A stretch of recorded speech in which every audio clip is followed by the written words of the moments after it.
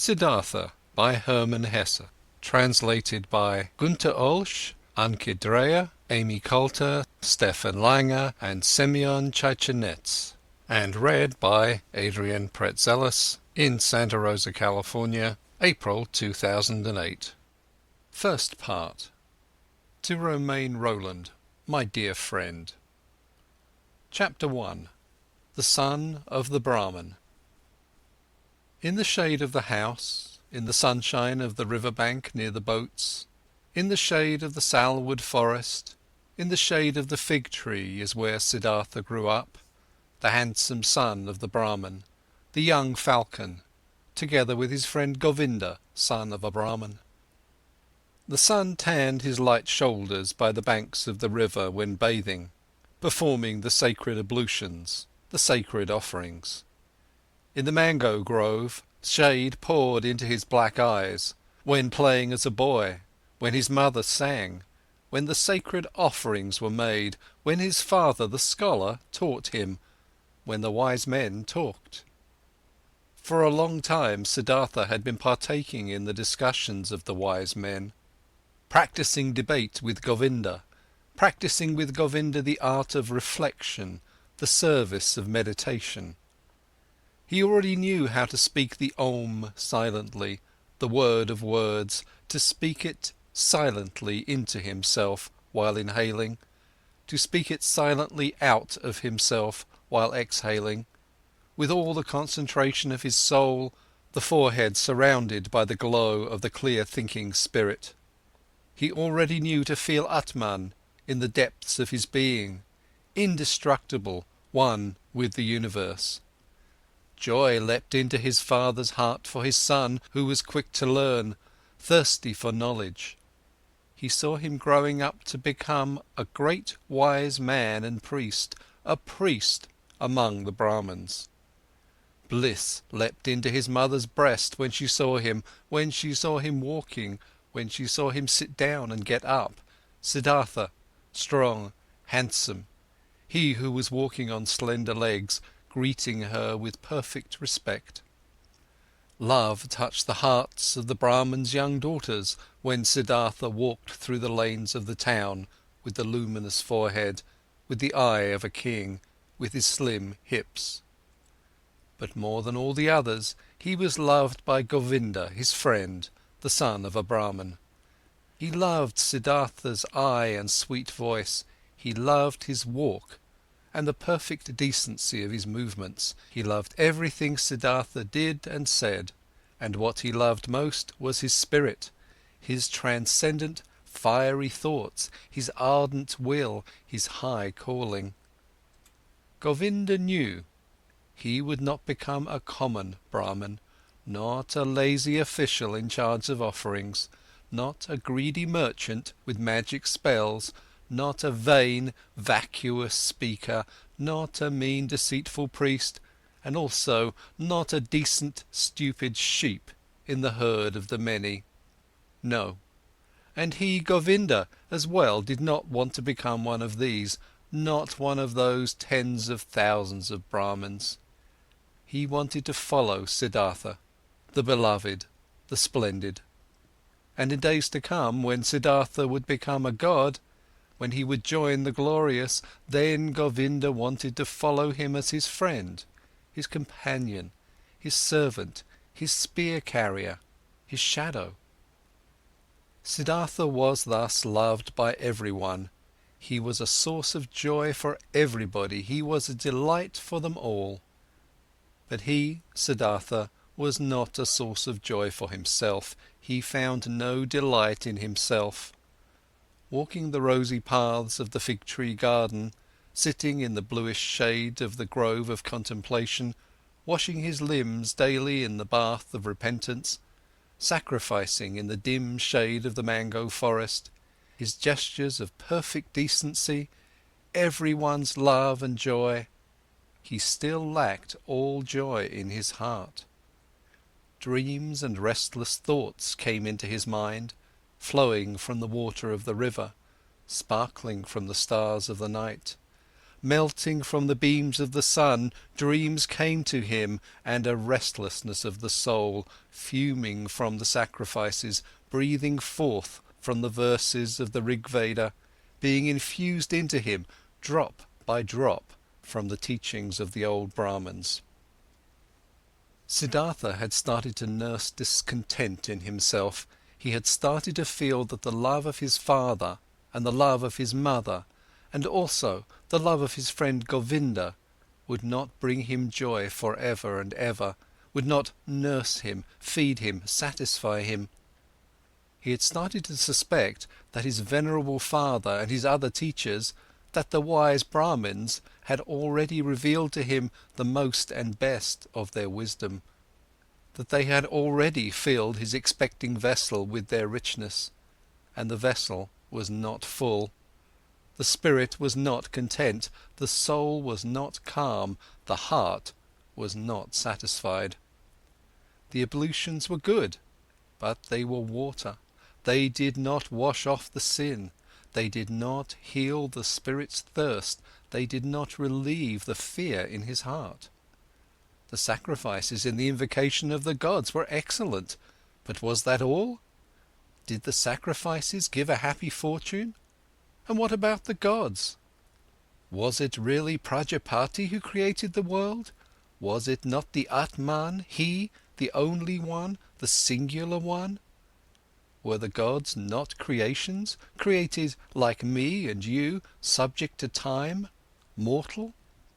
Was it therefore good? Was it right? Was it meaningful and the highest occupation to make offerings to the gods? For whom else were offerings to be made? Who else was to be worshipped but him, the only one, the Atman? And where was Atman to be found? Where did he reside? Where did his eternal heart beat? Where else but in one's own self, in its innermost part, in its indestructible part, which everyone had in himself? And where was this self, this innermost part, this ultimate part? It was not flesh and bone, it was neither thought nor consciousness. Thus the wisest ones taught. So where was it? To reach this place, the self, myself, the Atman, there was another way, which was worthwhile looking for? Alas, but nobody showed this way, nobody knew it, not the father, and not the teachers and the wise men, not the holy sacrificial songs. They knew everything, the Brahmins and their holy books, they knew everything, they had taken care of everything, and of more than everything, the creation of the world, the origin of speech, of food, of inhaling, of exhaling, the engagement of the senses, the acts of the gods. They knew infinitely much. But was it valuable to know all this, not knowing that one and only thing, the most important thing, the solely important thing? Surely, many verses of the holy books, particularly in the Upanishads of Samaveda, spoke of this innermost and ultimate thing. Wonderful verses. Your soul is the whole world, was written there, and it was written that man in his sleep, in his deep sleep, would meet with his innermost part and would reside in the Atman. Marvellous wisdom was in these verses. All knowledge of the wisest ones had been collected there in magic words, pure as honey collected from bees. No, not to be looked down upon was the tremendous amount of enlightenment which lay here collected and preserved by innumerable generations of wise Brahmins. But where were the Brahmins? Where the priests? Where the wise men or penitents who had succeeded in not just knowing this deepest of all knowledge, but also to live it? Where was the knowledgeable one who wove his spell to bring his familiarity with the Atman out of the sleep, into the state of being awake, into the life, into every step of the way, into word and deed? Siddhartha knew many venerable Brahmins, chiefly his father, the pure one, the scholar, the most venerable one. His father was to be admired. Quiet and noble were his manners, pure his life, wise his words, delicate and noble thoughts lived behind its brow. But even he, who knew so much, did he live in blissfulness? Did he have peace? Was he not also just a searching man, a thirsty man? Did he not again and again have to drink from holy sources as a thirsty man, from the offerings, from the books, from the disputes of the Brahmins? Why did he, the irreproachable one, have to wash off sins every day, strive for a cleansing every day, over and over every day? Was not Atman in him? Did not the pristine source spring from his heart? It had to be found, the pristine source in one's own self, it had to be possessed. Everything else was searching, was a detour, was getting lost. Thus were Siddhartha's thoughts. This was his thirst. This was his suffering. Thus he spoke to himself from a Chandogya Upanishad the words, "Truly the name of the Brahman is Satyam. Verily, he who knows such a thing will enter the heavenly world every day." Often it seemed near the heavenly world, but never he had reached it completely, never he had quenched the ultimate thirst. And among the wise and wisest men he knew and whose instructions he had received, among all of them, there was no one who had reached it completely, the heavenly world, who had quenched it completely, the eternal thirst. "Govinda," Siddhartha spoke to his friend, "Govinda, my dear, come with me under the banyan tree. Let's practice meditation." They went to the banyan tree. They sat down. Siddhartha right here, Govinda 20 paces away. While putting himself down, ready to speak the Om, Siddhartha repeated, murmuring the verse, "Om is the bow, the arrow is soul. The Brahman is the arrow's target, that one should incessantly hit." After the usual time of the exercise in meditation had passed, Govinda rose. The evening had come. It was time to perform the evening's ablution. He called Siddhartha's name. Siddhartha did not answer. Siddhartha sat there, lost in thought. His eyes were rigidly focused towards a very distant target. The tip of his tongue was protruding a little between the teeth. He seemed not to breathe. Thus sat he, wrapped up in contemplation, thinking Om, his soul sent after the Brahman as an arrow. Once Samanas had travelled through Siddhartha's town, ascetics on a pilgrimage, 3 skinny, withered men, neither old nor young, with dusty and bloody shoulders, almost naked, scorched by the sun, surrounded by loneliness, strangers and enemies to the world, strangers and lank jackals in the realm of humans. Behind them blew a hot scent of quiet passion, of destructive service, of merciless self-denial. In the evening, after the hour of contemplation, Siddhartha spoke to Govinda. "Early tomorrow morning, my friend, Siddhartha will go to the Samanas. He will become a Samana." Govinda turned pale when he heard these words and read the decision in the motionless face of his friend, unstoppable like the arrow shot from the bow. Soon, and with the first glance, Govinda realized, now it is beginning, now Siddhartha is taking his own way, now his fate is beginning to sprout, and with his, my own. And he turned pale like a dry banana skin. "Oh, Siddhartha," he exclaimed, "will your father permit you to do that?" Siddhartha looked over as if he was just waking up. Arrow fast, he read in Govinda's soul, read the fear, read the submission. "Oh, Govinda," he spoke quietly, "let's not waste words.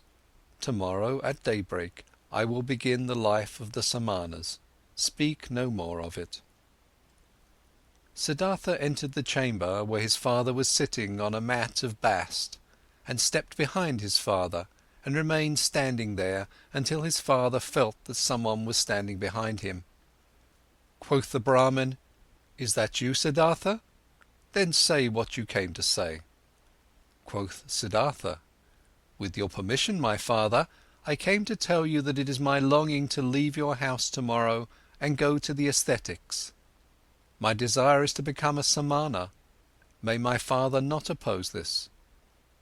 The Brahmin fell silent, and remained silent for so long that the stars in the small window wandered and changed their relative positions ere the silence was broken.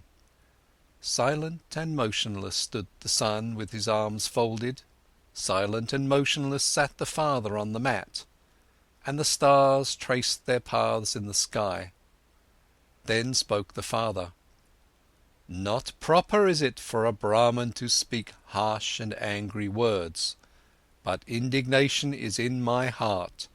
I wish not to hear this request for a second time from your mouth." Slowly the Brahman rose. Siddhartha stood silently, his arms folded. "What are you waiting for?" asked the father. Quoth Siddhartha, "You know what." Indignant, the father left the chamber. Indignant, he went to his bed and lay down. After an hour, since no sleep had come over his eyes, the Brahman stood up, paced to and fro and left the house. Through the small window of the chamber he looked back inside, and there he saw Siddhartha standing, his arms folded, not moving from his spot. Pale shimmered his bright robe. With anxiety in his heart, the father returned to his bed. After another hour, since no sleep had come over his eyes, the Brahman stood up again, paced to and fro, walked out of the house and saw that the moon had risen. Through the window of the chamber he looked back inside. There stood Siddhartha, not moving from his spot, his arms folded, moonlight reflecting from his bare shins. With worry in his heart, the father went back to bed. And he came back after an hour, he came back after 2 hours, looked through the small window, saw Siddhartha standing in the moonlight, by the light of the stars, in the darkness. And he came back hour after hour, silently. He looked into the chamber, saw him standing in the same place, filled his heart with anger, filled his heart with unrest, filled his heart with anguish, filled it with sadness. And in the night's last hour, before the day began, he returned, stepped into the room, saw the young man standing there, who seemed tall and like a stranger to him. "Siddhartha," he spoke, "what are you waiting for?" "You know what." "Will you always stand that way and wait, until it becomes morning, noon and evening?" "I will stand and wait." "You will become tired, Siddhartha." "I will become tired." "You will fall asleep, Siddhartha." "I will not fall asleep." "You will die, Siddhartha." "I will die." "And would you rather die than obey your father?" Siddhartha has always obeyed his father. "So will you abandon your plan?" Siddhartha will do what his father will tell him to do. The first light of day shone into the room. The Brahman saw that Siddhartha was trembling softly in his knees. In Siddhartha's face he saw no trembling. His eyes were fixed on a distant spot. Then his father realized that even now Siddhartha no longer dwelt with him in his home, that he had already left him. The father touched Siddhartha's shoulder. "You will," he spoke, "go into the forest and be a Samana. When you'll have found blissfulness in the forest, then come back and teach me to be blissful. If you'll find disappointment, then return and let us once again make offerings to the gods together. Go now and kiss your mother. Tell her where you are going. But for me, it is time to go to the river and to perform the first ablution." He took his hand from the shoulder of his son and went outside. Siddhartha wavered to the side as he tried to walk. He put his limbs back under control, bowed to his father, and went to his mother to do as his father had said. As he slowly left on stiff legs in the first light of day the still quiet town, a shadow rose near the last hut who had crouched there and joined the pilgrim. "Govinda, you have come," said Siddhartha and smiled. "I have come," said Govinda. End of chapter 1. Chapter 2. With the Samanas. In the evening of this day they caught up with the ascetics, the skinny Samanas, and offered them their companionship and obedience. They were accepted. Siddhartha gave his garments to a poor Brahman in the street. He wore nothing more than the loincloth and the earth-coloured unsewn cloak. He ate only once a day, and never something cooked. He fasted for 15 days. He fasted for 28 days. The flesh waned from his thighs and cheeks. Feverish dreams flickered from his enlarged eyes. Long nails grew slowly on his parched fingers, and a dry, shaggy beard grew on his chin. His glance turned to ice when he encountered women. His mouth twitched with contempt when he walked through a city of nicely dressed people. He saw merchants trading, princes hunting, mourners wailing for their dead, whores offering themselves, physicians trying to heal the sick, priests determining the most suitable day for seeding, lovers loving, mothers nursing their children, and all of this was not worthy of one look from his eye. It all lied, it all stank. It all stank of lies, it all pretended to be meaningful and joyful and beautiful, and it all was just concealed putrefaction. The world tasted bitter, life was torture. A goal stood before Siddhartha, a single goal: to become empty, empty of thirst, empty of wishing, empty of dreams, empty of joy and sorrow. Dead to himself, not to be a self any more, to find tranquility with an emptied heart, to be open to miracles in unselfish thoughts, that was his goal. Once all of myself was overcome and had died, once every desire and every urge was silent in the heart, then the ultimate part of me had to awake, the innermost of my being, which is no longer myself, the great secret. Silently, Siddhartha exposed himself to burning rays of the sun directly above, glowing with pain, glowing with thirst, and stood there until he neither felt any pain nor thirst any more. Silently he stood there in the rainy season. From his hair the water was dripping over freezing shoulders, over freezing hips and legs, and the penitent stood there until he could not feel the cold in his shoulders and legs any more, until they were silent, until they were quiet. Silently he cowered in the thorny bushes, blood dripped from the burning skin, from festering wounds dripped pus, and Siddhartha stayed rigidly, stayed motionless, until no blood flowed any more and nothing stung any more, until nothing burned any more. Siddhartha sat upright and learned to breathe sparingly, learned to get along with only few breaths, learned to stop breathing. He learned, beginning with the breath, to calm the beat of his heart, learned to reduce the beats of his heart until they were only a few and almost none. Instructed by the oldest of the Samanas, Siddhartha practiced self-denial, practiced meditation according to new Samana rules. A heron flew over the bamboo forest, and Siddhartha accepted the heron into his soul, flew over forest and mountains, was a heron, ate fish, felt the pangs of a heron's hunger, spoke the heron's croak, died a heron's death.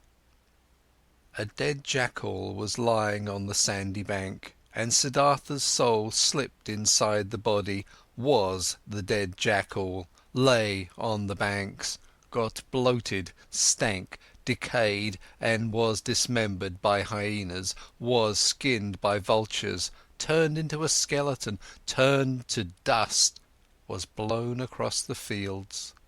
And Siddhartha's soul returned, had died, had decayed, was scattered as dust, had tasted the gloomy intoxication of the cycle, awaited in new thirst like a hunter in the gap, where he could escape from the cycle, where the end of the causes, where an eternity without suffering began.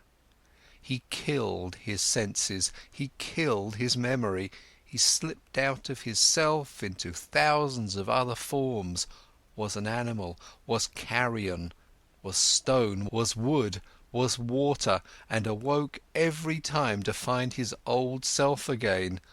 Sun shone or moon, was his own self again, turned round in the cycle, felt thirst, overcame the thirst, felt new thirst.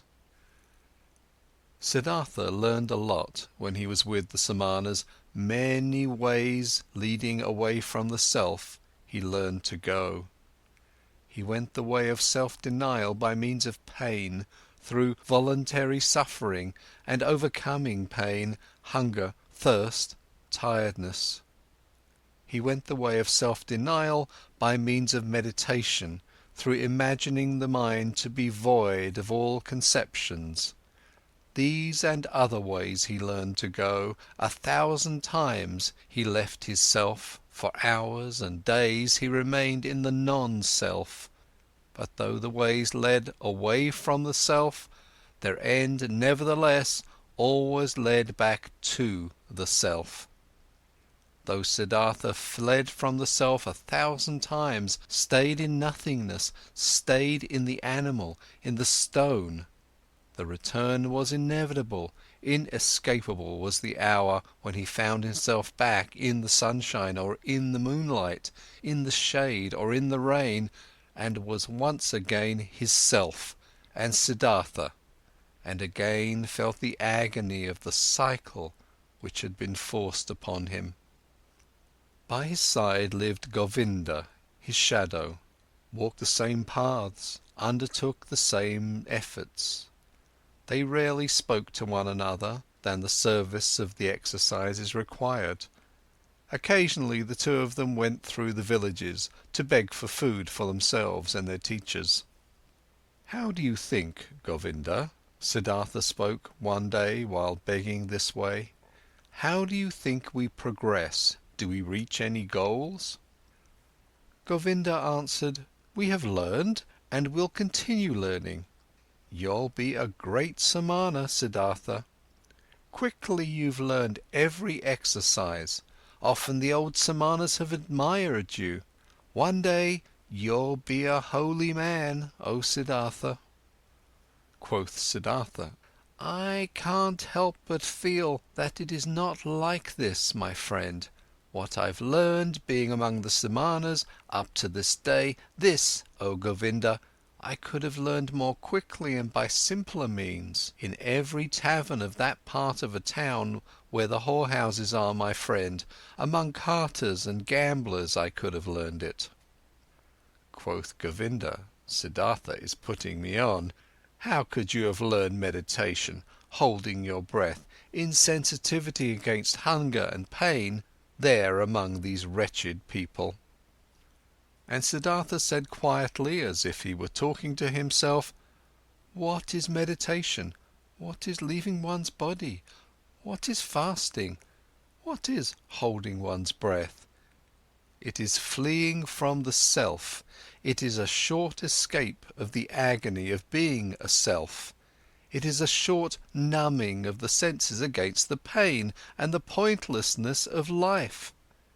The same escape, the same short numbing, is what the driver of the ox cart finds in the inn, drinking a few bowls of rice wine or fermented coconut milk. Then he won't feel his self anymore, then he won't feel the pains of life anymore, then he finds a short numbing of the senses.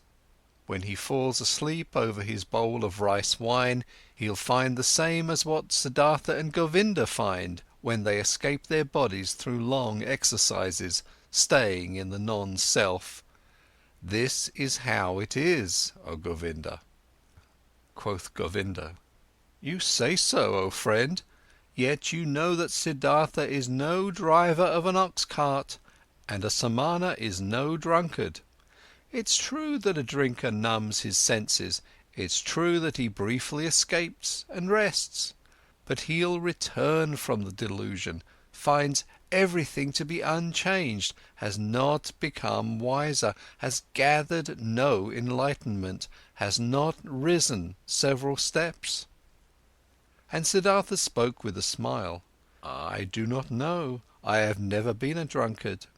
But that I, Siddhartha, find only a short numbing of the senses in my exercises and meditation, and that I am just as far removed from wisdom, from salvation, as a child in the mother's womb, this I know, O Govinda, this I know." And once again, another time, when Siddhartha left the forest together with Govinda to beg for some food in the village for their brothers and teachers, Siddhartha began to speak and said, "What now, O Govinda? Might we be on the right path? Might we get closer to enlightenment? Might we get closer to salvation? Or do we perhaps live in a circle, we who have thought we were escaping the cycle?" Quoth Govinda, "We have learned a lot, Siddhartha, there is still much to learn. We are not going around in circles, we are moving up. The circle is a spiral, we have already ascended many a level." Siddhartha answered, "How old, would you think, is our oldest Samana, our venerable teacher?" Quoth Govinda, "Our oldest one might be about 60 years of age." And Siddhartha, "He has lived for 60 years and has not reached the nirvana. He'll turn 70 and 80, and you and me will grow just as old and will do our exercises and will fast and will meditate, but we will not reach the nirvana. He won't and we won't. Oh Govinda, I believe out of all the Samanas out there, perhaps not a single one, not a single one will reach the nirvana. We find comfort, we find numbness, we learn feats to deceive others, but the most important thing, the path of paths, we will not find." "If you only," spoke Govinda, "wouldn't speak such terrible words, Siddhartha. How could it be that among so many learned men, among so many Brahmins, among so many austere and venerable Samanas, among so many who are searching, so many who are eagerly trying, so many holy men, no one will find the path of paths?" But Siddhartha said in a voice which contained just as much sadness as mockery, with a quiet, a slightly sad, a slightly mocking voice, "Soon, Govinda, your friend will leave the path of the Samanas. He has walked along your side for so long. I'm suffering of thirst, O Govinda, and on this long path of a Samana, my thirst has remained as strong as ever. I always thirsted for knowledge, I have always been full of questions. I have asked the Brahmins, year after year I have asked the holy Vedas, year after year I have asked the devoted Samanas, year after year. Perhaps, O Govinda, it has been just as well, had been just as smart and just as profitable if I had asked the hornbill bird or the chimpanzee. It took me a long time, and I am not finished learning this yet, O Govinda, that there is nothing to be learned. There is indeed no such thing, so I believe, as what we refer to as learning. There is, O my friend, just one knowledge. This is everywhere, this is Atman, this is within me and within you and within every creature. So I'm starting to believe that this knowledge has no worser enemy than the desire to know it, than learning. At this, Govinda stopped on the path, rose his hands and spoke. If you, Siddhartha, only would not bother your friend with this kind of talk. Truly, your words stir up fear in my heart. And just consider, what would become of the sanctity of prayer? What of the venerability of the Brahman's caste? What of the holiness of the Samanas, if it was as you say, if there was no learning? What, O Siddhartha, would become of all of this what is holy, what is precious, what is venerable on earth? And Govinda mumbled a verse to himself, a verse from an Upanishad. He who ponderingly, of a purified spirit, loses himself in the meditation of Atman, unexpressible by words is his blissfulness of his heart. But Siddhartha remained silent. He thought about the words which Govinda had said to him, and thought the words through to their ends. Yes, he thought, standing there with his head low, what would remain of all that which seemed to us to be holy? What remains? What can stand the test? And he shook his head. At one time, when the two young men had lived among the Samanas for about 3 years and had shared their exercises, some news, a rumour, a myth reached them after being retold many times. A man had appeared, Gotama by name, the exalted one, the Buddha. He had overcome the suffering of the world in himself and had halted the cycle of rebirths. He was said to wander through the land, teaching, surrounded by disciples, without possession, without home, without a wife, in the yellow cloak of an ascetic, but with a cheerful brow, a man of bliss. And Brahmins and princes would bow down before him and would become his students. This myth, this rumour, this legend resounded. Its fragrances rose up here and there. In the towns, the Brahmins spoke of it, and in the forest, the Samanas. Again and again, the name of Gotama, the Buddha, reached the ears of the young men, with good and with bad talk, with praise and with defamation.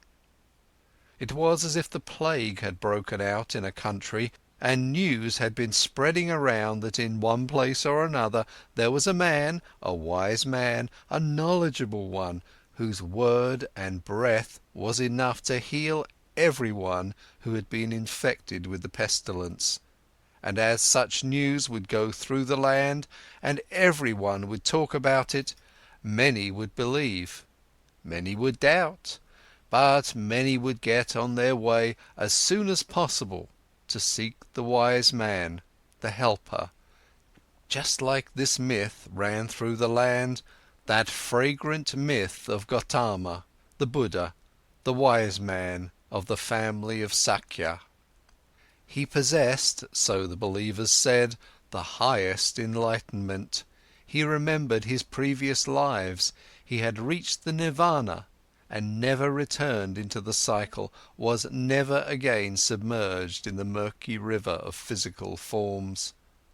Many wonderful and unbelievable things were reported of him. He had performed miracles, had overcome the devil, had spoken to the gods. But his enemies and disbelievers said, this Gotama was a vain seducer, he would spend his days in luxury, scorned the offerings, was without learning, and knew neither exercises nor self-castigation. The myth of Buddha sounded sweet. The scent of magic flowed from these reports. After all, the world was sick, life was hard to bear, and behold, here a source seemed to spring forth, here a messenger seemed to call out, comforting, mild, full of noble promises. Everywhere where the rumour of Buddha was heard, everywhere in the lands of India, the young men listened up, felt a longing, felt hope, and among the Brahmin sons of the towns and villages, every pilgrim and stranger was welcome when he brought news of him, the exalted one, the Sakyamundi. The myth had also reached the Samanas in the forest, and also Siddhartha, and also Govinda, slowly, drop by drop, every drop laden with hope, every drop laden with doubt. They rarely talked about it, because the oldest one of the Samanas did not like this myth. He had heard that this alleged Buddha used to be an ascetic before and had lived in the forest, but had then turned back to luxury and worldly pleasures, and he had no higher opinion of this Gotama. "Oh, Siddhartha," Govinda spoke one day to his friend, "today I was in the village and a Brahman invited me into his house, and in his house there was the son of a Brahman from Magadha, who has seen the Buddha with his own eyes and has heard him teach. Verily, this made my chest ache when I breathed, and thought to myself, if only I would too, if only we both would too, Siddhartha and me, live to see the hour when we will hear the teachings from the mouth of this perfected man. Speak, friend, wouldn't we want to go there too and listen to the teachings from the Buddha's mouth?" Quoth Siddhartha, "Always, O Govinda, I had thought Govinda would stay with the Samanas. Always I had believed his goal was to live to be 60 and 70 years of age and to keep on practicing those feats and exercises which are becoming to a Samana. But behold, I had not known Govinda well enough, I knew little of his heart. So now you, my faithful friend, want to take a new path and go there, where the Buddha spreads his teachings." Quoth Govinda, "You're mocking me. Mock me if you like, Siddhartha. And have you not also developed a desire, an eagerness to hear these teachings? Have you not at one time said to me, you would not walk the path of the Samanas for much longer?" At this, Siddhartha laughed in his very own manner, in which his voice assumed a touch of sadness and a touch of mockery, and said, "Well, Govinda, you've spoken well, you've remembered correctly. If you only remembered the other thing as well, you've heard from me, which is that I have grown distrustful and tired against teachings and learnings, and that my faith in words, which are brought to us by teachers, is small. But let's do it, my dear, I am willing to listen to these teachings, though in my heart I believe we've already tasted the best fruit of these teachings." Quoth Govinda, "Your willingness delights my heart, but tell me, how should this be possible? How should the Gotama's teachings, even before we have heard them, have already revealed their best fruit to us?" Quoth Siddhartha, "Let us eat this fruit and wait for the rest, O Govinda. But this fruit, which we already now received thanks to the Gotama, consisted in him calling us away from the Samanas. Whether he has also other and better things to give us, O friend, let us await with calm hearts." On this very same day, Siddhartha informed the oldest one of the Samanas of his decision, that he wanted to leave him. He informed the oldest one with all the courtesy and modesty becoming to a younger one and a student. But the Samana became angry because the two young men wanted to leave him, and talked loudly and used crude swear words.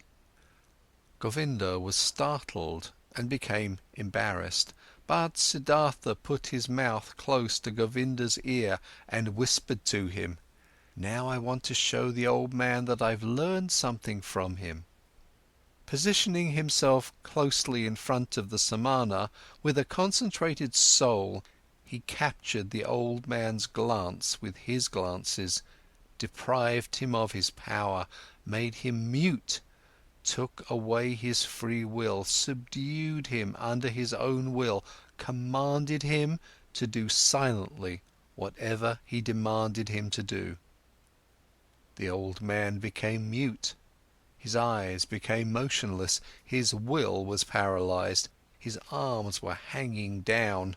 Without power, he had fallen victim to Siddhartha's spell. But Siddhartha's thoughts brought the Samana under their control. He had to carry out what they commanded. And thus the old man made several bows, performed gestures of blessing, spoke stammeringly a godly wish for a good journey. And the young men returned the bows with thanks, returned the wish, went on their way with salutations. On the way, Govinda said, "Oh, Siddhartha, you have learned more from the Samanas than I knew. It is hard, it is very hard to cast a spell on an old Samana. Truly, if you had stayed there, you would soon have learned to walk on water." "I do not seek to walk on water," said Siddhartha. "Let old Samanas be content with such feats." End of chapter 2. Chapter 3. Gotama. In the town of Savatthi, every child knew the name of the exalted Buddha, and every house was prepared to fill the alms dish of Gotama's disciples, the silently begging ones. Near the town was Gotama's favourite place to stay, the grove of Jetavana, which the rich merchant Anathapindika, an obedient worshipper of the exalted one, had given him and his people for a gift.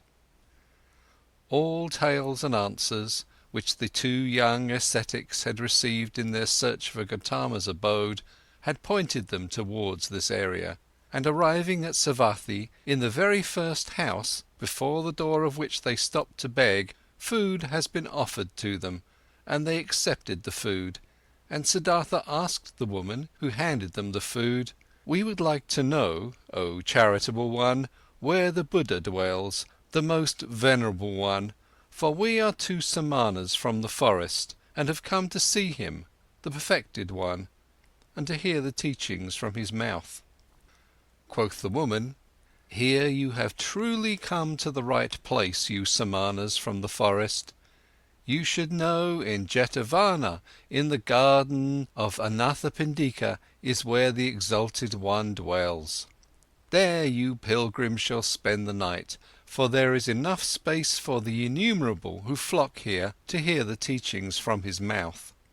This made Govinda happy, and full of joy he exclaimed, "Well, so, thus we have reached our destination, and our path has come to an end. But tell us, O mother of the pilgrims, do you know him, the Buddha? Have you seen him with your own eyes?" Quoth the woman, "Many times I have seen him, the exalted one. On many days I have seen him walking through the alleys in silence, wearing his yellow cloak, presenting his alms dish in silence at the doors of the houses, leaving with a filled dish. Delightedly Govinda listened and wanted to ask and hear much more, but Siddhartha urged him to walk on.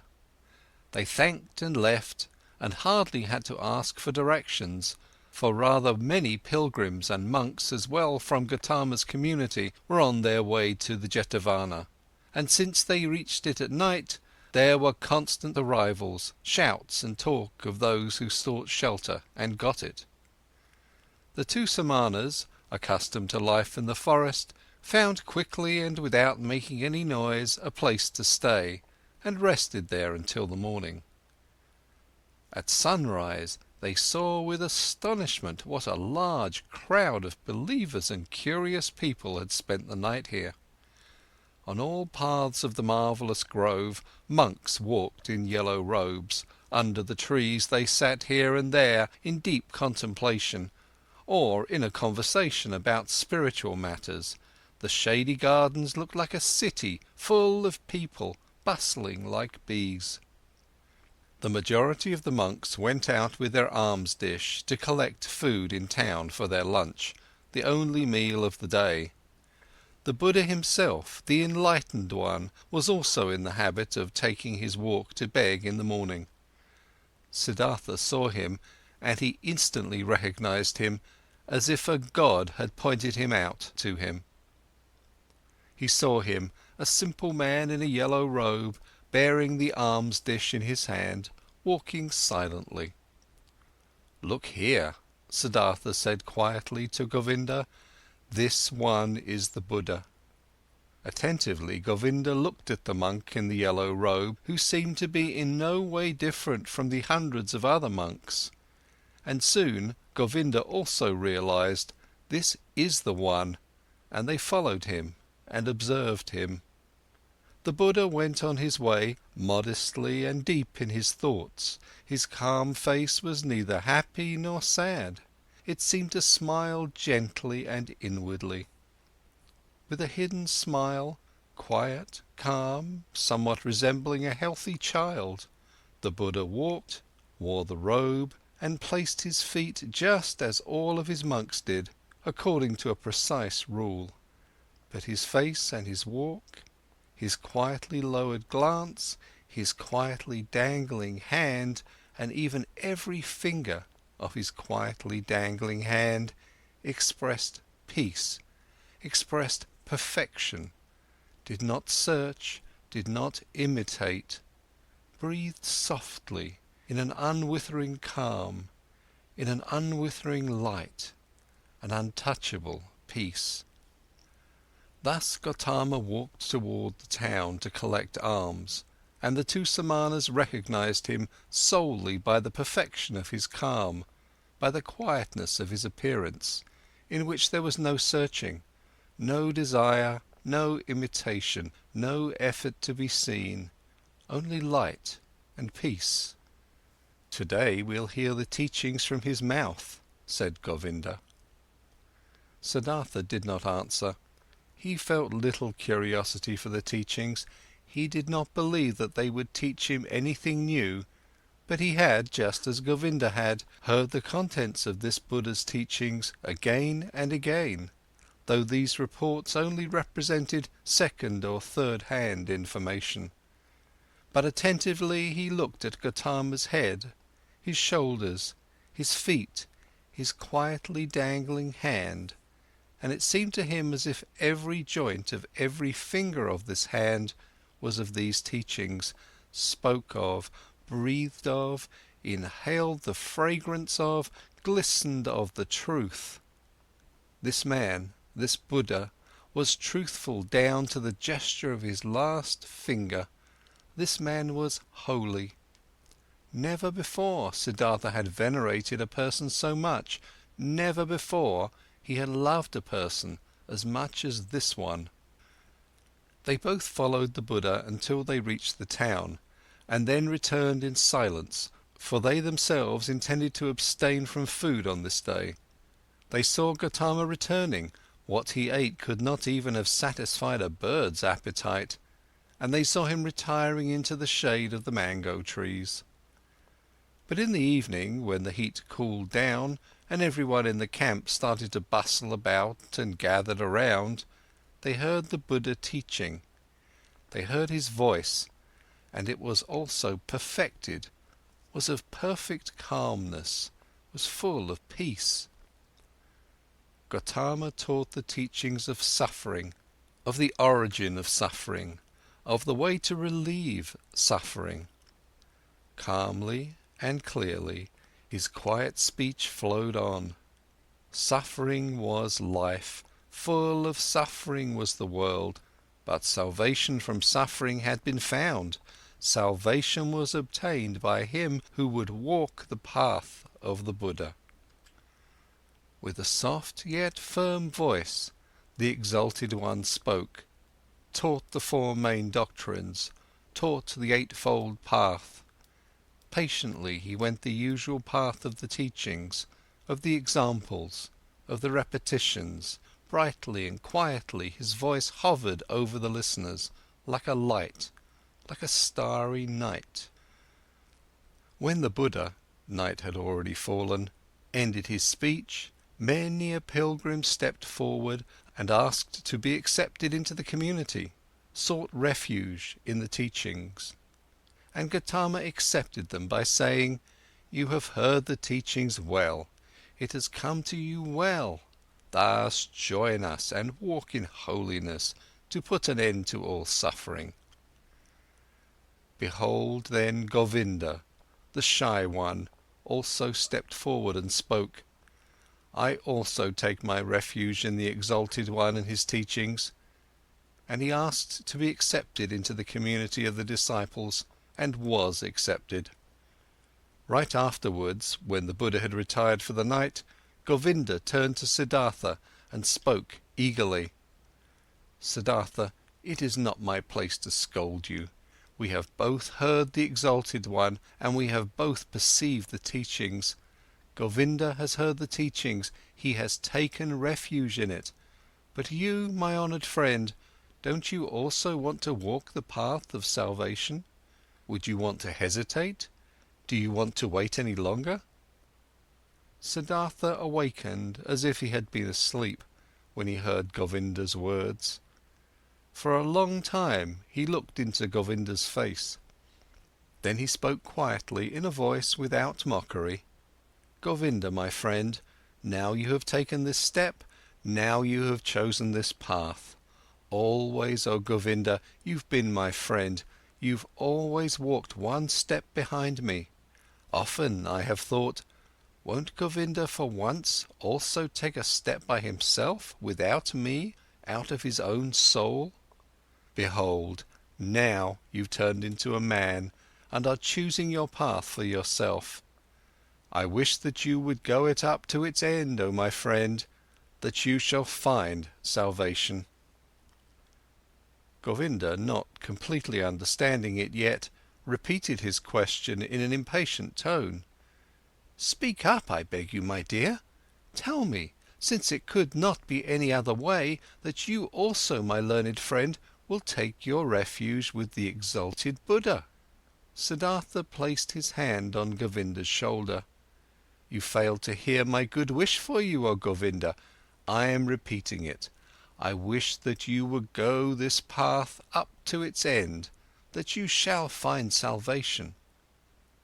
In this moment, Govinda realized that his friend had left him, and he started to weep. "Siddhartha!" he exclaimed lamentingly. Siddhartha kindly spoke to him. "Don't forget, Govinda, that you are now one of the Samanas of the Buddha. You have renounced your home and your parents, renounced your birth and possessions, renounced your free will, renounced all friendship. This is what the teachings require. This is what the Exalted One wants. This is what you wanted for yourself. Tomorrow, O Govinda, I'll leave you." For a long time the friends continued walking in the grove. For a long time they lay there and found no sleep. And over again Govinda urged his friend. He should tell him why he would not want to seek refuge in Gotama's teachings. What fault he would find in these teachings. But Siddhartha turned him away every time and said, "Be content, Govinda. Very good are the teachings of the Exalted One. How could I find a fault in them?" Very early in the morning, a follower of Buddha, one of his oldest monks, went through the garden and called all those to him who had as novices taken their refuge in the teachings, to dress them up in the yellow robe and to instruct them in the first teachings and duties of their position. Then Govinda broke loose, embraced once again his childhood friend and left with the novices. But Siddhartha walked through the grove, lost in thought. Then he happened to meet Gotama, the Exalted One, and when he greeted him with respect, and the Buddha's glance was so full of kindness and calm, the young man summoned his courage and asked the Venerable One for the permission to talk to him. Silently, the Exalted One nodded his approval. Quoth Siddhartha, "Yesterday, O Exalted One, I had been privileged to hear your wondrous teachings. Together with my friend, I had come from afar to hear your teachings, and now my friend is going to stay with your people. He has taken his refuge with you. But I will again start on my pilgrimage." "As you please," the Venerable One spoke politely. "Too bold is my speech," Siddhartha continued, "but I do not want to leave the Exalted One without having honestly told him my thoughts. Does it please the Venerable One to listen to me for one moment longer?" Silently the Buddha nodded his approval. Quoth Siddhartha, "One thing, O most Venerable One, I have admired in your teaching most of all.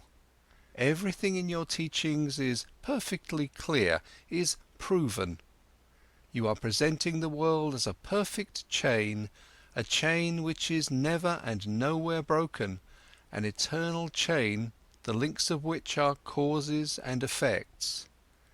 Never before this has been seen so clearly, never before this has been presented so irrefutably. Truly, the heart of every Brahman has to beat stronger with love once he has seen the world through your teachings perfectly connected, without gaps, clear as a crystal, not depending on chance, not depending on gods. Whether it may be good or bad, whether living according to it would be suffering or joy, I do not wish to discuss, possibly this is not essential, but the uniformity of the world, that everything which happens is connected, that the great and the small things are all encompassed by the same forces of time, by the same law of causes, of coming into being and of dying, this is what shines brightly out of your exalted teachings, O perfected one. But according to your very own teachings, this unity and necessary sequence of all things is nevertheless broken in one place, through a small gap.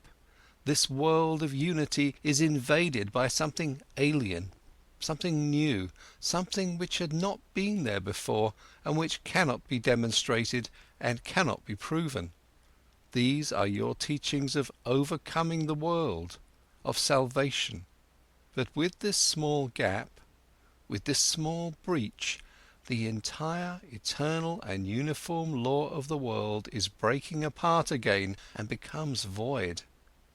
Please forgive me for expressing this objection." Quietly, Gotama had listened to him, unmoved. Now he spoke, the perfected one, with his kind, with his polite and clear voice. "You've heard the teachings, O son of a Brahman, and good for you that you've thought about it thus deeply. You found a gap in it, an error. You should think about this further. But be warned, O seeker of knowledge, of the thicket of opinions and of arguing about words. There is nothing to opinions. They may be beautiful or ugly, smart or foolish. Everyone can support them or discard them. But the teachings you've heard from me are no opinion, and their goal is not to explain the world to those who seek knowledge. They have a different goal. Their goal is salvation from suffering.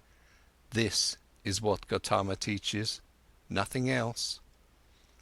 I wish that you, O exalted one, would not be angry with me, said the young man. I have not spoken to you like this to argue with you, to argue about words. You are truly right, there is little to opinions. But let me say this one more thing. I have not doubted in you for a single moment. I have not doubted for a single moment that you are Buddha, that you have reached the goal, the highest goal towards which so many thousands of Brahmins and the sons of Brahmins are on their way. You have found salvation from death. It has come to you in the course of your own search, on your own path, through thoughts, through meditation, through realizations, through enlightenment. It has not come to you by means of teachings. And, thus is my thought, O exalted one, nobody will obtain salvation by means of teachings. You will not be able to convey and say to anybody, O venerable one, in words and through teachings, what has happened to you in the hour of enlightenment. The teachings of the enlightened Buddha contain much. It teaches many to live righteously, to avoid evil. But there is one thing that these so clear, these so venerable teachings do not contain. They do not contain the mystery of what the exalted one has experienced for himself, he alone among hundreds of thousands. This is what I have thought and realized when I have heard the teachings. This is why I am continuing my travels, not to seek other better teachings, for I know there are none, but to depart from all teachings and all teachers, and to reach my goal by myself or to die. But often I'll think of this day, O exalted one, and of this hour when my eyes beheld a holy man. The Buddha's eyes quietly looked to the ground. Quietly, in perfect equanimity, his inscrutable face was smiling. I wish, the venerable one spoke slowly, that your thoughts shall not be in error, that you shall reach the goal. But tell me, have you seen the multitude of my Samanas, my many brothers, who have taken refuge in the teachings? And do you believe, O stranger, O Samana, do you believe that it would be better for them to abandon the teachings and to return into the life of the world and of desires? Far is such a thought from my mind, exclaimed Siddhartha. I wish that they shall stay with the teachings, that they shall reach their goal. It is not my place to judge another person's life. Only for myself alone, I must decide, I must choose, I must refuse. Salvation from the self is what we Samanas search for, O exalted one. If I merely were one of your disciples, O venerable one, I'd fear that it might happen to me that only seemingly, only deceptively myself would be calmed and be redeemed, but that in truth it would live on and grow. For then I had replaced myself with the teachings, my duty to follow you, my love for you and the community of the monks. With half of a smile, with an unwavering openness and kindness, Gotama looked into the stranger's eyes and bid him to leave with a hardly noticeable gesture. You are wise, O Samana, the venerable one spoke. You know how to talk wisely, my friend, but be aware of too much wisdom. The Buddha turned away, and his glance and half of a smile remained forever etched in Siddhartha's memory. I have never before seen such a person glance and smile, sit and walk this way, he thought. Truly, I wish to be able to glance and smile, sit and walk this way too. Thus free, thus venerable, thus concealed, thus open, thus childlike and mysterious. Truly, only a person who has succeeded in reaching the innermost part of his self would glance and walk this way. Well, so, I also will seek to reach the innermost part of myself. I saw a man, Siddhartha thought, a single man, before whom I would have to lower my glance. I do not want to lower my glance before any other, not before any other. No teachings will entice me any more, since this man's teachings have not enticed me.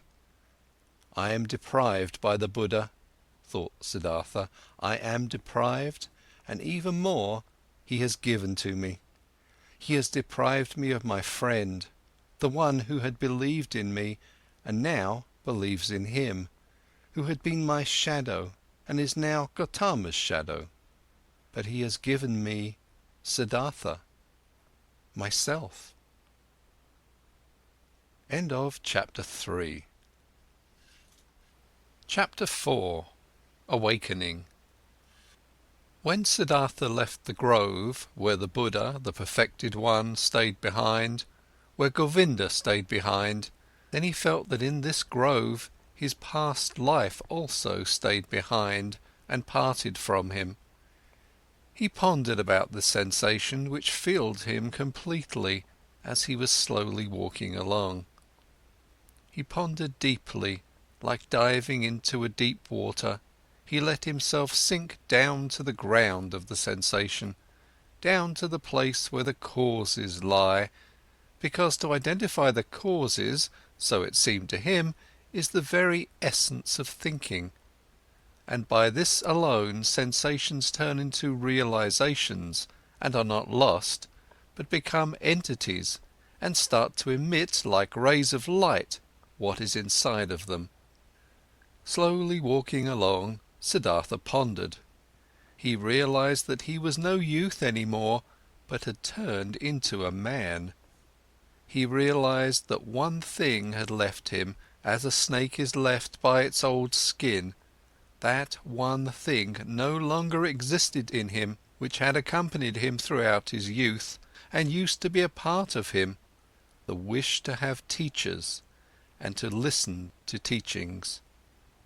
He had also left the last teacher who had appeared on his path, even him, the highest and wisest teacher, the most holy one, Buddha.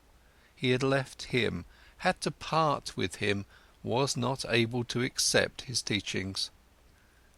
Slower, he walked along in his thoughts and asked himself, what is all this, what you have sought to learn from teachings and from teachers, and what they, who have taught you much, were still unable to teach you?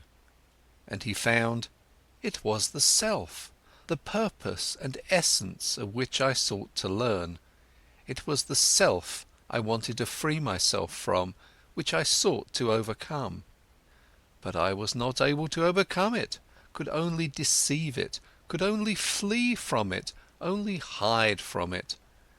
Truly, no thing in this world has kept my thoughts thus busy as this, my very own self, this mystery of me being alive, of me being one and being separated and isolated from all others, of me being Siddhartha. And there is no thing in this world I know less about than me, about Siddhartha. Having been pondering while slowly walking along, he now stopped as these thoughts caught hold of him, and right away another thought sprang forth from these, a new thought, which was, that I know nothing about myself, that Siddhartha has remained thus alien and unknown to me. That I know nothing about myself, that Siddhartha has remained thus alien and unknown to me, stems from one cause, a single cause. I was afraid of myself. I was fleeing from myself. I searched Atman. I searched Brahman. I was willing to dissect myself and peel off all its layers to find the core of all peels in its unknown interior, the Atman, life, the divine part, the ultimate part. But I have lost myself in the process. Siddhartha opened his eyes and looked around. A smile filled his face, and a feeling of awakening from long dreams flowed through him from his head down to his toes. And it was not long before he walked again, walked quickly, like a man who knows what he has got to do. Oh, he thought, taking a deep breath, now I would not let Siddhartha escape from me again. No longer. I want to begin my thoughts and my life with Atman and with the suffering of the world. I do not want to kill and dissect myself any longer to find a secret behind the ruins. Neither Yoga Veda shall teach me any more, nor Atharva Veda, nor the ascetics, nor any kind of teachings. I want to learn from myself, want to be my student, want to get to know myself, the secret of Siddhartha. He looked around as if he were seeing the world for the first time. Beautiful was the world, colourful was the world, strange and mysterious was the world. Here was blue, here was yellow, here was green. The sky and the river flowed, the forest and the mountains were rigid. All of it was beautiful, all of it was mysterious and magical. And in its midst was he, Siddhartha, the awakening one, on the path to himself. All this yellow and blue, river and forest, entered Siddhartha for the first time through the eyes, was no longer a spell of Mara, was no longer the veil of Maya, was no longer a pointless and coincidental diversity of mere appearances, despicable to the deeply thinking Brahman who scorns diversity, who seeks unity. Blue was blue, river was river, and if also in the blue and the river, in Siddhartha, the singular and divine lived hidden, so it was still that very divinity's way and purpose to be here yellow, here blue, there sky, there forest, and here Siddhartha. The purpose and essential properties were not somewhere behind the things, they were in them, in everything. How deaf and stupid have I been, he thought, walking swiftly along. When someone reads a text, wants to discover its meaning, he will not scorn the symbols and letters and call them deceptions, coincidence and worthless hull, but he will read them, he will study and love them, letter by letter. But I, who wanted to read the book of the world and the book of my own being, I have, for the sake of a meaning I had anticipated before I read, scorned the symbols and letters. I called the visible world a deception, called my eyes and my tongue coincidental and worthless forms without substance. No, this is over. I have awakened, I have indeed awakened, and have not been born before this very day. In thinking these thoughts, Siddhartha stopped once again, suddenly, as if there was a snake lying in front of him on the path. Because suddenly he had also become aware of this. He, who was indeed like someone who had just woken up, or like a newborn baby, he had to start his life anew, and start again at the very beginning. When he had left in this very morning from the grove Jetavana, the grove of that exalted one, already awakening, already on the path towards himself, he had every intention, regarded as natural and took for granted that he, after years as an ascetic, would return to his home and his father, But now, only in this moment, when he stopped as if a snake was lying on his path, he also awoke to this realization: but I am no longer the one I was. I am no ascetic any more. I am not a priest anymore. I am no Brahmin anymore. What should I do at home and at my father's place? Study? Make offerings? Practice meditation? But all this is over. All of this is no longer alongside my path. Motionless, Siddhartha remained standing there, and for the time of one moment and breath, his heart felt cold. He felt a cold in his chest, as a small animal, a bird or a rabbit would, when seeing how alone he was. For many years he had been without home and had felt nothing. Now he felt it. Still, even in the deepest meditation, he had been his father's son, had been a Brahmin, of a high caste, a cleric.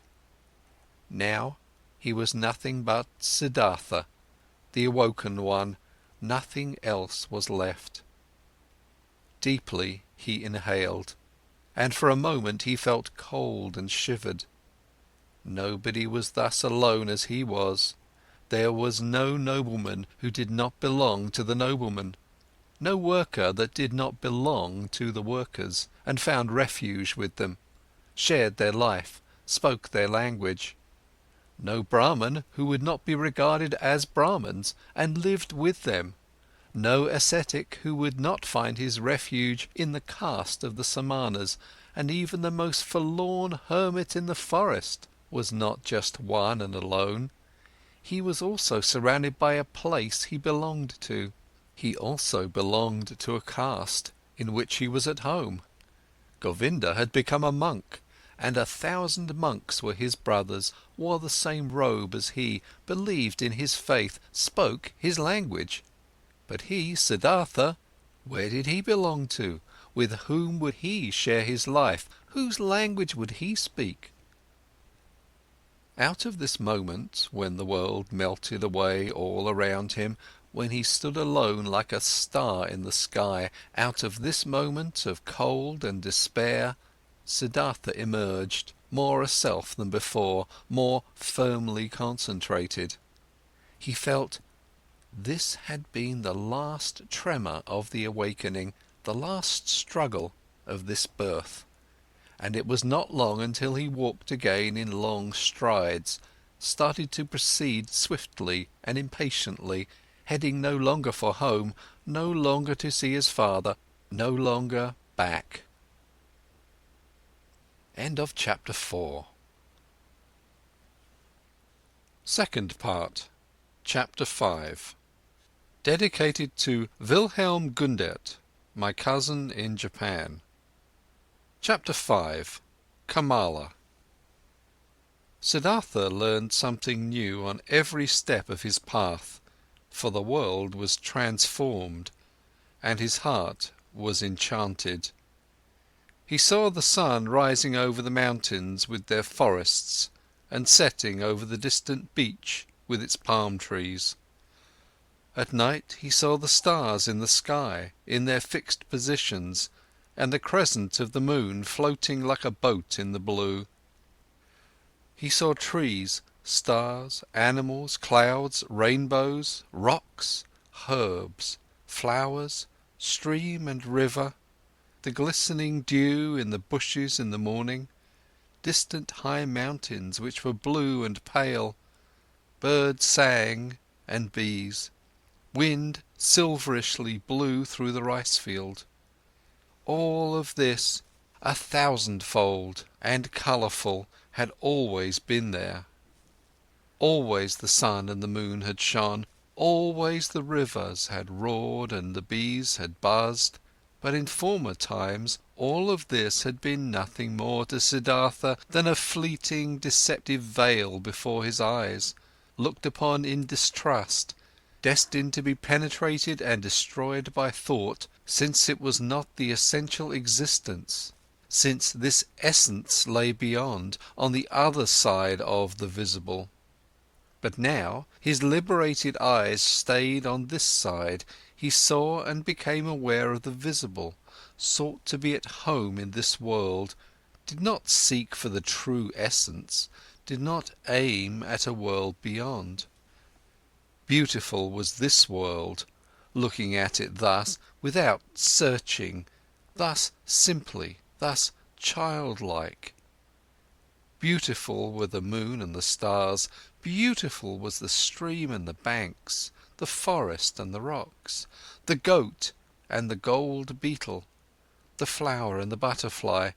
Beautiful and lovely it was thus to walk through the world, thus childlike, thus awoken, thus open to what is near, thus without distrust.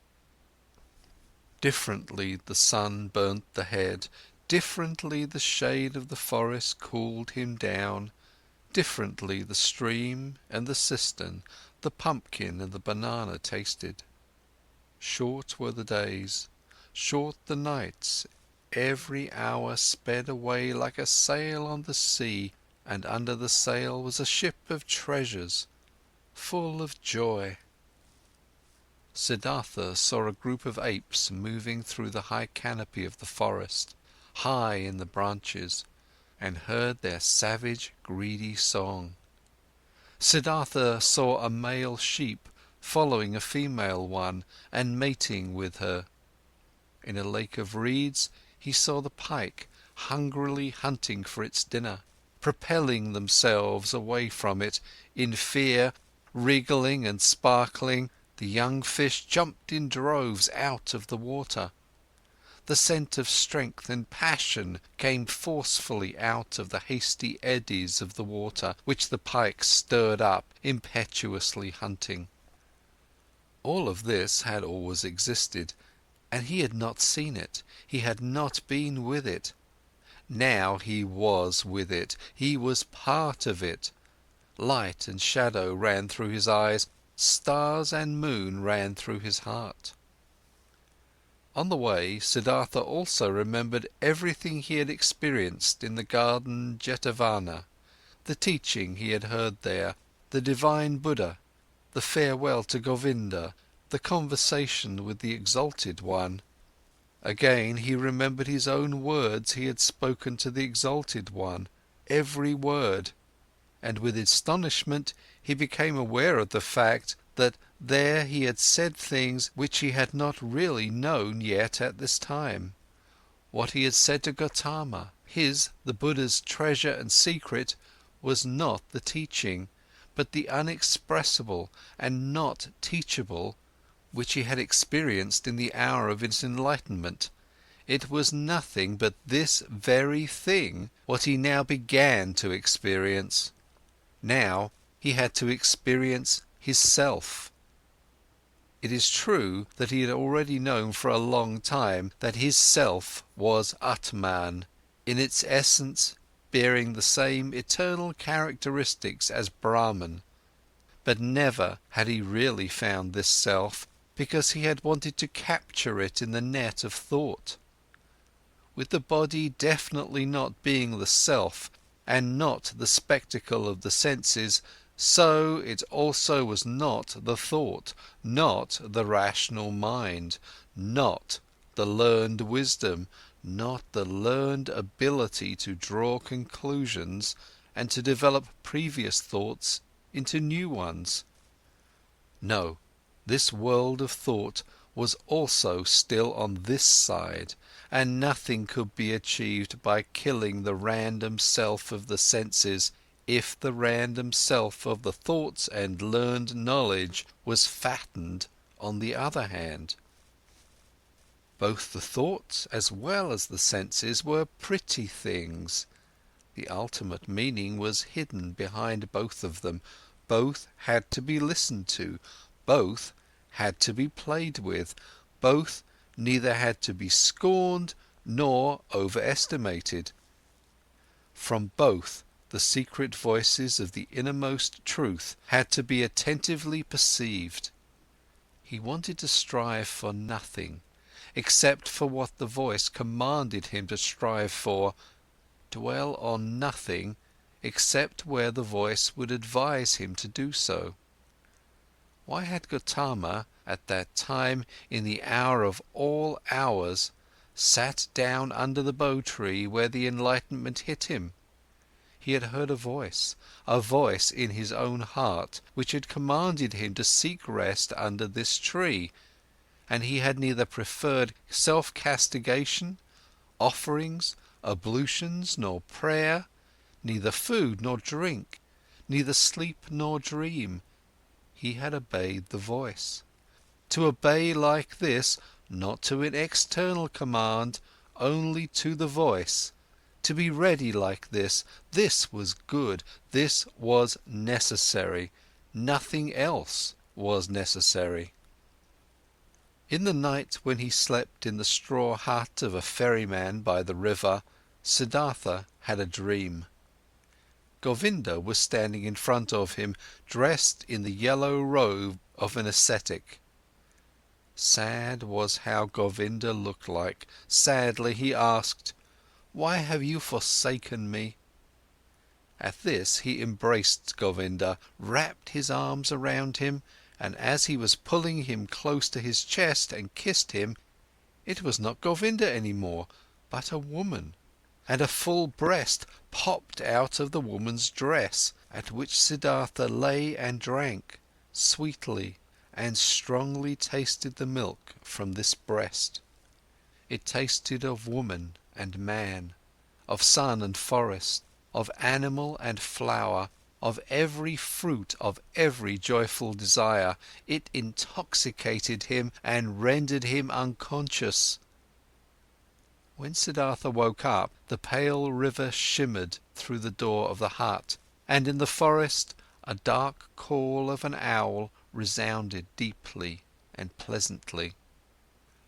When the day began, Siddhartha asked his host, the ferryman, to get him across the river. The ferryman got him across the river on his bamboo raft. The wide water shimmered reddishly in the light of the morning. "This is a beautiful river," he said to his companion. "Yes," said the ferryman, "a very beautiful river. I love it more than anything. Often I have listened to it, often I have looked into its eyes, and always I have learned from it. Much can be learned from a river." "I thank you, my benefactor," spoke Siddhartha, disembarking on the other side of the river. "I have no gift I could give you for your hospitality, my dear, and also no payment for your work. I am a man without a home, a son of a Brahman and a Samana." "I did see it," spoke the ferryman, "and I haven't expected any payment from you, and no gifts, which would be the custom for guests to bear. You will give me the gift another time." "Do you think so?" asked Siddhartha amusedly. "Surely. This too I have learned from the river. Everything is coming back. You too, Samana, will come back. Now, farewell. Let your friendship be my reward. Commemorate me when you'll make your offerings to the gods." Smiling, they parted. Smiling, Siddhartha was happy about the friendship and the kindness of the ferryman. "He is like Govinda," he thought with a smile. "All I meet on my path are like Govinda. All are thankful, though they are the ones who would have a right to receive thanks. All are submissive. All would like to be friends, like to obey, think little. Like children are all people." At about noon, he came through a village. In front of the mud cottages, children were rolling about in the street, were playing with pumpkin seeds and seashells, screamed and wrestled, but they all timidly fled from the unknown Samana. In the end of the village, the path led through a stream, and by the side of the stream, a young woman was kneeling and washing clothes. When Siddhartha greeted her, she lifted her head and looked up to him with a smile, so that he saw the white in her eyes glistening. He called out a blessing to her, as is the custom among travellers, and asked how far he still had to go to reach the large city. Then she got up and came to him. Beautifully her wet mouth was shimmering in her young face. She exchanged humorous banter with him, asked whether he had eaten already, and whether it was true that the Samanas slept alone in the forest at night and were not allowed to have any women with them. While talking, she put her left foot on his right one and made a movement as a woman does who would want to initiate that kind of sexual pleasure with a man which the textbooks call climbing a tree.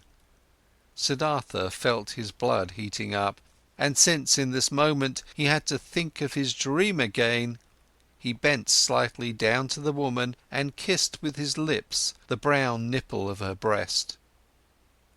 Looking up, he saw her face smiling, full of lust, and her eyes with contracted pupils, begging with desire. Siddhartha also felt desire, and felt the source of his sexuality moving. But since he had never touched a woman before, he hesitated for a moment, while his hands were already prepared to reach out for her. And in this moment he heard, shuddering with awe, the voice of his innermost self, and this voice said no. Then all charms disappeared from the young woman's smiling face. He no longer saw anything else but the damp glance of a female animal in heat. Politely he petted her cheek, turned away from her and disappeared from the disappointed woman with light steps into the bamboo wood. On this day he reached the large city before the evening and was happy, for he felt the need to be among people. For a long time he had lived in the forest, and the straw hut of the ferryman, in which he had slept that night, had been the first roof for a long time he had had over his head. Before the city, in a beautifully fenced grove, the traveller came across a small group of servants, both male and female, carrying baskets. In their midst, carried by 4 servants in an ornamental sedan chair, sat a woman, the mistress, on red pillows under a colourful canopy. Siddhartha stopped at the entrance to the pleasure garden and watched the parade, saw the servants, the maids, the baskets, saw the sedan chair, and saw the lady in it. Under black hair, which made to tower high on her head, he saw a very fair, very delicate, very smart face, a brightly red mouth like a freshly cracked fig, eyebrows which were well tended and painted in a high arch, smart and watchful dark eyes, a clear, tall neck rising from a green and golden garment, resting fair hands, long and thin, with wide golden bracelets over the wrists. Siddhartha saw how beautiful she was, and his heart rejoiced. He bowed deeply when the sedan chair came closer, and straightening up again, he looked at the fair, charming face, read for a moment in the smart eyes with the high arcs above, breathed in a slight fragrance he did not know. With a smile, the beautiful woman nodded for a moment and disappeared into the grove, and then the servant as well. Thus I am entering this city, Siddhartha thought, with a charming omen. He instantly felt drawn into the grove, and he thought about it, and only now he became aware of how the servants and maids had looked at him at the entrance, how despicable, how distrustful, how rejecting. I am still a Samana, he thought. I am still an ascetic and beggar. I must not remain like this. I will not be able to enter the grove like this. And he laughed.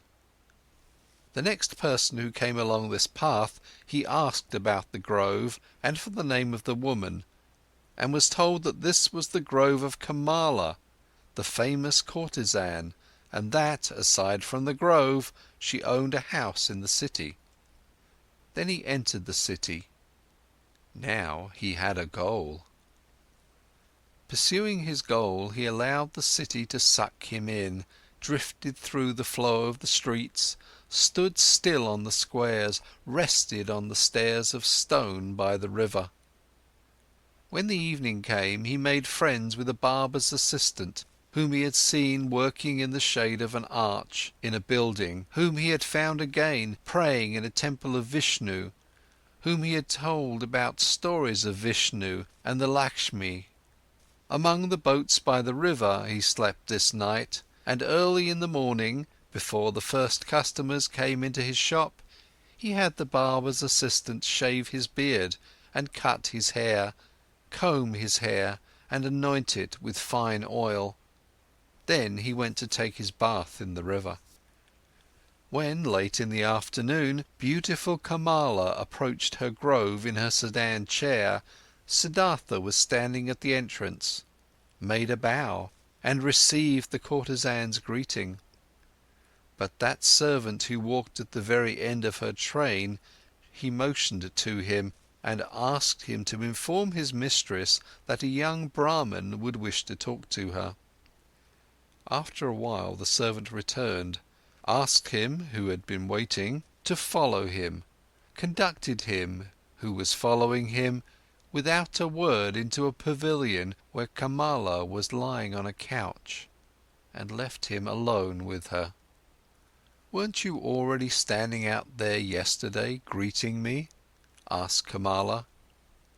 "It's true that I've already seen and greeted you yesterday." "And didn't you yesterday wear a beard and long hair, and dust in your hair?" "You have observed well. You have seen everything. You have seen Siddhartha, the son of a Brahman, who has left his home to become a Samana, and who has been a Samana for 3 years. But now I have left that path and came into this city, and the first one I met, even before I had entered the city, was you. To say this, I have come to you, O Kamala. You are the first woman whom Siddhartha is not addressing with his eyes turned to the ground. Never again I want to turn my eyes to the ground when I am coming across a beautiful woman." Kamala smiled and played with her fan of peacock's feathers, and asked, "And only to tell me this, Siddhartha has come to me?" "To tell you this, and to thank you for being so beautiful. And if it doesn't displease you, Kamala, I would like to ask you to be my friend and teacher, for I know nothing yet of that art which you have mastered in the highest degree." At this, Kamala laughed aloud. "Never before this has happened to me, my friend, that a Samana from the forest came to me and wanted to learn from me. Never before this has happened to me, that a Samana came to me with long hair and an old torn loincloth. Many young men come to me, and there are also sons of Brahmins among them, but they come in beautiful clothes, they come in fine shoes, they have perfume in their hair and money in their pouches. This is, O Samana, how the young men are like who come to me." Quoth Siddhartha, "Already I am starting to learn from you. Even yesterday I was already learning. I have already taken off my beard, have combed the hair, have oil in my hair. There is little which is still missing in me, O excellent one: fine clothes, fine shoes, money in my pouch. You shall know, Siddhartha has set harder goals for himself than such trifles, and he has reached them. How shouldn't I reach that goal, which I have set for myself yesterday, to be your friend and to learn the joys of love from you? You'll see that I'll learn quickly, Kamala.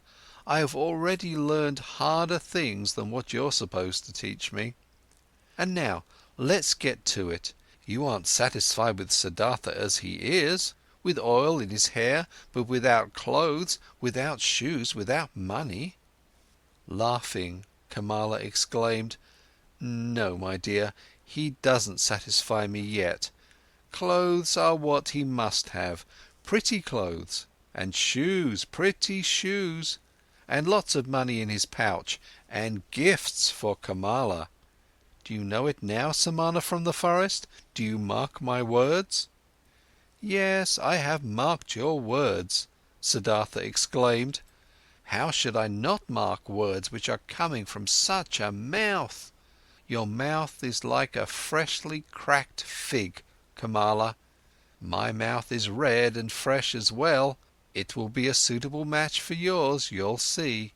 But tell me, beautiful Kamala, aren't you at all afraid of the Samana from the forest, who has come to learn how to make love?"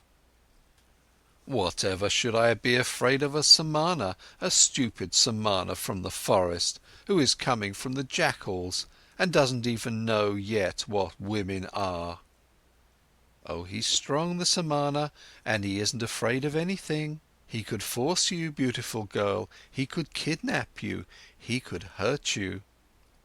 "No, Samana, I am not afraid of this. Did any Samana or Brahman ever fear someone might come and grab him and steal his learning and his religious devotion and his depth of thought? No, for they are his very own, and he would only give away from those whatever he is willing to give and to whomever he is willing to give. Like this it is, precisely like this, it is also with Kamala and with the pleasures of love.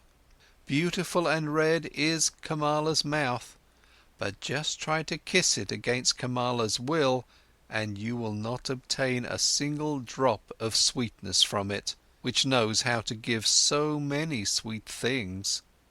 You are learning easily, Siddhartha, thus you should also learn this. Love can be obtained by begging, buying, receiving it as a gift, finding it in the street, but it cannot be stolen. In this you have come up with the wrong path. No, it would be a pity if a pretty young man like you would want to tackle it in such a wrong manner." Siddhartha bowed with a smile. "It would be a pity, Kamala, you are so right, it would be such a great pity. No, I shall not lose a single drop of sweetness from your mouth, nor you from mine. So it is settled. Siddhartha will return once he has what he still lacks: clothes, shoes, money. But speak, lovely Kamala, couldn't you still give me one small advice?" "An advice? Why not? Who wouldn't like to give an advice to a poor ignorant Samana who is coming from the jackals of the forest?" "Dear Kamala, thus advise me where I should go, that I'll find these three things most quickly." "Friend, many would like to know this. You must do what you've learned and ask for money, clothes and shoes in return.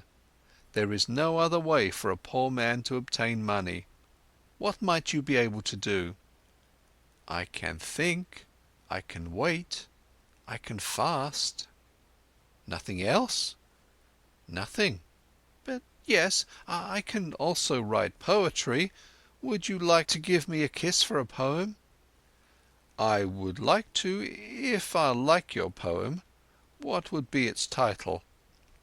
Siddhartha spoke, after he had thought about it for a moment, these verses. Into her shady grove stepped the pretty Kamala. At the grove's entrance stood the brown Samana. Deeply seeing the lotus's blossom, bowed that man and smiling Kamala thanked. More lovely, thought the young man, than offerings for gods, more lovely is offering to pretty Kamala. Kamala loudly clapped her hands, so that the golden bracelets clanged. "Beautiful are your verses, O brown Samana. I'm losing nothing when I am giving you a kiss for them." She beckoned him with her eyes. He tilted his head so that his face touched hers, and placed his mouth on that mouth which was like a freshly cracked fig.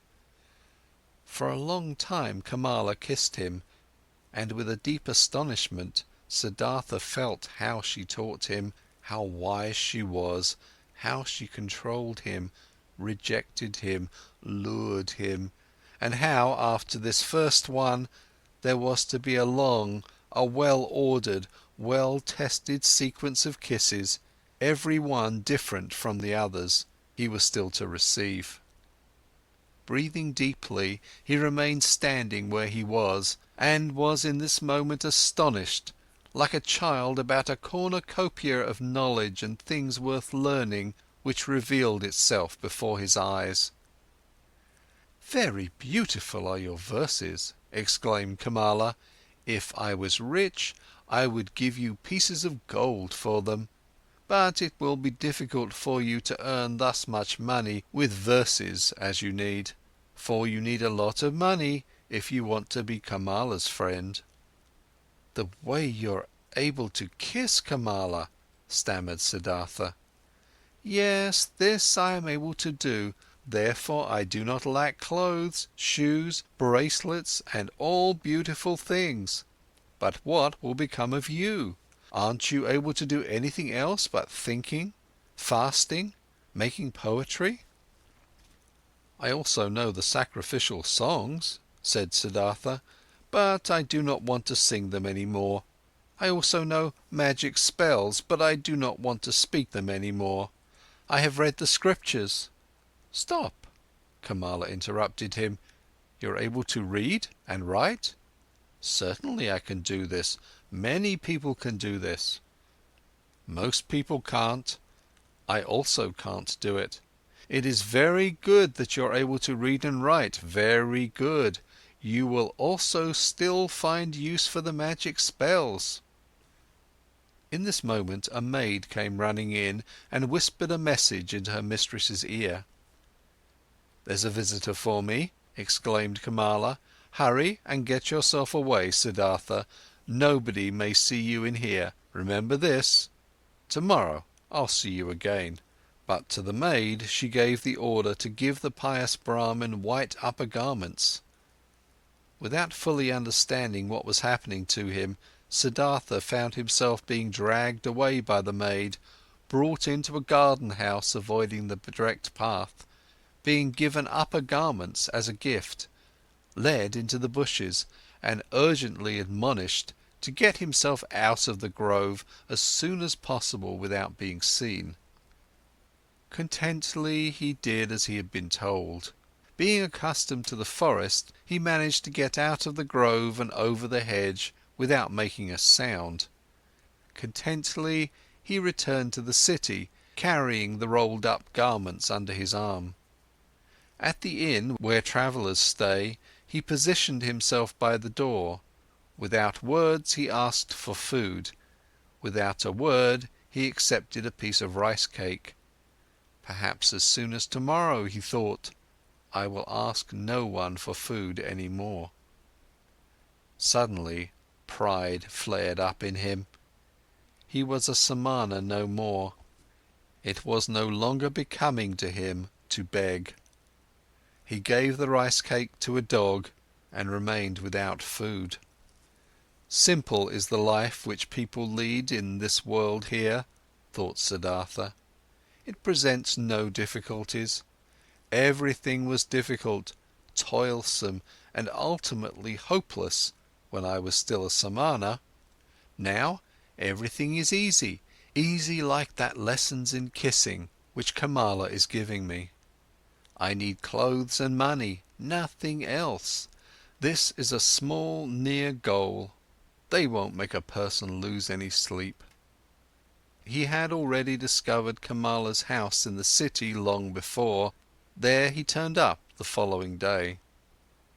"Things are working out well," she called out to him. "They are expecting you at Kamaswami's. He is the richest merchant of the city. If he'll like you, he'll accept you into his service.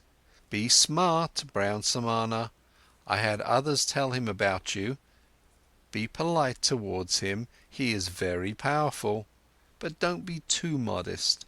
I do not want you to become his servant. You shall become his equal, or else I won't be satisfied with you. Kamaswami is starting to get old and lazy. If he'll like you, he'll entrust you with a lot." Siddhartha thanked her and laughed, and when she found out that he had not eaten anything yesterday and today, she sent for bread and fruits and treated him to it. "You've been lucky," she said when they parted. "I'm opening one door after another for you. How come? Do you have a spell?" Siddhartha said, "Yesterday I told you I knew how to think, to wait and to fast, and you thought this was of no use. But it is useful for many things, Kamala, you'll see. You'll see that the stupid Samanas are learning and able to do many pretty things in the forest, which the likes of you aren't capable of. The day before yesterday, I was still a shaggy beggar. As soon as yesterday, I have kissed Kamala, and soon I'll be a merchant and have money and all those things you insist upon." "Well, yes," she admitted, "but where would you be without me? What would you be if Kamala wasn't helping you?" "Dear Kamala," said Siddhartha, and straightened up to his full height. "When I came to you in your grove, I did the first step. It was my resolution to learn love from this most beautiful woman. From that moment on, when I made this resolution, I also knew that I would carry it out. I knew that you would help me. At your first glance at the entrance to the grove, I already knew it." "But what if I hadn't been willing?" "You were willing. Look, Kamala, when you throw a rock into the water, it will speed on the fastest course to the bottom of the water. This is how it is when Siddhartha has a goal, a resolution. Siddhartha does nothing. He waits, he thinks, he fasts, but he passes through the things of the world like a rock through water, without doing anything, without stirring. He is drawn, he lets himself fall. His goal attracts him, because he doesn't let anything enter his soul which might oppose the goal. This is what Siddhartha has learned among the Samanas. This is what fools call magic, and of which they think it would be affected by means of the demons. Nothing is affected by demons. There are no demons. Everyone can perform magic. Everyone can reach his goals, if he is able to think, if he is able to wait, if he is able to fast." Kamala listened to him. She loved his voice, she loved the look of his eyes. "Perhaps it is so," she said quietly, "as you say, friend. But perhaps it is also like this, that Siddhartha is a handsome man, that his glance pleases the women, and that therefore good fortune is coming towards him." With one kiss, Siddhartha bid his farewell. "I wish that it should be this way, my teacher, that my glance shall please you, that always good fortune shall come to me out of your direction." End of chapter 5. Chapter 6. With the childlike people. Siddhartha went to Kamaswami the merchant. He was directed into a rich house. Servants led him between precious carpets into a chamber where he awaited the master of the house. Kamaswami entered, a swiftly, smoothly moving man with very grey hair, with very intelligent, cautious eyes, with a greedy mouth. Politely, the host and the guest greeted one another. "I have been told," the merchant began, that you are a Brahmin, a learned man, but that you seek to be in the service of a merchant. Might you have become destitute, Brahmin, so that you seek to serve?" "No," said Siddhartha, "I have not become destitute, and have never been destitute. You should know that I am coming from the Samanas, with whom I have lived for a long time." "If you're coming from the Samanas, how could you be anything but destitute? Aren't the Samanas entirely without possessions?" "I am without possessions," said Siddhartha, "if this is what you mean. Surely I am without possessions, but I am so voluntarily, and therefore I am not destitute." "But what are you planning to live of, being without possessions?" "I haven't thought of this yet, sir. For more than 3 years I have been without possessions, and have never thought of what I should live." "So you've lived of the possessions of others?" "Presumably this is how it is. After all, a merchant also lives of what other people own." "Well said. But he wouldn't take anything from another person for nothing. He would give his merchandise in return." "So it seems to be, indeed. Everyone takes, everyone gives. Such is life." "But if you don't mind me asking, being without possessions, what would you like to give?" "Everyone gives what he has. A warrior gives strength. The merchant gives merchandise. The teacher, teachings. The farmer, rice. The fisher, fish." "Yes, indeed. And what is it now that you've got to give? What is it that you've learned? What you're able to do?" "I can think, I can wait, I can fast." "That's everything?" "I believe that's everything." "And what's the use of that? For example, the fasting. What is it good for?" "It is very good, sir. When a person has nothing to eat, fasting is the smartest thing he could do. When, for example, Siddhartha hadn't learned to fast, he would have to accept any kind of service before this day is up, whether it may be with you or wherever, because hunger would force him to do so. But like this, Siddhartha can wait calmly. He knows no impatience. He knows no emergency. For a long time he can allow hunger to besiege him, and can laugh about it. This, sir, is what fasting is good for." "You're right, Samana. Wait for a moment." Kamaswami left the room and returned with a scroll which he handed to his guest, while asking, "Can you read this?" Siddhartha looked at the scroll, on which a sales contract had been written down, and began to read out its contents. "Excellent," said Kamaswami. "And would you write something for me on this piece of paper?" He handed him a piece of paper and a pen, and Siddhartha wrote and returned the paper. Kamaswami read, "Writing is good, thinking is better, being smart is good, being patient is better." "It is excellent how you're able to write," the merchant praised him. "Many a thing we will still have to discuss with one another. For today I'm asking you to be my guest, and to live in this house." Siddhartha thanked and accepted, and lived in the dealer's house from now on. Clothes were brought to him, and shoes, and every day a servant prepared a bath for him.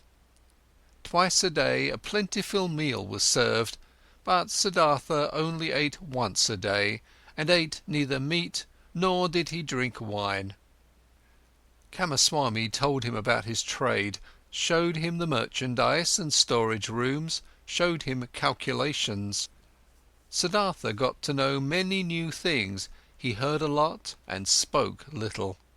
And thinking of Kamala's words, he was never subservient to the merchant, forced him to treat him as an equal, yes, even more than an equal.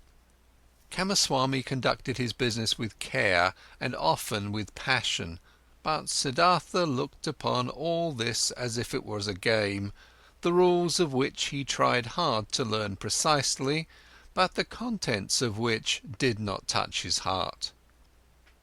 He was not in Kamaswami's house for long when he already took part in his landlord's business. But daily, at the hour appointed by her, he visited beautiful Kamala, wearing pretty clothes, fine shoes, and soon he brought her gifts as well. Much he learned from her red, smart mouth. Much he learned from her tender, supple hand.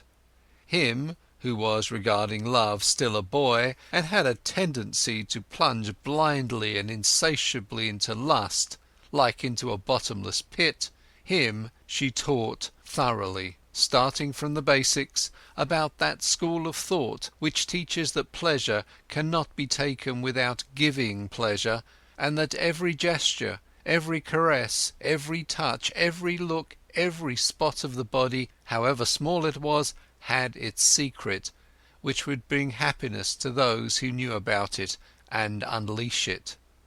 She taught him that lovers must not part from one another after celebrating love, without one admiring the other, without being just as defeated as they have been victorious, so that with none of them should start feeling fed up or bored, or get that evil feeling of having abused or having been abused.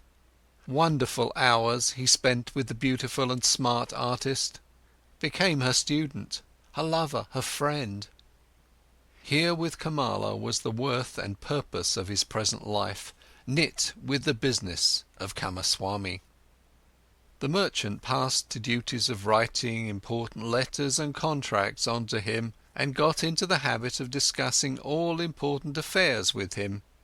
He soon saw that Siddhartha knew little about rice and wool, shipping and trade, but that he acted in a fortunate manner, and that Siddhartha surpassed him, the merchant, in calmness and equanimity, and in the art of listening and deeply understanding previously unknown people.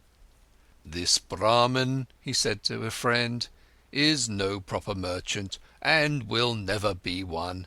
There is never any passion in his soul when he conducts our business, but he has that mysterious quality of those people to whom success comes all by itself, whether this may be a good star of his birth, magic, or something he has learned amongst Samanas. He always seems to be merely playing with our business affairs.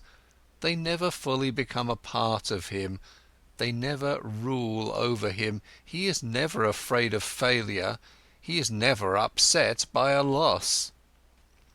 The friend advised the merchant, "Give him from the business he conducts for you 1/3 of the profits, but let him also be liable for the same amount of the losses, when there is a loss. Then he'll become more zealous." Kamaswami followed the advice, but Siddhartha cared little about this. When he made a profit, he accepted it with equanimity. When he made losses, he laughed and said, "Well, look at this, so this one turned out badly." It seemed indeed as if he did not care about the business.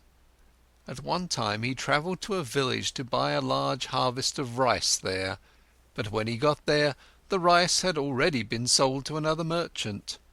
Nevertheless, Siddhartha stayed for several days in that village, treated the farmers for a drink, gave copper coins to their children, joined in the celebration of a wedding, and returned extremely satisfied from his trip. Kamaswami held against him that he had not turned back right away, that he had wasted time and money. Siddhartha answered, "Stop scolding, dear friend. Nothing was ever achieved by scolding. If a loss has occurred, let me bear that loss. I am very satisfied with this trip. I've gotten to know many kinds of people. A Brahmin has become my friend. Children have sat on my knees. Farmers have shown me their fields. Nobody knew that I was a merchant." "That's all very nice," exclaimed Kamaswami indignantly, "but in fact you are a merchant after all, one ought to think. Or might you have only travelled for your amusement?" "Surely," Siddhartha laughed, "surely I have travelled for my amusement. For what else? I have gotten to know people and places, I have received kindness and trust, I have found friendship. Look, my dear, if I had been Kamaswami, I would have travelled back, been annoyed and in a hurry, as soon as I had seen that my purchase had been rendered impossible, and time and money would indeed have been lost. But like this, I've had a few good days, I've learned, had joy, I've neither harmed myself nor others by annoyance and hastiness. And if I'll ever return there again, perhaps to buy an upcoming harvest, or for whatever purpose it might be, friendly people will receive me in a friendly and happy manner, and I will praise myself for not showing any hurry and displeasure at that time. So leave it as it is, my friend, and don't harm yourself by scolding. If the day will come when you will see, this Siddhartha is harming me, then speak a word, and Siddhartha will go on his own path. But until then, let's be satisfied with one another." Futile were also the merchant's attempts to convince Siddhartha that he should eat his bread. Siddhartha ate his own bread, or rather they both ate other people's bread, all people's bread.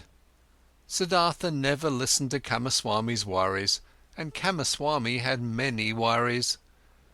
Whether there was a business deal going on which was in danger of failing, or whether a shipment of merchandise seemed to have been lost, or a debtor seemed to be unable to pay, Kamaswami could never convince his partner that it would be useful to utter a few words of worry or anger, to have wrinkles on the forehead, to sleep badly. When, one day, Kamaswami held against him that he had learned everything he knew from him, he replied, "Would you please not kid me with such jokes? What I've learned from you is how much a basket of fish costs, and how much interests can be charged on loaned money. These are your areas of expertise. I haven't learned to think from you, my dear Kamaswami, you ought to be the one seeking to learn from me." Indeed, his soul was not with the trade. The business was good enough to provide him with the money for Kamala, and it earned him much more than he needed. Besides from this, Siddhartha's interest and curiosity was only concerned with the people, whose businesses, crafts, worries, pleasures, and acts of foolishness used to be as alien and distant to him as the moon. However easily he succeeded in talking to all of them, in living with all of them, in learning from all of them, he was still aware that there was something which separated him from them, and this separating factor was him being a Samana. He saw mankind going through life in a childlike or animal-like manner, which he loved and also despised at the same time. He saw them toiling, saw them suffering and becoming grey for the sake of things which seemed to him entirely unworthy of this price, for money, for little pleasures, for being slightly honoured. He saw them scolding and insulting each other, he saw them complaining about a pain at which a Samana would only smile, and suffering because of deprivations which a Samana would not feel. He was open to everything these people brought his way. Welcome was the merchant who offered him linen for sale, welcome was the debtor who sought another loan, welcome was the beggar who told him for 1 hour the story of his poverty and who was not half as poor as any given Samana. He did not treat the rich foreign merchant any different than the servant who shaved him, and the street vendor whom he let cheat him out of some small change when buying bananas. When Kamaswami came to him to complain about his worries or to reproach him concerning his business, he listened curiously and happily, was puzzled by him, tried to understand him, consented that he was a little bit right, only as much as he considered indispensable, and turned away from him towards the next person who would ask for him. And there were many who came to him, many to do business with him, many to cheat him, many to draw some secret out of him, many to appeal to his sympathy, many to get his advice. He gave advice, he pitied, he made gifts, he let them cheat him a bit, and this entire game and the passion with which all people played this game occupied his thoughts just as much as the gods and Brahmins used to occupy them. At times he felt deep in his chest a dying, quiet voice which admonished him quietly, lamented quietly. He hardly perceived it. And then for an hour he became aware of the strange life he was leading, of him doing lots of things which were only a game, of though being happy and feeling joy at times, real life still passing him by and not touching him. As a ball player plays with his balls, he played with his business deals, with the people around him, watched them, found amusement in them. With his heart, with the source of his being, he was not with them. The source ran somewhere, far away from him, ran and ran invisibly, had nothing to do with his life any more. And at several times he suddenly became scared on account of such thoughts, and wished that he would also be gifted with the ability to participate in all of this childlike, naive occupations of the daytime with passion and with his heart, really to live, really to act, really to enjoy and to live, instead of just standing by as a spectator. But again and again he came back to beautiful Kamala, learned the art of love, practiced the cult of lust, in which more than anything else giving and taking becomes one, chatted with her, learned from her, gave her advice, received advice. She understood him better than Govinda used to understand him. She was more similar to him. Once he said to her, "You are like me, you are different from most people, you are Kamala, nothing else, and inside you there is a peace and refuge to which you can go at every hour of the day and be at home at yourself, as I can also do. Few people have this, and yet all could have it." "Not all people are smart," said Kamala. "No," said Siddhartha, "that's not the reason why. Kamaswami is just as smart as I, and still has no refuge in himself. Others have it who are small children with respect to their mind. Most people, Kamala, are like a falling leaf, which is blown and is turning around through the air and wavers and tumbles to the ground. But others, a few, are like stars. They go on a fixed course, no wind reaches them, in themselves they have their law and their course. Among all the learned men and Samanas, of which I knew many, there was one of this kind, a perfected one. I'll never be able to forget him. It is that Gotama, the exalted one, who is spreading that teachings. Thousands of followers are listening to his teachings every day, follow his instructions every hour. But they are all falling leaves. Not in themselves they have teachings and a law." Kamala looked at him with a smile. "Again you're talking about him," she said. "Again you're having a Samana's thoughts." Siddhartha said nothing, and they played the game of love, one of the 30 or 40 different games Kamala knew. Her body was flexible like that of a jaguar, and like the bow of a hunter. He, who had learned from her how to make love, was knowledgeable of many forms of lust, many secrets.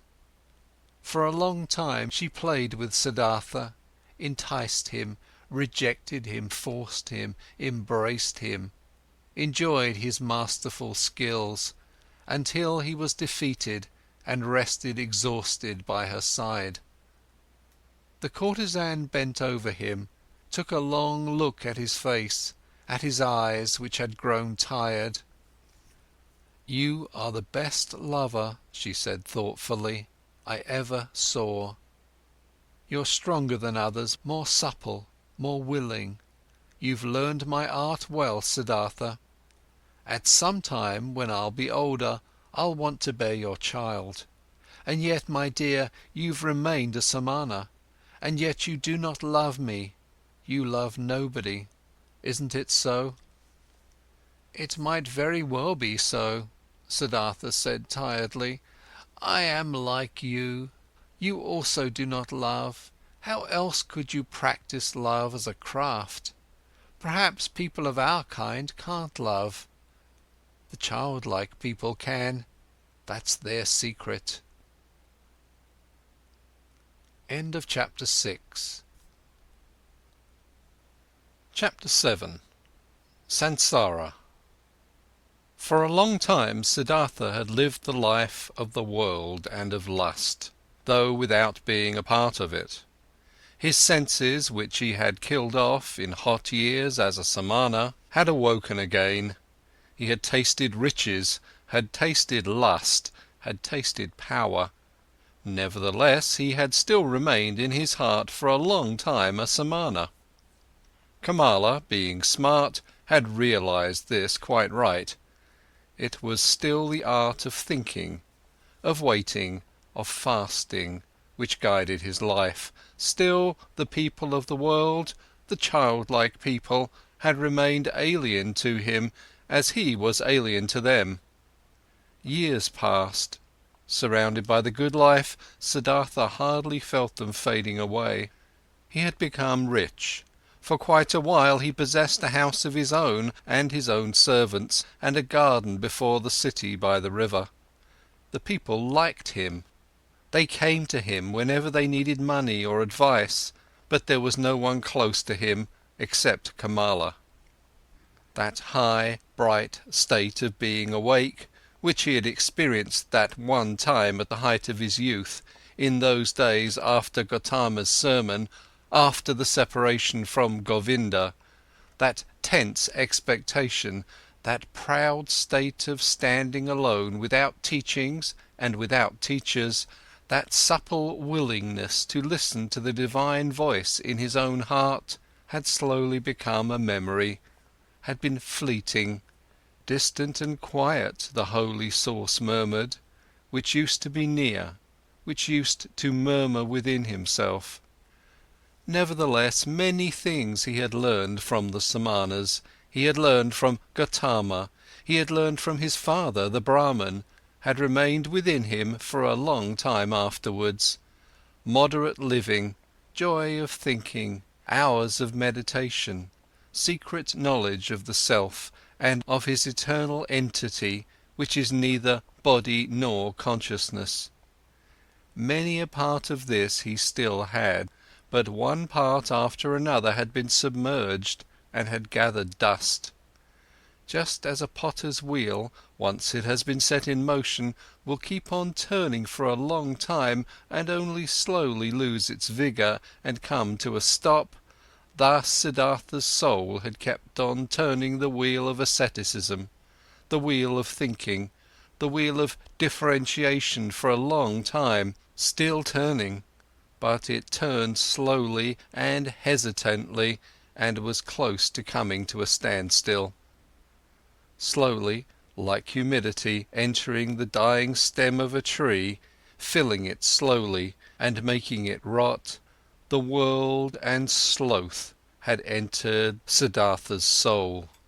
Slowly it filled his soul, made it heavy, made it tired, put it to sleep. On the other hand, his senses had become alive. There was much they had learned, much they had experienced. Siddhartha had learned to trade, to use his power over people, to enjoy himself with a woman. He had learned to wear beautiful clothes, to give orders to servants, to bathe in perfumed waters. He had learned to eat tenderly and carefully prepared food, even fish, even meat and poultry, spices and sweets, and to drink wine, which causes sloth and forgetfulness. He had learned to play with dice and on a chessboard, to watch dancing girls, to have himself carried about in a sedan chair, to sleep on a soft bed. But he still had felt different from and superior to the others. Always he had watched them with some mockery, some mocking disdain, with the same disdain which a Samana constantly feels for the people of the world. When Kamaswami was ailing, when he was annoyed, when he felt insulted, when he was vexed by his worries as a merchant, Siddhartha had always watched it with mockery. Just slowly and imperceptibly, as the harvest seasons and rainy seasons passed by, his mockery had become more tired, his superiority had become more quiet. Just slowly, among his growing riches, Siddhartha had assumed something of the childlike people's ways for himself, something of their childlikeness and of their fearfulness. And yet he envied them just the more similar he became to them. He envied them for the one thing that was missing from him and that they had, the importance they were able to attach to their lives, the amount of passion in their joys and fears, the fearful but sweet happiness of being constantly in love. These people were all of the time in love with themselves, with women, with their children, with honours or money, with plans or hopes. But he did not learn this from them, this out of all things, this joy of a child and this foolishness of a child. He learned from them out of all things the unpleasant ones which he himself despised. It happened more and more often that, in the morning, after having had company the night before, he stayed in bed for a long time, felt unable to think and tired. It happened that he became angry and impatient when Kamaswami bored him with his worries. It happened that he laughed just too loud when he lost a game of dice. His face was still smarter and more spiritual than others, but it rarely laughed, and assumed, one after another, those features which are so often found in the faces of rich people, those features of discontent, of sickliness, of ill humour, of sloth, of a lack of love. Slowly, the disease of the soul which rich people have grabbed hold of him. Like a veil, like a thin mist, tiredness came over Siddhartha, slowly getting a bit denser every day, a bit murkier every month, a bit heavier every year. As a new dress becomes old in time, loses its beautiful colour in time, gets stains, gets wrinkles, gets worn off at the seams and starts to show threadbare spots here and there, thus Siddhartha's new life, which he had started after his separation from Govinda, had grown old, lost colour and splendour as the years passed by, was gathering wrinkles and stains, and hidden at bottom, already showing its ugliness here and there, disappointment and disgust were waiting. And hidden at bottom, already showing its ugliness here and there, disappointment and disgust were waiting. Siddhartha did not notice it. He only noticed that this bright and reliable voice inside of him, which had awoken in him at that time and had ever guided him in his best times, had become silent. He had been captured by the world, by lust, covetousness, sloth, and finally also by that vice which he had used to despise and mock the most as the most foolish one of all vices: greed. Property, possessions and riches also had finally captured him. They were no longer a game and trifles to him, had become a shackle and a burden. In a strange and devious way, Siddhartha had gotten into this final and most base of all dependencies by means of the game of dice. It was since that time, when he had stopped being a Samana in his heart, that Siddhartha began to play the game for money and precious things, which he, at other times, only joined with a smile and casually as a custom of the childlike people, with an increasing rage and passion. He was a feared gambler. Few dared to take him on, so high and audacious were his stakes. He played the game due to a pain of his heart, losing and wasting his wretched money in the game that brought him an angry joy. In no other way could he demonstrate his disdain for wealth, the merchant's false god, more clearly and more mockingly. Thus he gambled with high stakes and mercilessly, hating himself, mocking himself, won thousands, threw away thousands, lost money, lost jewelry, lost a house in the country, won again, lost again. That fear, that terrible and petrifying fear which he had felt while he was rolling the dice, while he was worried about losing high stakes, that fear he loved and sought to always renew it, always increase it, always get it to a slightly higher level, for in this feeling alone he still felt something like happiness, something like an intoxication, something like an elevated form of life in the midst of his saturated, lukewarm, dull life. And after each big loss, his mind was set on new riches, pursued the trade more zealously, forced his debtors more strictly to pay, because he wanted to continue gambling, he wanted to continue squandering, continue demonstrating his disdain of wealth.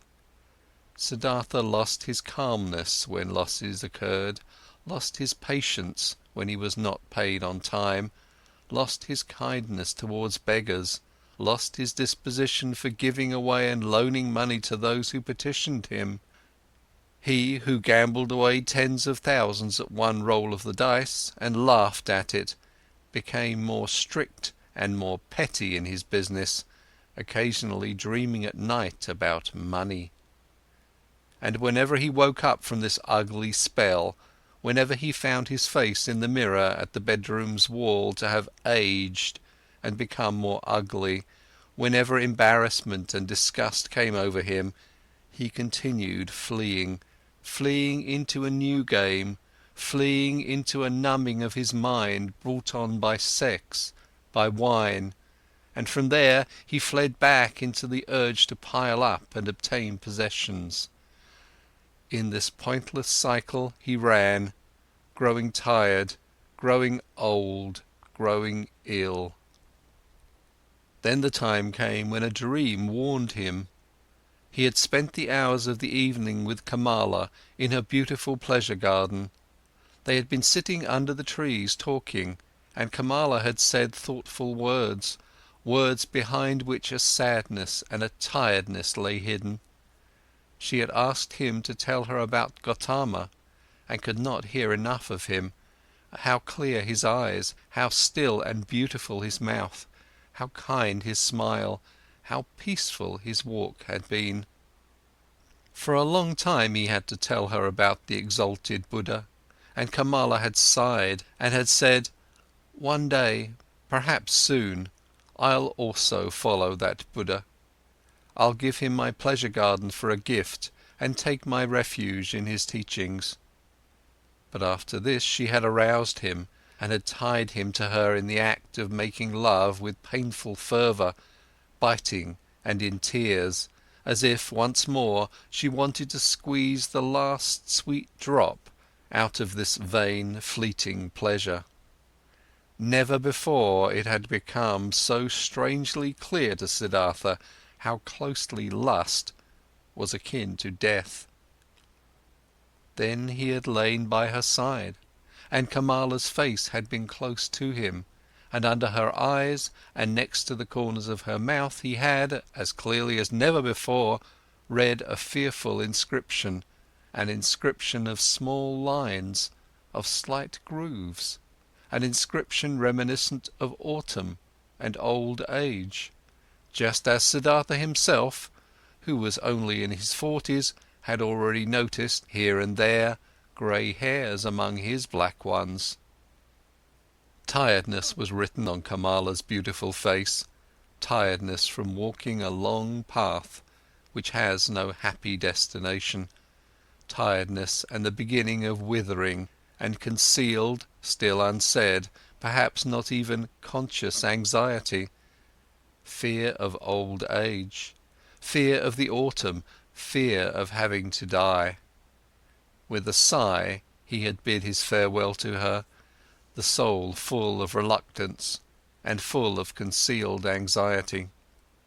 Then Siddhartha had spent the night in his house with dancing girls and wine, had acted as if he was superior to them, towards the fellow members of his caste, though this was no longer true, had drunk much wine and gone to bed a long time after midnight, being tired and yet excited, close to weeping and despair, and had for a long time sought to sleep in vain, his heart full of misery which he thought he could not bear any longer, full of a disgust which he felt penetrating his entire body like the lukewarm, repulsive taste of the wine, the just too sweet, dull music, the just too soft smile of the dancing girls, the just too sweet scent of their hair and breasts. But more than by anything else, he was disgusted by himself, by his perfumed hair, by the smell of wine from his mouth, by the flabby tiredness and listlessness of his skin, like when someone who has eaten and drunk far too much vomits it back up again with agonizing pain and is nevertheless glad about the relief. Thus this sleepless man wished to free himself of these pleasures, these habits and all of this pointless life and himself, in an immense burst of disgust. Not until the light of the morning and the beginning of the first activities in the street before his city house, he had slightly fallen asleep, had found for a few moments a half-consciousness, a hint of sleep. In these moments he had a dream. Kamala owned a small, rare, singing bird in a golden cage. Of this bird he dreamt. He dreamt this bird had become mute, who at other times always used to sing in the morning, and since this arose his attention, he stepped in front of the cage and looked inside. There the small bird was dead and lay stiff on the ground. He took it out, weighed it for a moment in his hand, and then threw it away, out in the street. And in the same moment he felt terribly shocked, and his heart hurt, as if he had thrown away from himself all value and everything good by throwing out this dead bird. Starting up from this dream, he felt encompassed by a deep sadness.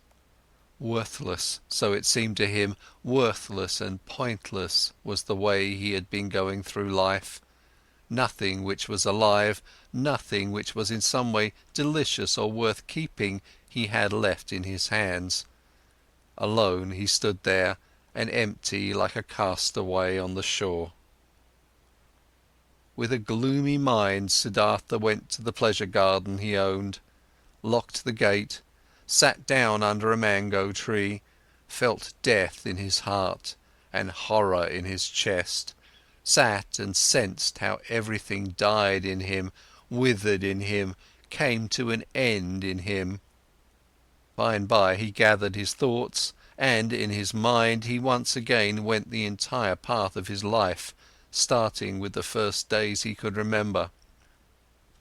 When was there ever a time when he had experienced happiness, felt a true bliss?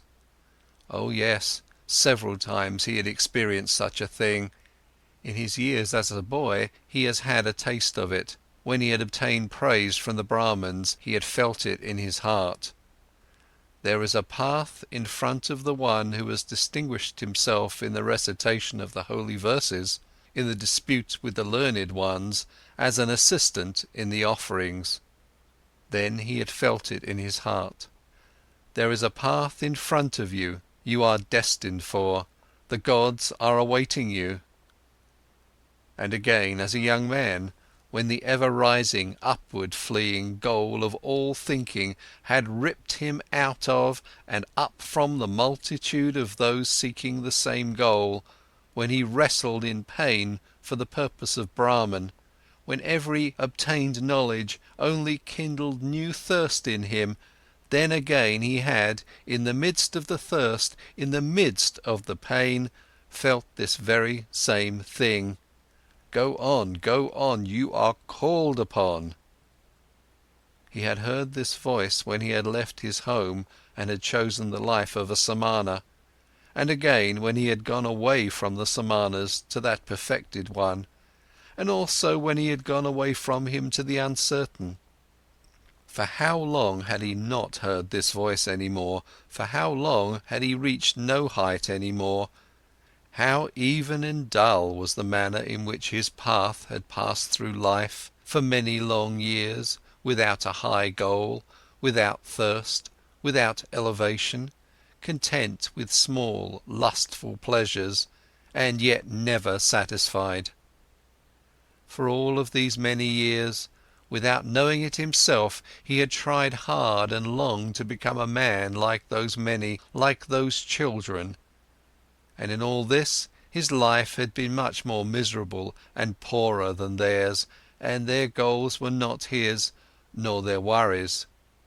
After all, that entire world of the Kamaswami people had only been a game to him, a dance he would watch, a comedy. Only Kamala had been dear, had been valuable to him, but was she still thus? Did he still need her? Or she him?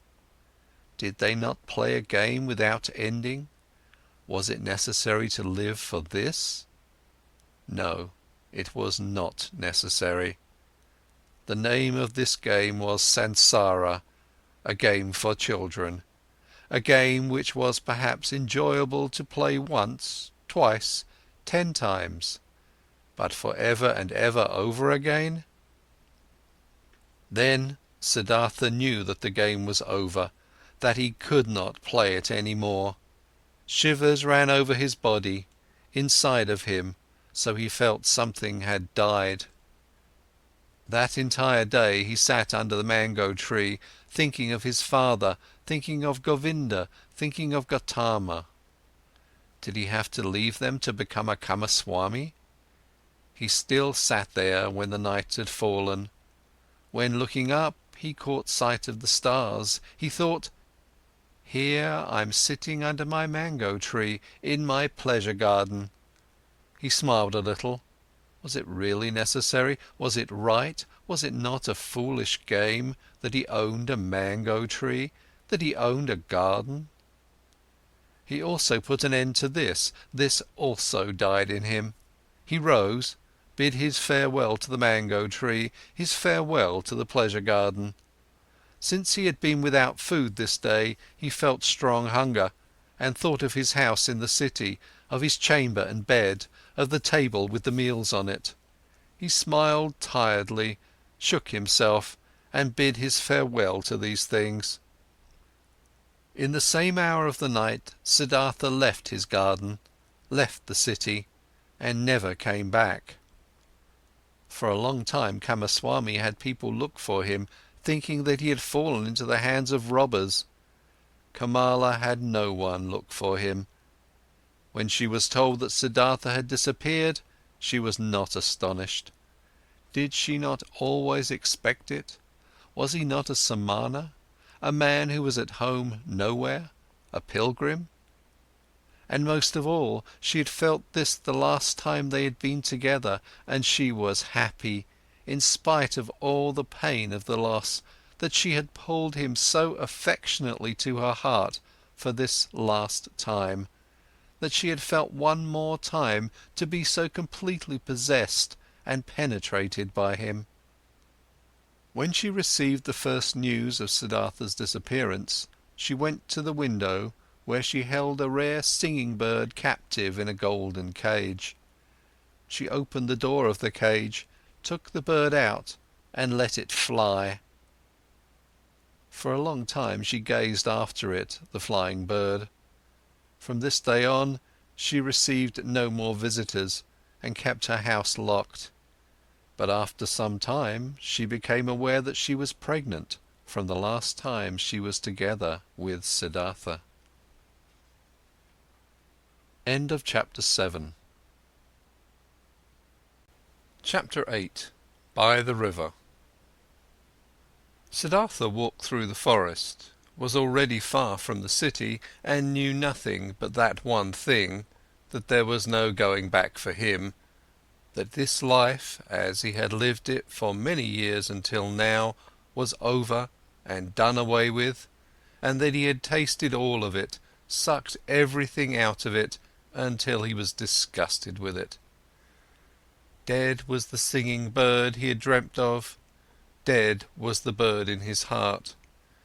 Deeply he had been entangled in Sansara, he had sucked up disgust and death from all sides into his body, like a sponge that sucks up water until it is full. And full he was, full of the feeling of being sick of it, full of misery, full of death. There was nothing left in this world which could have attracted him, given him joy, given him comfort.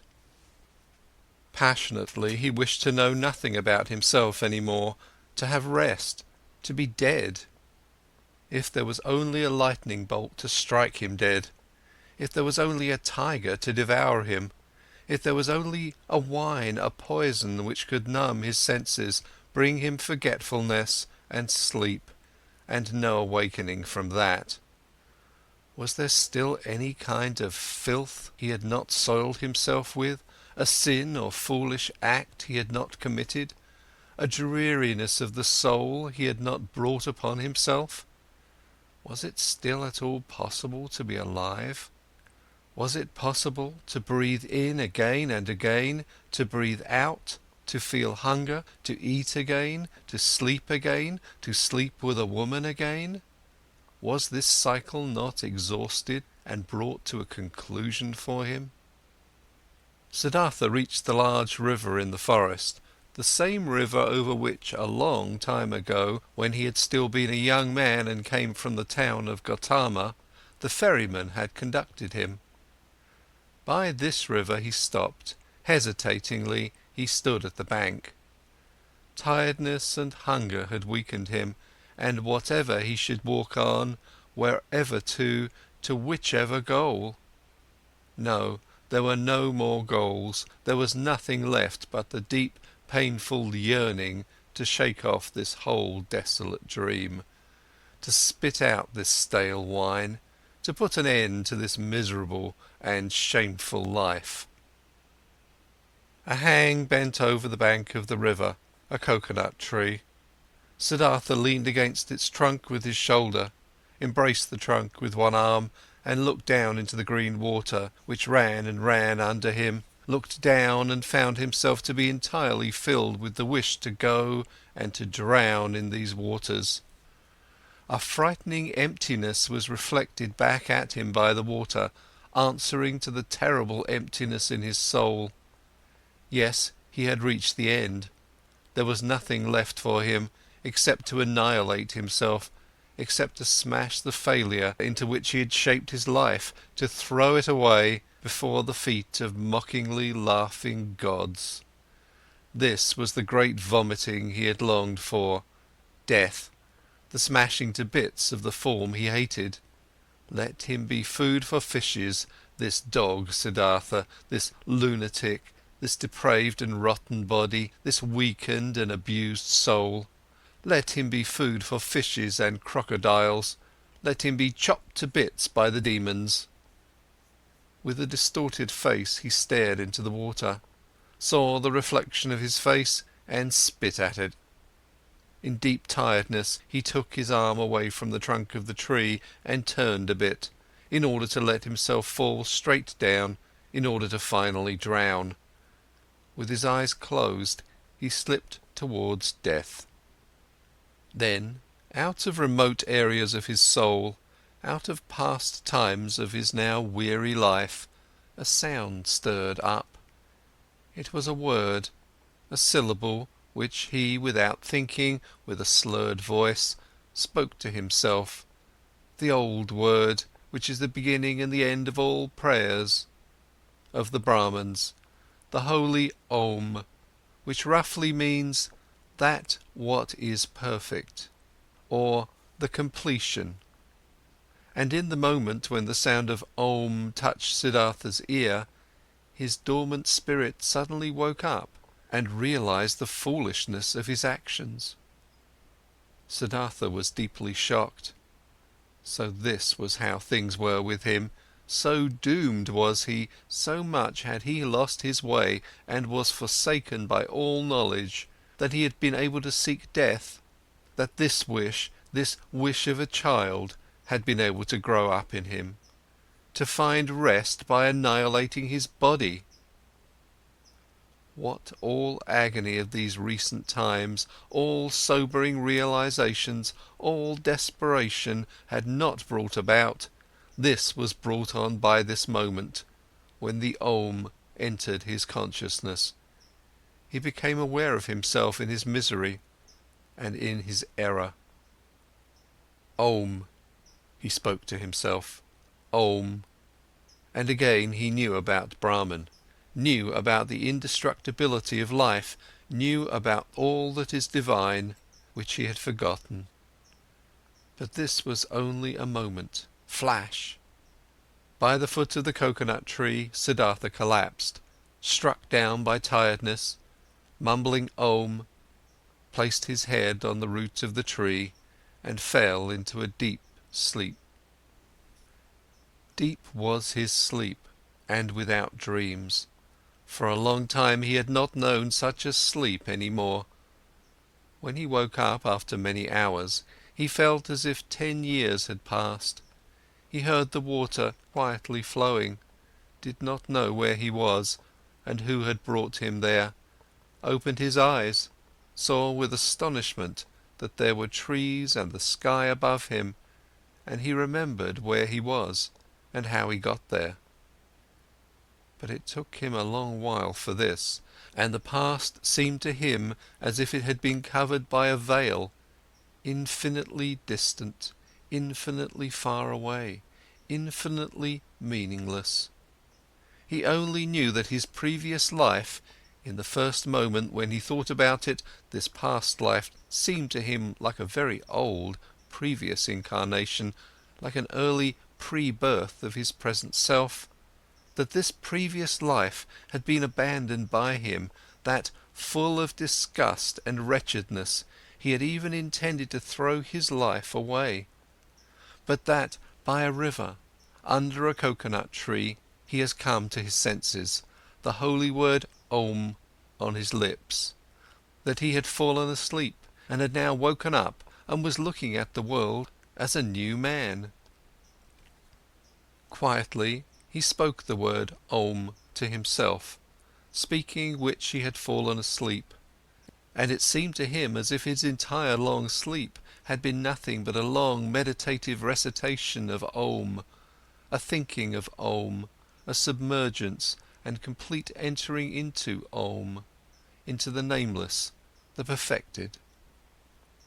What a wonderful sleep had this been! Never before by sleep he had been thus refreshed, thus renewed, thus rejuvenated. Perhaps he had really died, had drowned and was reborn in a new body.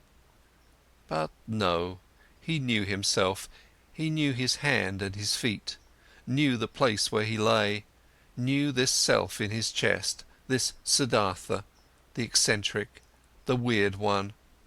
But this Siddhartha was nevertheless transformed, was renewed, was strangely well rested, strangely awake, joyful and curious. Siddhartha straightened up. Then he saw a person sitting opposite to him, an unknown man, a monk in a yellow robe with a shaven head, sitting in the position of pondering. He observed the man, who had neither hair on his head nor a beard, and he had not observed him for long when he recognized this monk as Govinda, the friend of his youth, Govinda, who had taken his refuge with the exalted Buddha. Govinda had aged, he too, but still his face bore the same features, expressed zeal, faithfulness, searching, timidness. But when Govinda now, sensing his gaze, opened his eyes and looked at him, Siddhartha saw that Govinda did not recognize him. Govinda was happy to find him awake. Apparently he had been sitting here for a long time and had been waiting for him to wake up, though he did not know him. "I have been sleeping," said Siddhartha. "However did you get here?" "You have been sleeping," answered Govinda. "It is not good to be sleeping in such places, where snakes often are, and the animals of the forest have their paths. I, O sir, am a follower of the exalted Gotama, the Buddha, the Sakyamundi, and have been on a pilgrimage together with several of us on this path, when I saw you lying and sleeping in a place where it is dangerous to sleep. Therefore I sought to wake you up, O sir, and since I saw that your sleep was very deep, I strayed behind from my group and sat with you. And then, so it seems, I have fallen asleep myself, I, who wanted to guard your sleep. Badly I have served you. Tiredness has overwhelmed me, and now that you're awake, let me go catch up with my brothers." "I thank you, Samana, for watching out over my sleep," spoke Siddhartha. "You're friendly, you followers of the exalted one. Now you may go then." "I'm going, sir. May you, sir, always be in good health." "I thank you, Samana." Govinda made the gesture of a salutation and said, "Farewell." "Farewell, Govinda," said Siddhartha. The monk stopped. "Permit me to ask, sir, from where do you know my name?" Now Siddhartha smiled. "I know you, O Govinda, from your father's hut, and from the school of the Brahmins, and from the offerings, and from our walk to the Samanas, and from that hour when you took your refuge with the exalted one in the grove Jetavana." "You're Siddhartha!" Govinda exclaimed loudly. "Now I'm recognizing you, and don't comprehend any more how I couldn't recognize you right away. Be welcome, Siddhartha, my joy is great to see you again." "It also gives me joy to see you again. You've been the guard of my sleep. Again, I thank you for this, though I wouldn't have required any guard. Where are you going to, O friend?" "I am going nowhere. We monks are always travelling. Whenever it is not the rainy season, we always move from one place to another, live according to the rules of the teachings passed on to us, accept alms, move on. It is always like this. But you, Siddhartha, where are you going to?" Quoth Siddhartha, "It is as it is with you. I am going nowhere. I'm just travelling. I'm on a pilgrimage." Govinda spoke. "You're saying you're on a pilgrimage, and I believe in you. But forgive me, O Siddhartha, you do not look like a pilgrim. You're wearing a rich man's garments, you're wearing the shoes of a distinguished gentleman, and your hair and the fragrance of perfume is not a pilgrim's hair, nor the hair of a samana." "Right so, my dear, you have observed well, your keen eyes see everything. But I haven't said to you that I was a samana. I said, I'm on a pilgrimage, and so it is, I'm on a pilgrimage." "You're on a pilgrimage," said Govinda, "but few would go on a pilgrimage in such clothes, few in such shoes, few with such hair. Never I have met such a pilgrim, being a pilgrim myself for many years." "I believe you, my dear Govinda, but now, today, you've met a pilgrim just like this, wearing such shoes, such a garment. Remember, my dear, not eternal is the world of appearances, not eternal. Anything but eternal are our garments and the style of our hair and our bodies themselves. I'm wearing a rich man's clothes. You've seen this quite right. I'm wearing them because I have been a rich man, and I'm wearing my hair like the worldly and lustful people because I have been one of them. And now, Siddhartha, what are you now? I don't know it. I don't know it just like you. I'm travelling. I was a rich man and am no rich man anymore. And what I'll be tomorrow, I don't know. You've lost your riches? I've lost them, or they me. They somehow happen to slip away from me. The wheel of physical manifestations is turning quickly, Govinda. Where is Siddhartha the Brahman? Where is Siddhartha the Samana? Where is Siddhartha the rich man? Non-eternal things change quickly, Govinda, you know it. Govinda looked at the friend of his youth for a long time, with doubt in his eyes. After that, he gave him the salutation which one would use on a gentleman, and went on his way. With a smiling face, Siddhartha watched him leave. He loved him still, this faithful man, this fearful man. And how could he not have loved everybody and everything in this moment, in the glorious hour after his wonderful sleep, filled with Om? The enchantment which had happened inside of him in his sleep and by means of the Om, was this very thing that he loved everything, that he was full of joyful love for everything he saw. And it was this very thing, so it seemed to him now, which had been his sickness before, that he was not able to love anybody or anything. With a smiling face, Siddhartha watched the leaving monk. The sleep had strengthened him much, but hunger gave him much pain, for now he had not eaten for 2 days, and the times were long past when he had been tough against hunger. With sadness and yet also with a smile, he thought of that time. In those days, so he remembered, he had boasted of 3 things to Kamala, had been able to do 3 noble and undefeatable feats. Fasting, waiting, thinking. These had been his possession, his power and strength, his solid staff. In the busy, laborious years of his youth, he had learned these 3 feats, nothing else. And now they had abandoned him. None of them was his any more, neither fasting, nor waiting, nor thinking. For the most wretched things he had given them up, for what fades most quickly, for sensual lust, for the good life, for riches. His life had indeed been strange, and now, so it seemed, now he had really become a childlike person. Siddhartha thought about his situation. Thinking was hard on him, he did not really feel like it, but he forced himself.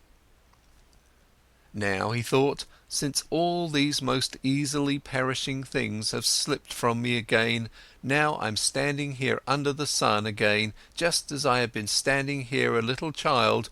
Nothing is mine, I have no abilities, there is nothing I could bring about, I have learned nothing. How wondrous is this! Now that I am no longer young, that my hair is already half grey, that my strength is fading, now I'm starting again at the beginning, and as a child. Again he had to smile. Yes, his fate had been strange. Things were going downhill with him, and now he was again facing the world, void and naked and stupid. But he could not feel sad about this. No, he even felt a great urge to laugh about himself, to laugh about this strange, foolish world. Things are going downhill with you, he said to himself, and laughed about it. And as he was saying it, he happened to glance at the river, and he also saw the river was going downhill, all was moving on downhill, and singing and being happy through it all. He liked this well. Kindly he smiled at the river. Was this not the river in which he had intended to drown himself, in past times, 100 years ago? Or had he dreamed this? Wondrous indeed was my life, so he thought, wondrous detours has it taken. As a boy I had only to do with gods and offerings. As a youth I had only to do with asceticism, with thinking and meditation, was searching for Brahman, worshipped the eternal in the Atman. But as a young man I followed the penitents, lived in the forest, suffered of heat and frost, learned to hunger, taught my body to become dead. Wonderfully, soon afterwards, insight came towards me in the form of the great Buddha's teachings. I felt the knowledge of the oneness of the world circling in me like my own blood. But I also had to leave Buddha and the great knowledge. I went and learned the art of love with Kamala, learned trading with Kamaswami, piled up money, wasted money, learned to love my stomach, learned to please my senses. I had to spend many years losing my spirit, to unlearn thinking again, to forget the oneness. Isn't it just as if I had turned, slowly, and on a long detour, from a man into a child, from a thinker into a childlike person? And yet this path has been very good, and yet the bird in my chest has not died. But what a path has this been! I had to pass through so much stupidity, through so much vices, through so many errors, through so much disgust and disappointments and woe, just to become a child again, and to be able to start over. But it was right so, my heart says yes to it, my eyes smile to it. I've had to experience despair, I've had to sink down to the most foolish one of all thoughts, to the thought of suicide, in order to be able to experience divine grace, to hear Om again, to be able to sleep properly, and to awake properly again. I had to become a fool, to find Atman in me again. I had to sin, to be able to live again. Where else might my path lead me to? It is foolish, this path. It moves in loops. Perhaps it is going around in a circle. Let it go as it likes. I want to take it. Wonderfully, he felt joy rolling like waves in his chest. Wherever from, he asked his heart, where did you get this happiness? Might it come from that long good sleep, which has done me so good, or from the word Om, which I said, or from the fact that I have escaped, that I have completely fled, that I am finally free again, and am standing like a child under the sky? Oh, how good it is to have fled, to have become free! How clean and beautiful is the air here, how good to breathe! There, where I ran away from, there everything smelled of ointment, of spices, of wine, of excess, of sloth. How did I hate this world of the rich, of those who revel in fine food, of the gamblers! How did I hate myself for staying in this terrible world for so long! How did I hate myself, have deprived, poisoned, tortured myself, have made myself old and evil! No, never again I will, as I used to like doing so much, delude myself into thinking that Siddhartha was wise. But this one thing I have done well, this I like, this I must praise. But there is now an end to that hatred against myself, to that foolish and dreary life. I praise you, Siddhartha, after so many years of foolishness, you have once again had an idea, have done something, have heard the bird in your chest singing, and have followed it. Thus he praised himself, found joy in himself, listened curiously to his stomach, which was rumbling with hunger. He had now, so he felt, in those recent times and days, completely tasted and spit out, devoured up to the point of desperation and death, a piece of suffering, a piece of misery. Like this, it was good. For much longer he could have stayed with Kamaswami, made money, wasted money, filled his stomach and let his soul die of thirst. For much longer he could have lived in this soft, well-upholstered hell, if this had not happened. The moment of complete hopelessness and despair, that most extreme moment when he hung over the rushing waters and was ready to destroy himself. That he had felt this despair, this deep disgust, that he had not succumbed to it, that the bird, the joyful source and voice in him was still alive after all. This was why he felt joy. This was why he laughed. This was why his face was smiling brightly under his hair, which had turned grey. It is good, he thought, to get a taste of everything for oneself which one needs to know.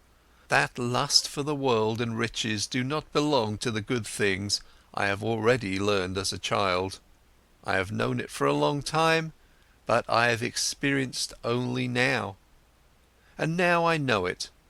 Don't just know it in my memory, but in my eyes, in my heart, in my stomach. Good for me to know this. For a long time he pondered his transformation, listened to the bird as it sang for joy. Had not this bird died in him? Had he not felt his death? No, something else from within him had died, something which already for a long time had yearned to die. Was it not this, what he intended to kill in his ardent years as a penitent? Was it not his self, his small, frightened and proud self he had wrestled with for so many years, which had defeated him again and again, which was back again after every killing, prohibited joy, felt fear? Was it not this, which today had finally come to its death, here in the forest, by this lovely river? Was it not due to this death that he was now like a child, so full of trust, so without fear, so full of joy? Now Siddhartha also got some idea of why he had fought this self in vain as a Brahman, as a penitent.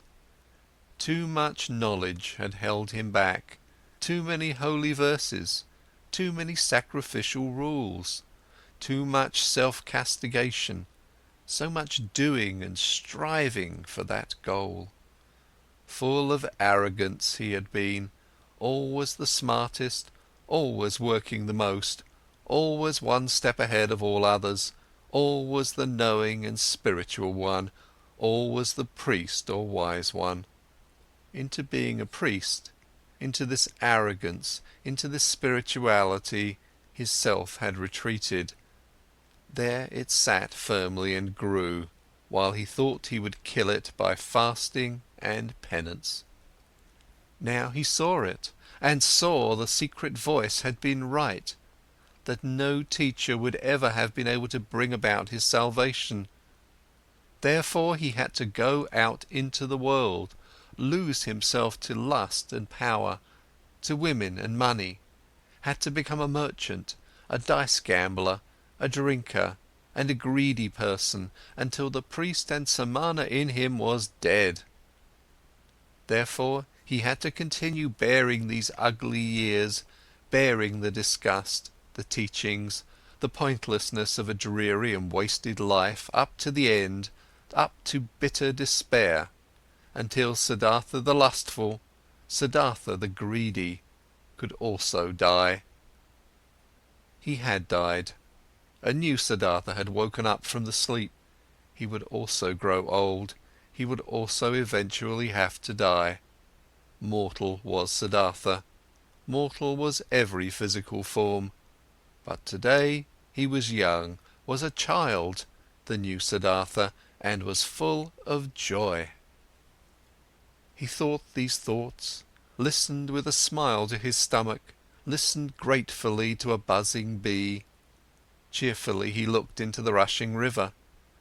Never before he had liked a water so well as this one. Never before he had perceived the voice and the parable of the moving water thus strongly and beautifully. It seemed to him as if the river had something special to tell him, something he did not know yet, which was still awaiting him. In this river, Siddhartha had intended to drown himself. In it, the old, tired, desperate Siddhartha had drowned today.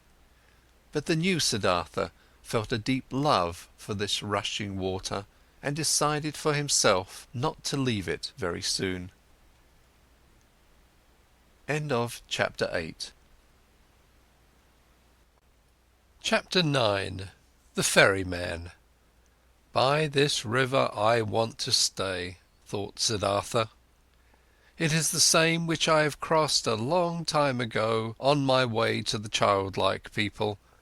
A friendly ferryman had guided me then. He is the one I want to go to. Starting out from his hut, my path had led me at that time into a new life, which had now grown old and is dead. My present path, my present new life, shall also take its start there. Tenderly he looked into the rushing water, into the transparent green, into the crystal lines of its drawing, so rich in secrets. Bright pearls he saw rising from the deep, quiet bubbles of air floating on the reflecting surface, the blue of the sky being depicted in it. With 1,000 eyes the river looked at him, with green ones, with white ones, with crystal ones, with sky-blue ones. How did he love this water? How did it delight him? How grateful was he to it? In his heart he heard the water talking, which was newly awakening, and it told him, love this water, stay near it, learn from it. Oh yes, he wanted to learn from it, he wanted to listen to it. He, who would understand this water and its secrets, so it seemed to him, would also understand many other things, many secrets, all secrets. But out of all secrets of the river, he today only saw one. This one touched his soul. He saw, this water ran and ran, incessantly it ran, and was nevertheless always there, was always at all times the same, and yet new in every moment. Great be he who would grasp this, understand this. He understood and grasped it not, only felt some idea of it stirring, a distant memory, divine voices. Siddhartha rose. The workings of hunger in his body became unbearable. In a daze he walked on, up the path by the river, upriver, listened to the current, listened to the rumbling hunger in his body. When he reached the ferry, the boat was just ready, and the same ferryman who had once transported the young Samana across the river stood in the boat. Siddhartha recognized him. He had also aged very much. "Would you like to ferry me over?" he asked. The ferryman, being astonished to see such an elegant man walking along and on foot, took him into his boat and pushed it off the bank. "It is a beautiful life you have chosen for yourself," the passenger spoke. "It must be beautiful to live by this water every day and to cruise on it." With a smile, the man at the oar moved from side to side. "It is beautiful, sir, it is as you say, but isn't every life, isn't every work beautiful?" "This may be true, but I envy you yours." "Ah, you would soon stop enjoying it. This is nothing for people wearing fine clothes." Siddhartha laughed. "Once before I have been looked upon today because of my clothes. I have been looked upon with distrust. Wouldn't you, ferryman, like to accept these clothes, which are a nuisance to me, from me? For you must know, I have no money to pay your fare." "You are joking, sir," the ferryman laughed. "I'm not joking, friend. Behold, once before you have ferried me across this water in your boat for the immaterial reward of a good deed. Thus, do it today as well, and accept my clothes for it." "And do you, sir, intend to continue travelling without clothes?" "Ah, most of all, I wouldn't want to continue travelling at all. Most of all, I would like you, ferryman, to give me an old loincloth and keep me as your assistant, or rather as your trainee, for I'll have to learn first how to handle the boat."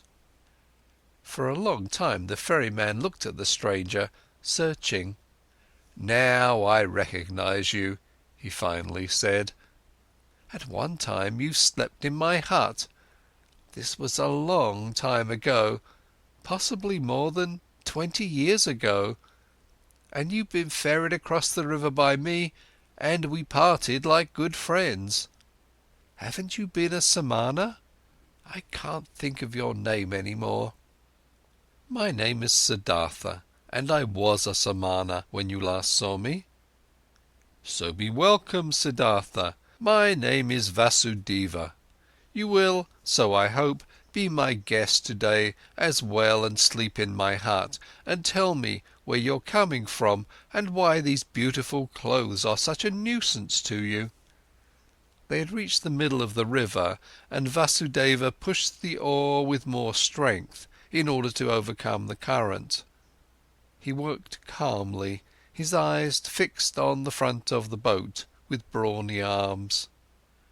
Siddhartha sat and watched him, and remembered how once before, on that last day of his time as a Samana, love for this man had stirred in his heart. Gratefully he accepted Vasudeva's invitation.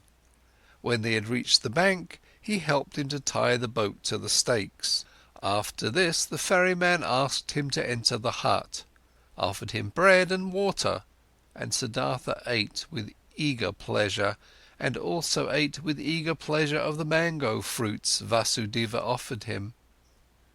Afterwards, it was almost the time of the sunset. They sat on a log by the bank, and Siddhartha told the ferryman about where he originally had come from and about his life as he had seen it before his eyes today in that hour of despair. Until late at night lasted his tale. Vasudeva listened with great attention, listened carefully. He let everything enter his mind, birthplace and childhood, all that learning, all that searching, all joy, all distress. This was among the ferryman's virtues one of the greatest. Like only a few, he knew how to listen. Without him having spoken a word, the speaker sensed how Vasudeva let his words enter his mind, quiet, open, waiting, how he did not lose a single word, awaited not a single one with impatience, did not add his phrase or rebuke, was just listening. Siddhartha felt, what a happy fortune it is to confess to such a listener, to bury in his heart his own life, his own search, his own suffering. But in the end of Siddhartha's tale, when he spoke of the tree by the river, and of his deep fall, of the holy Om, and how he had felt such a love for the river after his slumber, the ferryman listened with twice the attention, entirely and completely absorbed by it, with his eyes closed. And when Siddhartha fell silent, and a long silence had occurred, then Vasudeva said, It is as I thought. The river has spoken to you. It is your friend as well. It speaks to you as well. That is good. That is very good. Stay with me, Siddhartha, my friend. I used to have a wife. Her bed was next to mine, but she has died a long time ago. For a long time I have lived alone. Now you shall live with me. There is space and food for both. I thank you, said Siddhartha. I thank you and accept. And I also thank you for this, Vasudeva, for listening to me so well. These people are rare who know how to listen, and I did not meet a single one who knew it as well as you did. I will also learn in this respect from you. You will learn it, spoke Vasudeva, but not from me. The river has taught me to listen. From it you will learn it as well.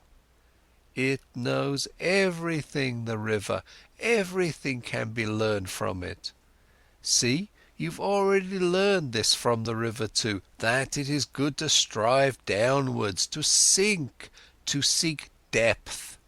The rich and elegant Siddhartha is becoming an oarsman's servant. The learned Brahman Siddhartha becomes a ferryman. This has also been told to you by the river. You'll learn that other thing from it as well. Quoth Siddhartha, after a long pause, what other thing, Vasudeva? Vasudeva rose. It is late, he said. Let's go to sleep. I can't tell you that other thing, oh friend. You'll learn it, or perhaps you already know it. See, I'm no learned man. I have no special skill in speaking. I also have no special skill in thinking. All I'm able to do is to listen and to be godly. I have learned nothing else. If I was able to say and to teach it, I might be a wise man, but like this, I am only a ferryman, and it is my task to ferry people across the river. I have transported many, thousands, and to all of them my river has been nothing but an obstacle on their travels. They travelled to seek money and business, and for weddings and on pilgrimages, and the river was obstructing their path, and the ferryman's job was to get them quickly across that obstacle. But for some among the thousands, a few, 4 or 5, the river has stopped being an obstacle. They have heard its voice, they have listened to it, and the river has become sacred to them as it has become sacred to me. Let's rest now, Siddhartha. Siddhartha stayed with the ferryman and learned to operate the boat, and when there was nothing to do at the ferry, he worked with Vasudeva in the rice field, gathered wood, plucked the fruit off the banana trees. He learned to build an oar, and learned to mend the boat, and to weave baskets, and was joyful because of everything he learned, and the days and months passed quickly. But more than Vasudeva could teach him, he was taught by the river. Incessantly he learned from it. Most of all, he learned from it to listen, to pay close attention with a quiet heart, with a waiting, opened soul, without passion, without a wish, without judgment, without an opinion. In a friendly manner, he lived side by side with Vasudeva, and occasionally they exchanged some words, few and at length thought about words. Vasudeva was no friend to words. Rarely Siddhartha succeeded in persuading him to speak. Did you, so he asked him at one time, did you too learn that secret from the river, that there is no time? Vasudeva's face was filled with a bright smile. Yes, Siddhartha, he spoke, it is this what you mean, isn't it? That the river is everywhere at once, at the source and at the mouth, at the waterfall, at the ferry, at the rapids, in the sea, in the mountains, everywhere at once, and that there is only the present for it, not the shadow of the past, not the shadow of the future. This it is, said Siddhartha, and when I had learned it, I looked at my life, and it was also a river, and the boy Siddhartha was only separated from the man Siddhartha and from the old man Siddhartha by a shadow, not something real. Also, Siddhartha's previous births were no past, and his death and his return to Brahma was no future. Nothing was, nothing will be, everything is, everything has existence and is present. Siddhartha spoke with ecstasy. Deeply this enlightenment had delighted him. Oh, was not all suffering time? Were not all forms of tormenting oneself and being afraid time? Was not everything hard, everything hostile in the world gone and overcome as soon as one had overcome time, as soon as time would have been put out of existence by one's thoughts? In ecstatic delight he had spoken, but Vasudeva smiled at him brightly and nodded in confirmation. Silently he nodded, brushed his hand over Siddhartha's shoulder, turned back to his work. And once again, when the river had just increased its flow in the rainy season and made a powerful noise, then said Siddhartha, "Isn't it so, O friend? The river has many voices, many, many voices. Hasn't it the voice of a king, and of a warrior, and of a bull, and of a bird of the night, and of a woman giving birth, and of a sighing man, and 1,000 other voices more?" "So it is," Vasudeva nodded. "All voices of the creature are in its voice. And do you know," Siddhartha continued, "what word it speaks when you succeed in hearing all of its 10,000 voices at once?" Happily, Vasudeva's face was smiling. He bent over to Siddhartha and spoke the holy Om in his ear, and this had been the very thing which Siddhartha had also been hearing. And time after time, his smile became more similar to the ferryman's, became almost just as bright, almost just as thoughtfully glowing with bliss, just as shining out of 1,000 small wrinkles, just as alike to a child's, just as alike to an old man's. Many travellers, seeing the two ferrymen, thought they were brothers. Often they sat in the evening together by the bank on the log, said nothing, and both listened to the water, which was no water to them, but the voice of life, the voice of what exists, of what is eternally taking shape. And it happened from time to time that both, when listening to the water, thought of the same things, of a conversation from the day before yesterday, of one of their travellers, the face and fate of whom had occupied their thoughts, of death, of their childhood, and that they both in the same moment, when the river had been saying something good to them, looked at each other, both thinking precisely the same thing, both delighted about the same answer to the same question. There was something about this ferry and the two ferrymen which was transmitted to others, which many of the travellers felt. It happened occasionally that a traveller, after having looked at the face of one of the ferrymen, started to tell the story of his life, told about pains, confessed evil things, asked for comfort and advice. It happened occasionally that someone asked for permission to stay for a night with them, to listen to the river. It also happened that curious people came who had been told that there were two wise men or sorcerers or holy men living by that ferry. The curious people asked many questions, but they got no answers, and they found neither sorcerers nor wise men. They only found two friendly little old men who seemed to be mute and to have become a bit strange and gaga. And the curious people laughed and were discussing how foolishly and gullibly the common people were spreading such empty rumours. The years passed by and nobody counted them.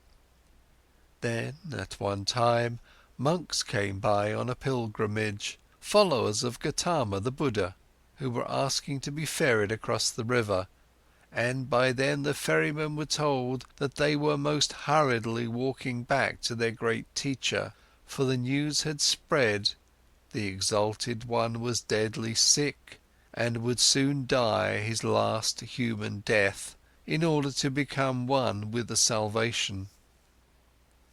It was not long until a new flock of monks came along on their pilgrimage, and another one, and the monks as well as most of the other travellers and people walking through the land spoke of nothing else than of Gotama and his impending death. And as people are flocking from everywhere and from all sides when they are going to war or to the coronation of a king and are gathering like ants in droves, thus they flocked, like being drawn on by a magic spell to where the great Buddha was awaiting his death, where the huge event was to take place, and the great perfected one of an era was to become one with the glory. Often Siddhartha thought in those days of the dying wise man, the great teacher, whose voice had admonished nations and had awoken hundreds of thousands, whose voice he had also once heard, whose holy face he had also once seen with respect. Kindly he thought of him, saw his path to perfection before his eyes, and remembered with a smile those words which he had once as a young man said to him, the exalted one. They had been, so it seemed to him, proud and precocious words, with a smile he remembered them. For a long time he knew that there was nothing standing between Gotama and him any more, though he was still unable to accept his teachings. No, there was no teaching a truly searching person, someone who truly wanted to find, could accept. But he who had found, he could approve of any teachings, every path, every goal. There was nothing standing between him and all the other 1,000 any more, who lived in that what is eternal, who breathed what is divine. On one of these days, when so many went on a pilgrimage to the dying Buddha, Kamala also went to him, who used to be one of the most beautiful of the courtesans. A long time ago she had retired from her previous life, had given her garden to the monks of Gotama as a gift, had taken her refuge in the teachings, was among the friends and benefactors of the pilgrims. Together with Siddhartha the boy, her son, she had gone on her way due to the news of the near death of Gotama, in simple clothes, on foot. With her little son she was travelling by the river, but the boy had soon grown tired, desired to go back home, desired to rest, desired to eat, became disobedient, and started whining. Kamala often had to take a rest with him. He was accustomed to having his way against her. She had to feed him, had to comfort him, had to scold him. He did not comprehend why he had to go on this exhausting and sad pilgrimage with his mother to an unknown place, to a stranger who was holy and about to die. So what if he died? How did this concern the boy? The pilgrims were getting close to Vasudeva's ferry when little Siddhartha once again forced his mother to rest. She, Kamala herself, had also become tired, and while the boy was chewing a banana, she crouched down on the ground, closed her eyes a bit and rested. But suddenly she uttered a wailing scream. The boy looked at her in fear and saw her face having grown pale from horror, and from under her dress a small black snake fled, by which Kamala had been bitten. Hurriedly they now both ran along the path in order to reach people, and got near the ferry. There Kamala collapsed and was not able to go any further. But the boy started crying miserably, only interrupting it to kiss and hug his mother, and she also joined his loud screams for help, until the sound reached Vasudeva's ears, who stood at the ferry. Quickly he came walking, took the woman on his arms, carried her into the boat. The boy ran along, and soon they all reached the hut, where Siddhartha stood by the stove and was just lighting the fire. He looked up and first saw the boy's face, which wondrously reminded him of something, like a warning to remember something he had forgotten. Then he saw Kamala, whom he instantly recognized, though she lay unconscious in the ferryman's arms, and now he knew that it was his own son whose face had been such a warning reminder to him, and the heart stirred in his chest. Kamala's wound was washed, but had already turned black, and her body was swollen. She was made to drink a healing potion. Her consciousness returned. She lay on Siddhartha's bed in the hut, and bent over her stood Siddhartha, who used to love her so much. It seemed like a dream to her. With a smile she looked at her friend's face. Just slowly she realized her situation, remembered the bite, called timidly for the boy. "He's with you, don't worry," said Siddhartha. Kamala looked into his eyes. She spoke with a heavy tongue, paralyzed by the poison. "You've become old, my dear," she said. "You've become grey, but you are like the young Samana, who at one time came without clothes, with dusty feet to me into the garden. You are much more like him than you were like him at the time when you had left me and Kamaswami. In the eyes you're like him, Siddhartha. Alas, I have also grown old, old. Could you still recognize me?" Siddhartha smiled. "Instantly I recognized you, Kamala, my dear." Kamala pointed to her boy and said, "Did you recognize him as well? He is your son." Her eyes became confused and fell shut. The boy wept. Siddhartha took him on his knees, let him weep, petted his hair, and at the sight of the child's face, a Brahman prayer came to his mind, which he had learned a long time ago, when he had been a little boy himself. Slowly, with a singing voice, he started to speak. From his past and childhood, the words came flowing to him. And with that sing-song, the boy became calm, was only now and then uttering a sob, and fell asleep. Siddhartha placed him on Vasudeva's bed. Vasudeva stood by the stove and cooked rice. Siddhartha gave him a look, which he returned with a smile. "She'll die," Siddhartha said quietly. Vasudeva nodded. Over his friendly face ran the light of the stove's fire. Once again Kamala returned to consciousness. Pain distorted her face. Siddhartha's eyes read the suffering on her mouth, on her pale cheeks.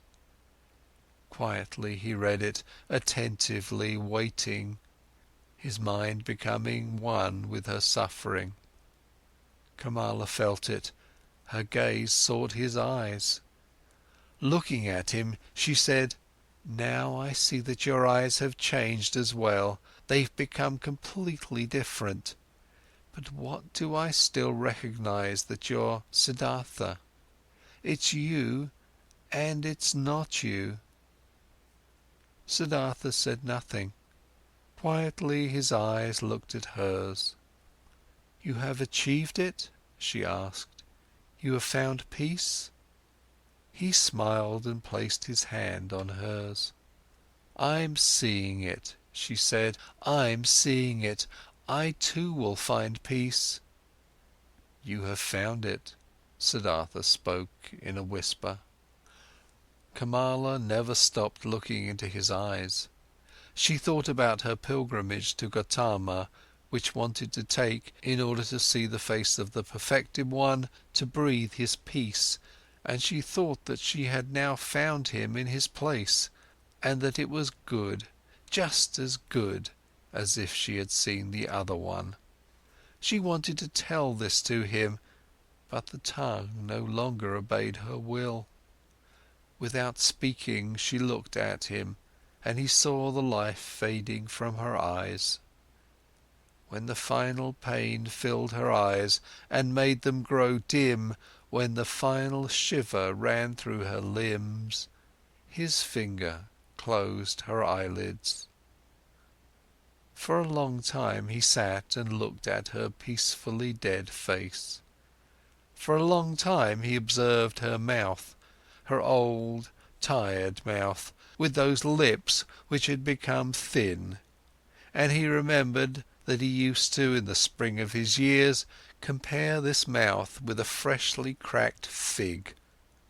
For a long time he sat, read in the pale face, in the tired wrinkles, filled himself with this sight, saw his own face lying in the same manner, just as white, just as quenched out, and saw at the same time his face and hers being young, with red lips, with fiery eyes, and the feeling of this both being present and at the time real, the feeling of eternity completely filled every aspect of his being. Deeply he felt, more deeply than ever before, in this hour, the indestructibility of every life, the eternity of every moment. When he rose, Vasudeva had prepared rice for him, but Siddhartha did not eat. In the stable where their goats stood, the two old men prepared beds of straw for themselves, and Vasudeva lay himself down to sleep. But Siddhartha went outside and sat this night before the hut, listening to the river, surrounded by the past, touched and encircled by all times of his life at the same time. But occasionally he rose, stepped to the door of the hut and listened whether the boy was sleeping. Early in the morning, even before the sun could be seen, Vasudeva came out of the stable and walked over to his friend. "You haven't slept?" he said. "No, Vasudeva, I sat here, I was listening to the river. A lot it has told me, deeply it has filled me with the healing thought, with the thought of oneness." "You've experienced suffering, Siddhartha, but I see, no sadness has entered your heart." "No, my dear, how should I be sad? I, who have been rich and happy, have become even richer and happier now. My son has been given to me. Your son shall be welcome to me as well. But now, Siddhartha, let's get to work, there is much to be done. Kamala has died on the same bed on which my wife had died a long time ago. Let us also build Kamala's funeral pile on the same hill on which I had then built my wife's funeral pile. While the boy was still asleep, they built the funeral pile. End of chapter 9. Chapter 10. The Son. Timid and weeping, the boy had attended his mother's funeral. Gloomy and shy, he had listened to Siddhartha, who greeted him as his son and welcomed him at his place in Vasudeva's hut. Pale he sat for many days by the hill of the dead, did not want to eat, gave no open look, did not open his heart, met his fate with resistance and denial. Siddhartha spared him and let him do as he pleased. He honoured his mourning. Siddhartha understood that his son did not know him, that he could not love him like a father. Slowly he also saw and understood that the 11-year-old was a pampered boy, a mother's boy, and that he had grown up in the habits of rich people, accustomed to finer food, to a soft bed, accustomed to giving orders to servants. Siddhartha understood that the mourning, pampered child could not suddenly and willingly be content with a life among strangers and in poverty. He did not force him, he did many a chore for him, always picked the best piece of the meal for him. Slowly he hoped to win him over by friendly patience. Rich and happy he had called himself when the boy had come to him. Since time had passed on in the meanwhile, and the boy remained a stranger and in a gloomy disposition, since he displayed a proud and stubbornly disobedient heart, did not want to do any work, did not pay his respect to the old men, stole from Vasudeva's fruit trees, then Siddhartha began to understand that his son had not brought him happiness and peace, but suffering and worry. But he loved him, and he preferred the suffering and worries of love over happiness and joy without the boy. Since young Siddhartha was in the hut, the old men had split the work. Vasudeva had again taken on the job of the ferryman all by himself, and Siddhartha, in order to be with his son, did the work in the hut and in the field. For a long time, for long months, Siddhartha waited for his son to understand him, to accept his love, to perhaps reciprocate it.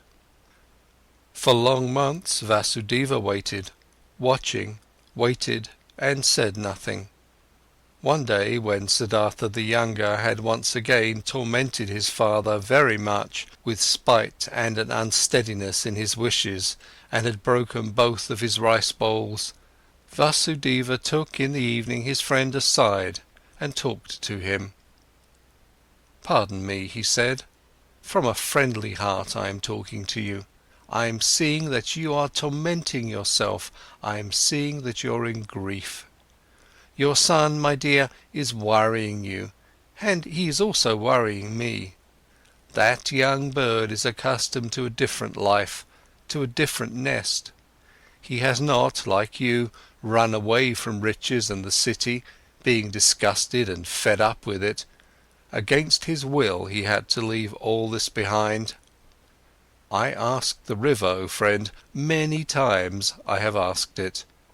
But the river laughs, it laughs at me, it laughs at you and me, and is shaking with laughter at our foolishness. Water wants to join water. Youth wants to join youth.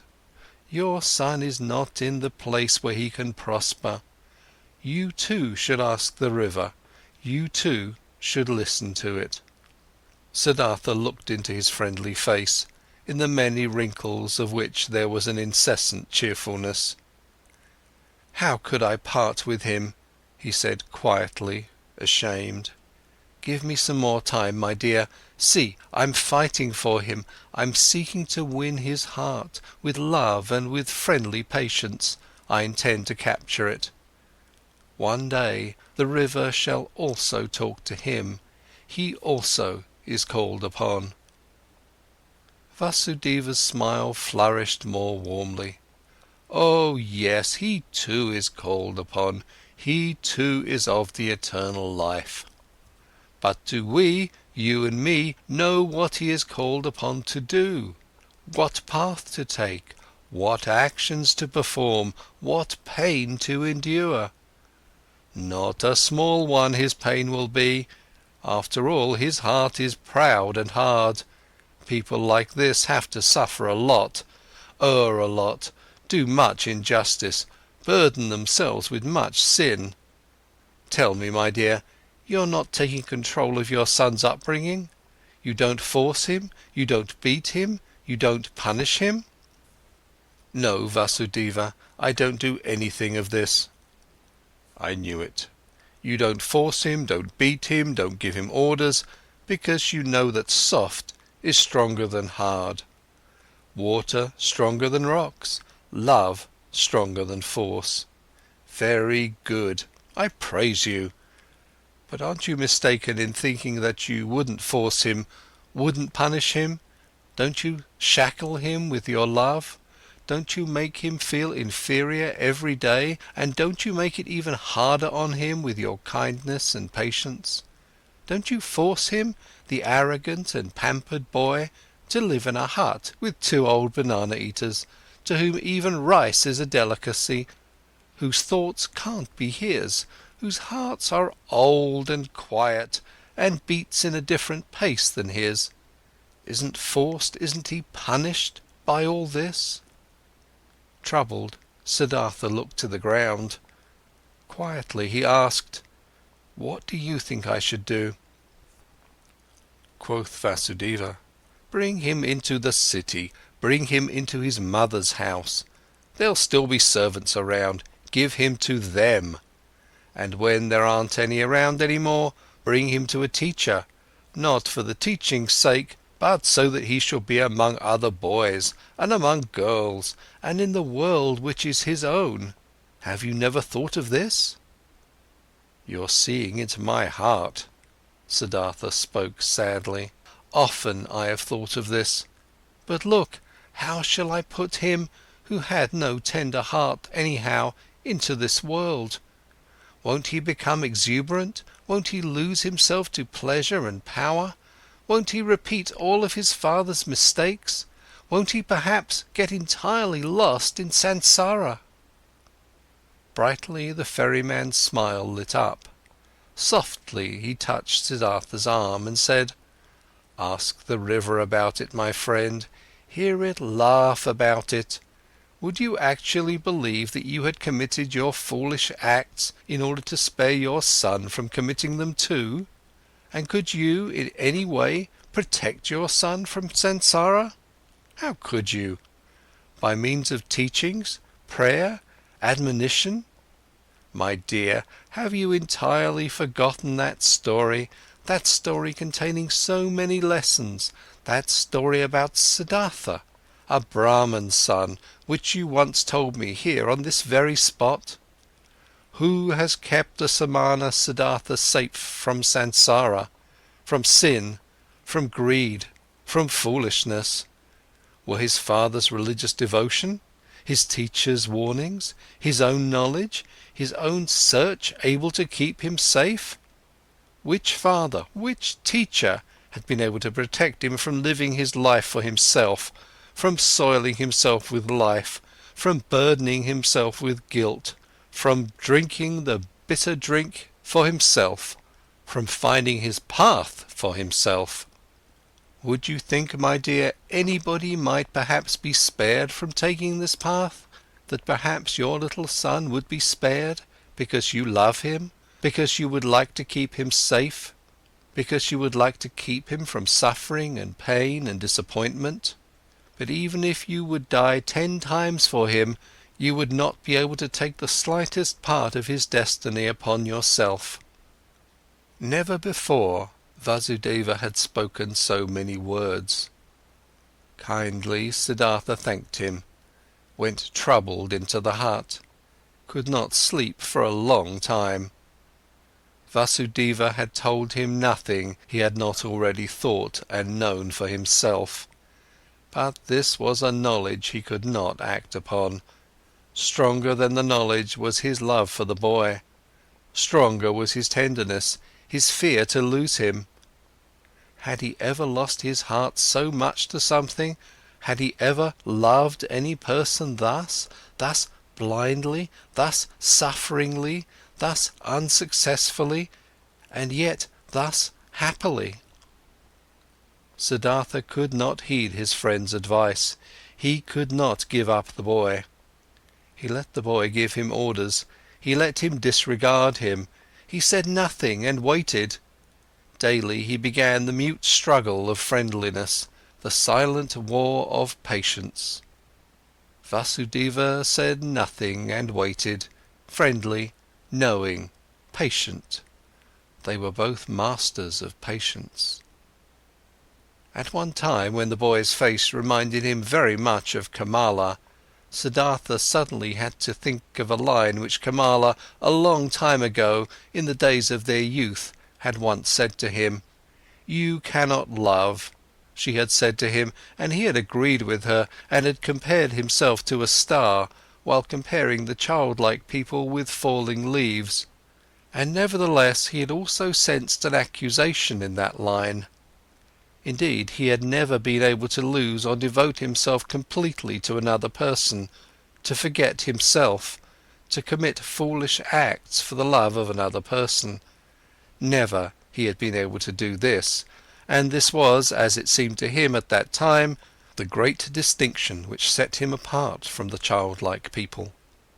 But now, since his son was here, now he, Siddhartha, had become completely a childlike person, suffering for the sake of another person, loving another person, lost to a love, having become a fool on account of love.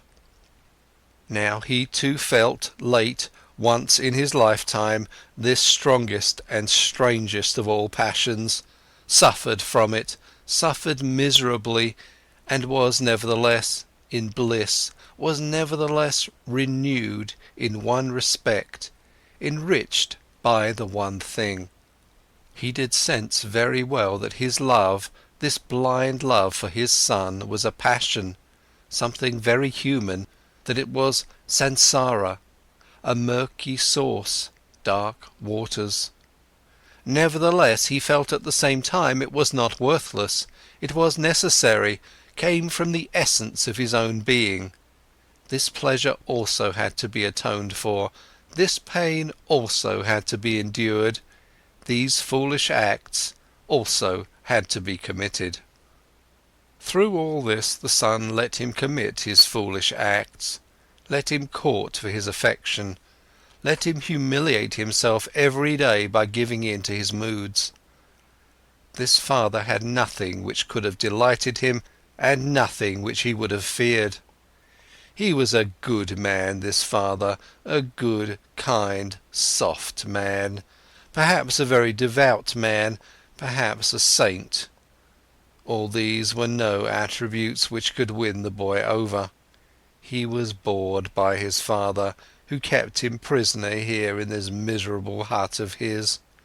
He was bored by him, and for him to answer every naughtiness with a smile, every insult with friendliness, every viciousness with kindness, this very thing was the hated trick of this old sneak.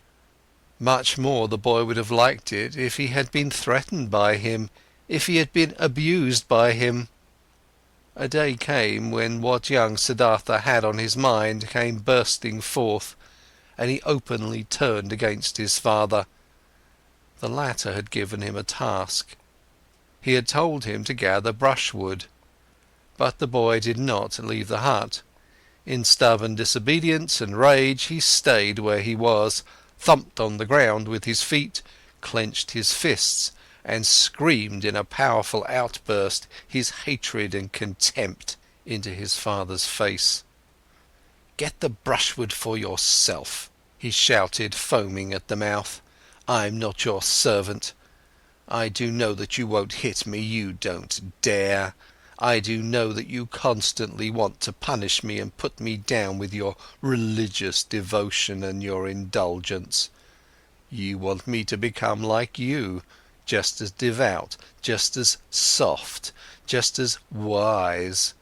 But I, listen up, just to make you suffer, I rather want to become a highway robber and a murderer and to go to hell than to become like you. I hate you, you're not my father, and if you've been 10 times my mother's fornicator." Rage and grief boiled over in him, foamed at the father in 100 savage and evil words. Then the boy ran away and only returned late at night. But the next morning he had disappeared. What had also disappeared was a small basket, woven out of bast of 2 colours, in which the ferrymen kept those copper and silver coins which they received as a fare. The boat had also disappeared. Siddhartha saw it lying by the opposite bank.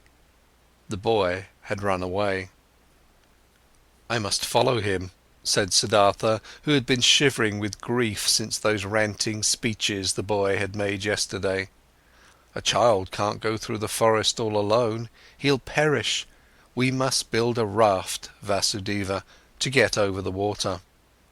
"We will build a raft," said Vasudeva, "to get our boat back, which the boy has taken away. But him you shall let run along, my friend. He is no child any more. He knows how to get around. He's looking for the path to the city, and he is right, don't forget that. He's doing what you've failed to do yourself. He's taking care of himself, he's taking his course. Alas, Siddhartha, I see you suffering, but you're suffering a pain at which one would like to laugh, at which you'll soon laugh for yourself." Siddhartha did not answer. He already held the axe in his hands and began to make a raft of bamboo, and Vasudeva helped him to tie the canes together with ropes of grass. Then they crossed over, drifted far off their course, pulled the raft upriver on the opposite bank. "Why did you take the axe along?" asked Siddhartha. Vasudeva said, "It might have been possible that the oar of our boat got lost." But Siddhartha knew what his friend was thinking. He thought the boy would have thrown away or broken the oar in order to get even and in order to keep them from following him. And in fact there was no oar left in the boat. Vasudeva pointed at the bottom of the boat and looked at his friend with a smile, as if he wanted to say, "Don't you see what your son is trying to tell you? Don't you see that he doesn't want to be followed?" But he did not say this in words. He started making a new oar. But Siddhartha bid his farewell to look for the runaway. Vasudeva did not stop him. When Siddhartha had already been walking through the forest for a long time, the thought occurred to him that his search was useless. Either, so he thought, the boy was far ahead and had already reached the city, or, if he should still be on his way, he would conceal himself from him, the pursuer. As he continued thinking, he also found that he, on his part, was not worried for his son, for he knew deep inside that he had neither perished nor was in any danger in the forest. Nevertheless, he ran without stopping, no longer to save him, just to satisfy his desire, just to perhaps see him one more time, and he ran up to just outside the city. When near the city he reached a wide road, he stopped by the entrance of the beautiful pleasure garden which used to belong to Kamala, where he had seen her for the first time in her sedan chair. The past rose up in his soul. Again he saw himself standing there, young, a bearded, naked Samana, his hair full of dust. For a long time Siddhartha stood there and looked through the open gate into the garden, seeing monks in yellow robes walking among the beautiful trees. For a long time he stood there, pondering, seeing images, listening to the story of his life. For a long time he stood there, looked at the monks, saw young Siddhartha in their place, saw young Kamala walking among the high trees. Clearly he saw himself being served food and drink by Kamala, receiving his first kiss from her, looking proudly and disdainfully back on his Brahmanism, beginning proudly and full of desire his worldly life.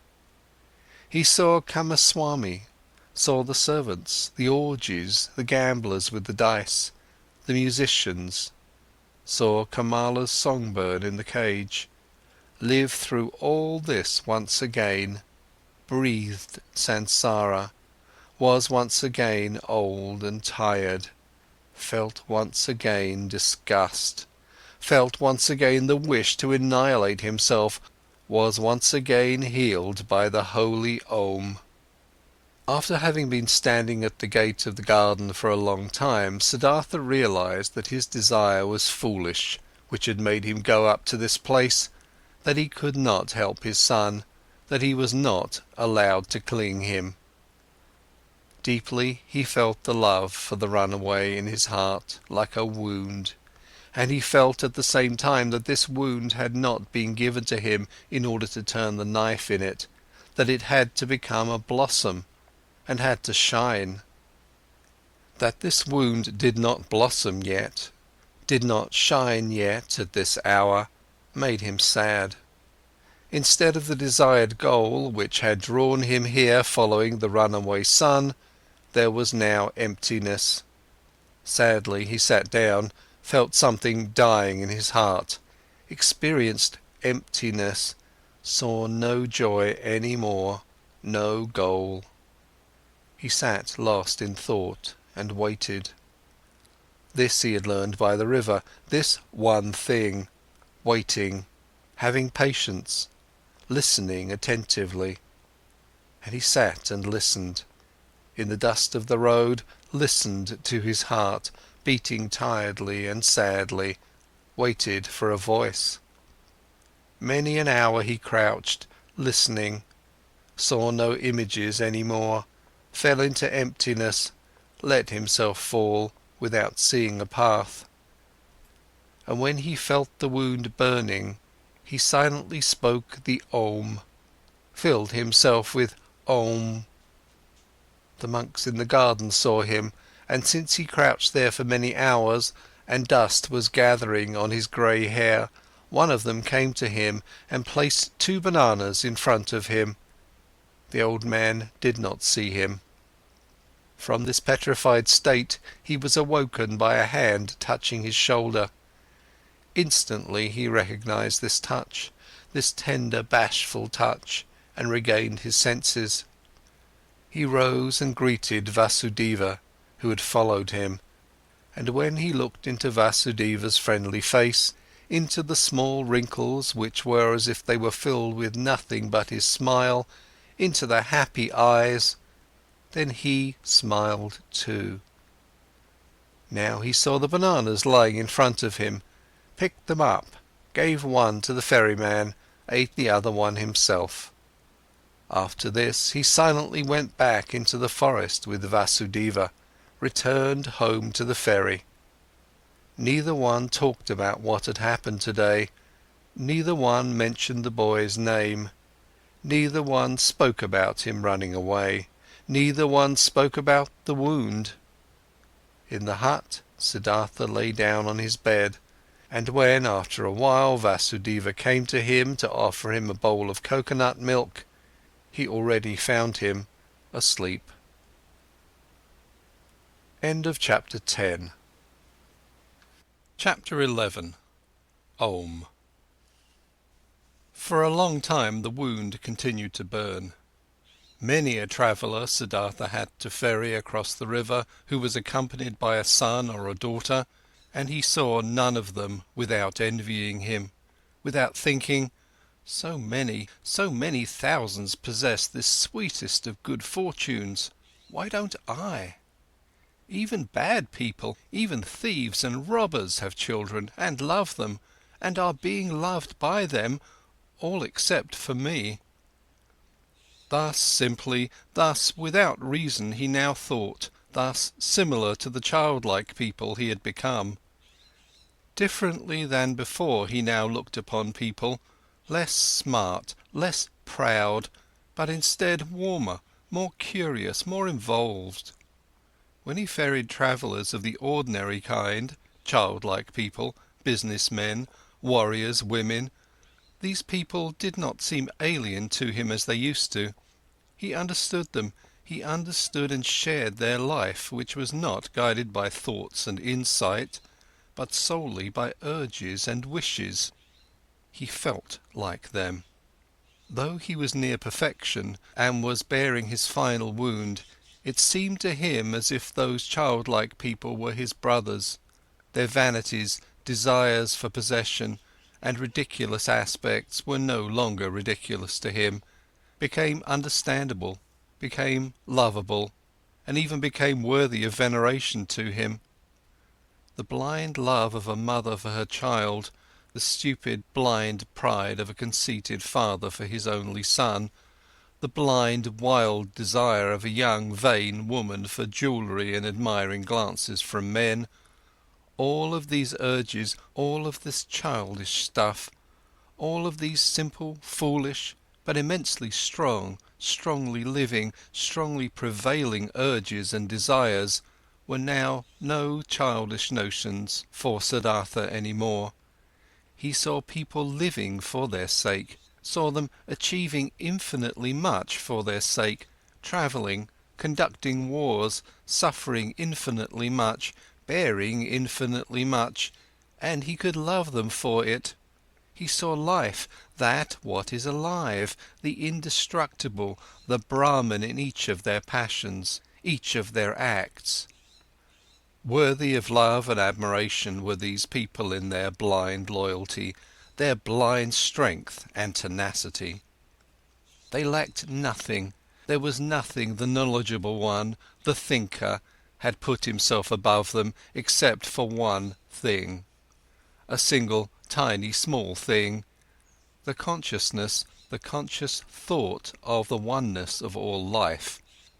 And Siddhartha even doubted in many an hour whether this knowledge, this thought was to be valued thus highly, whether it might also perhaps be a childish idea of the thinking people, of the thinking and childlike people.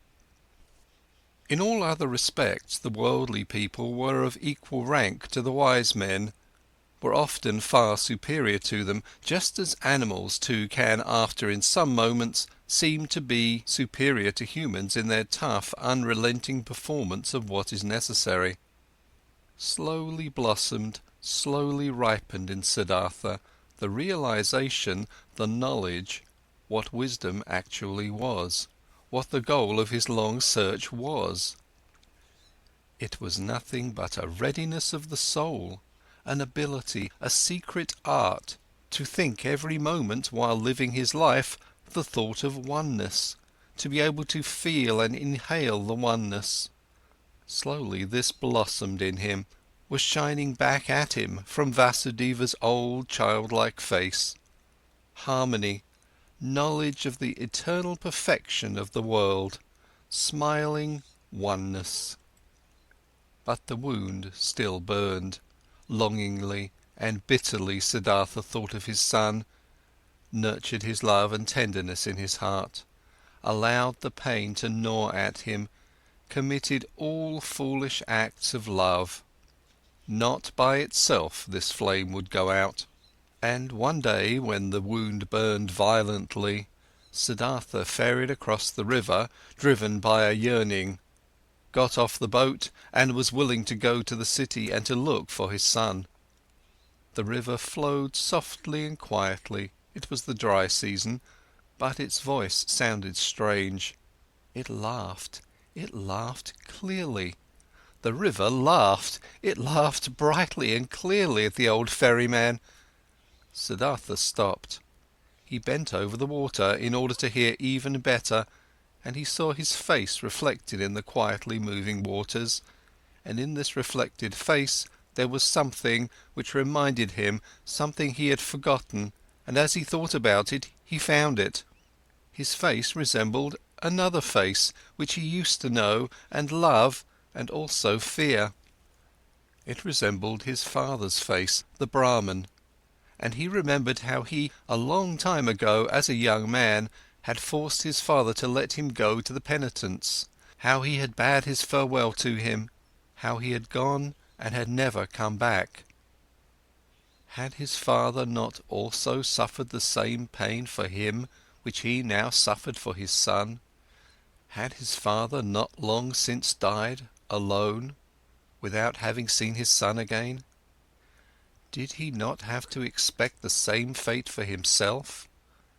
Was it not a comedy, a strange and stupid matter, this repetition, this running around in a fateful circle?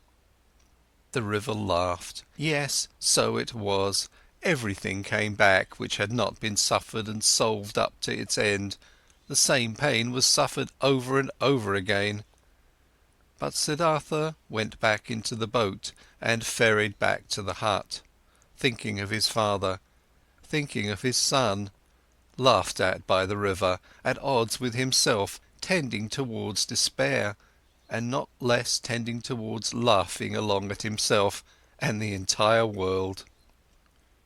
Alas, the wound was not blossoming again, his heart was still fighting his fate, cheerfulness and victory were not yet shining from his suffering.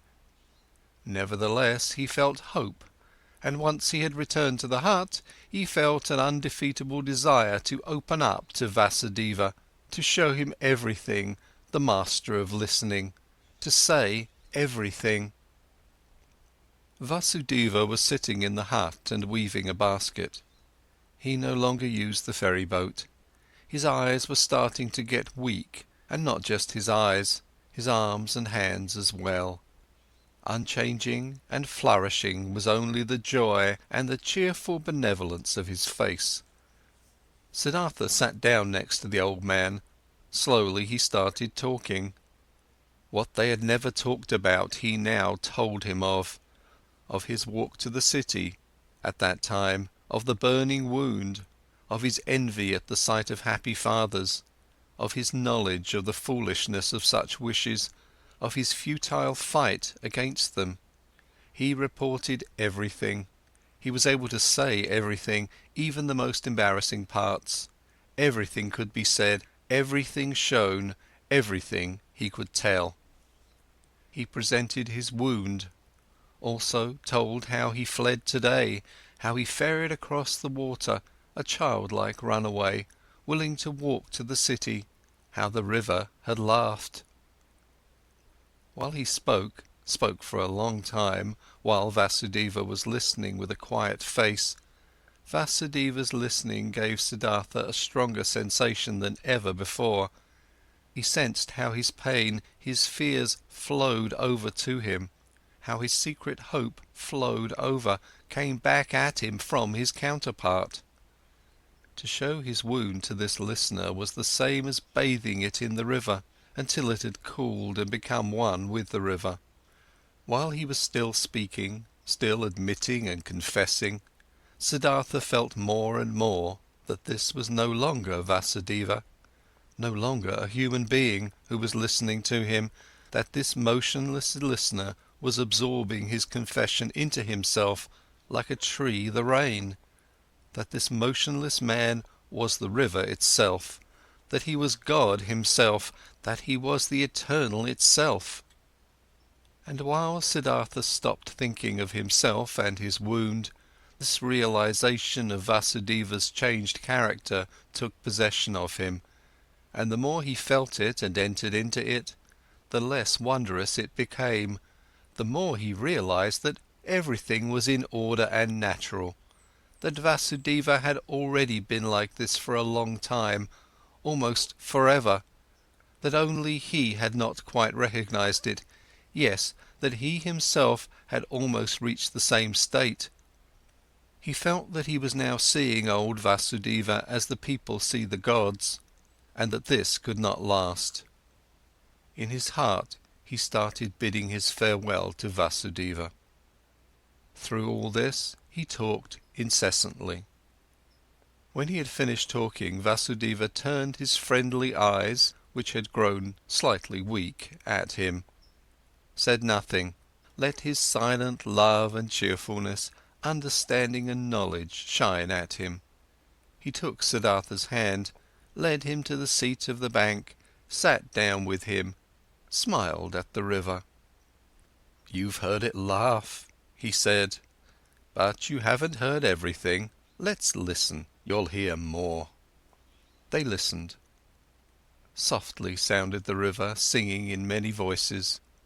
Siddhartha looked into the river, and images appeared to him in the moving water. His father appeared, lonely, mourning for his son. He himself appeared, lonely, he also being tied with the bondage of yearning to his distant son.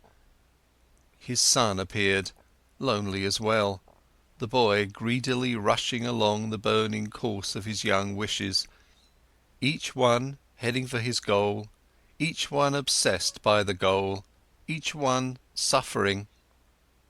The river sang with a voice of suffering, longingly it sang, longingly it flowed towards its goal, lamentingly its voice sang. "Do you hear?" Vasudeva's mute gaze asked. Siddhartha nodded. "Listen better," Vasudeva whispered. Siddhartha made an effort to listen better. The image of his father, his own image, the image of his son merged. Kamala's image also appeared and was dispersed, and the image of Govinda, and other images, and they merged with each other, turned all into the river, headed all, being the river, for the goal, longing, desiring, suffering, and the river's voice sounded full of yearning, full of burning woe, full of unsatisfiable desire. For the goal the river was heading. Siddhartha saw it hurrying the river, which consisted of him and his loved ones, and of all people he had ever seen. All of these waves and waters were hurrying, suffering towards goals, many goals. The waterfall, the lake, the rapids, the sea, and all goals were reached. And every goal was followed by a new one, and the water turned into vapour and rose to the sky, turned into rain and poured down from the sky, turned into a source, a stream, a river, headed forward once again, flowed on once again. But the longing voice had changed. It still resounded, full of suffering, searching, but other voices joined it, voices of joy and of suffering, good and bad voices, laughing and sad ones, 100 voices, 1,000 voices. Siddhartha listened. He was now nothing but a listener, completely concentrated on listening. Completely empty, he felt that he had now finished learning to listen. Often before he had heard all this, these many voices in the river. Today it sounded new. Already he could no longer tell the many voices apart, not the happy ones from the weeping ones, not the ones of children from those of men. They all belonged together, the lamentation of yearning and the laughter of the knowledgeable one, the scream of rage and the moaning of the dying ones.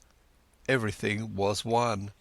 Everything was intertwined and connected, entangled 1,000 times. And everything all together, all voices, all goals, all yearning, all suffering, all pleasure, all that was good and evil, all of this together was the world. All of it together was the flow of events, was the music of life. And when Siddhartha was listening attentively to this river, this song of 1,000 voices, when he neither listened to the suffering nor the laughter, when he did not tie his soul to any particular voice and submerged his self into it, but when he heard them all, perceived the whole, the oneness, then the great song of the 1,000 voices consisted of a single word, which was Om, the perfection. "Do you hear?" Vasudeva's gaze asked again. Brightly Vasudeva's smile was shining, floating radiantly over all the wrinkles of his old face, as the Om was floating in the air above all the voices of the river. Brightly his smile was shining when he looked at his friend, and brightly the same smile was now starting to shine on Siddhartha's face as well. His wound blossomed, his suffering was shining, his self had flown into the oneness. In this hour, Siddhartha stopped fighting his fate, stopped suffering. On his face flourished the cheerfulness of a knowledge which is no longer opposed by any will, which knows perfection, which is in agreement with the flow of events, with the current of life, full of sympathy for the pain of others, full of sympathy for the pleasure of others, devoted to the flow, belonging to the oneness. When Vasudeva rose from the seat by the bank, when he looked into Siddhartha's eyes and saw the cheerfulness of the knowledge shining in them, he softly touched his shoulder with his hand, in his careful and tender manner, and said, "I've been waiting for this hour, my dear. And now that it has come, let me leave. For a long time I've been waiting for this hour, for a long time I've been Vasudeva the ferryman. Now it's enough. Farewell hut, farewell river, farewell Siddhartha."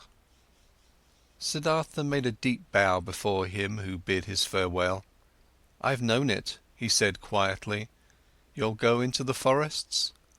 "I'm going into the forests. I'm going into the oneness," spoke Vasudeva with a bright smile. With a bright smile he left.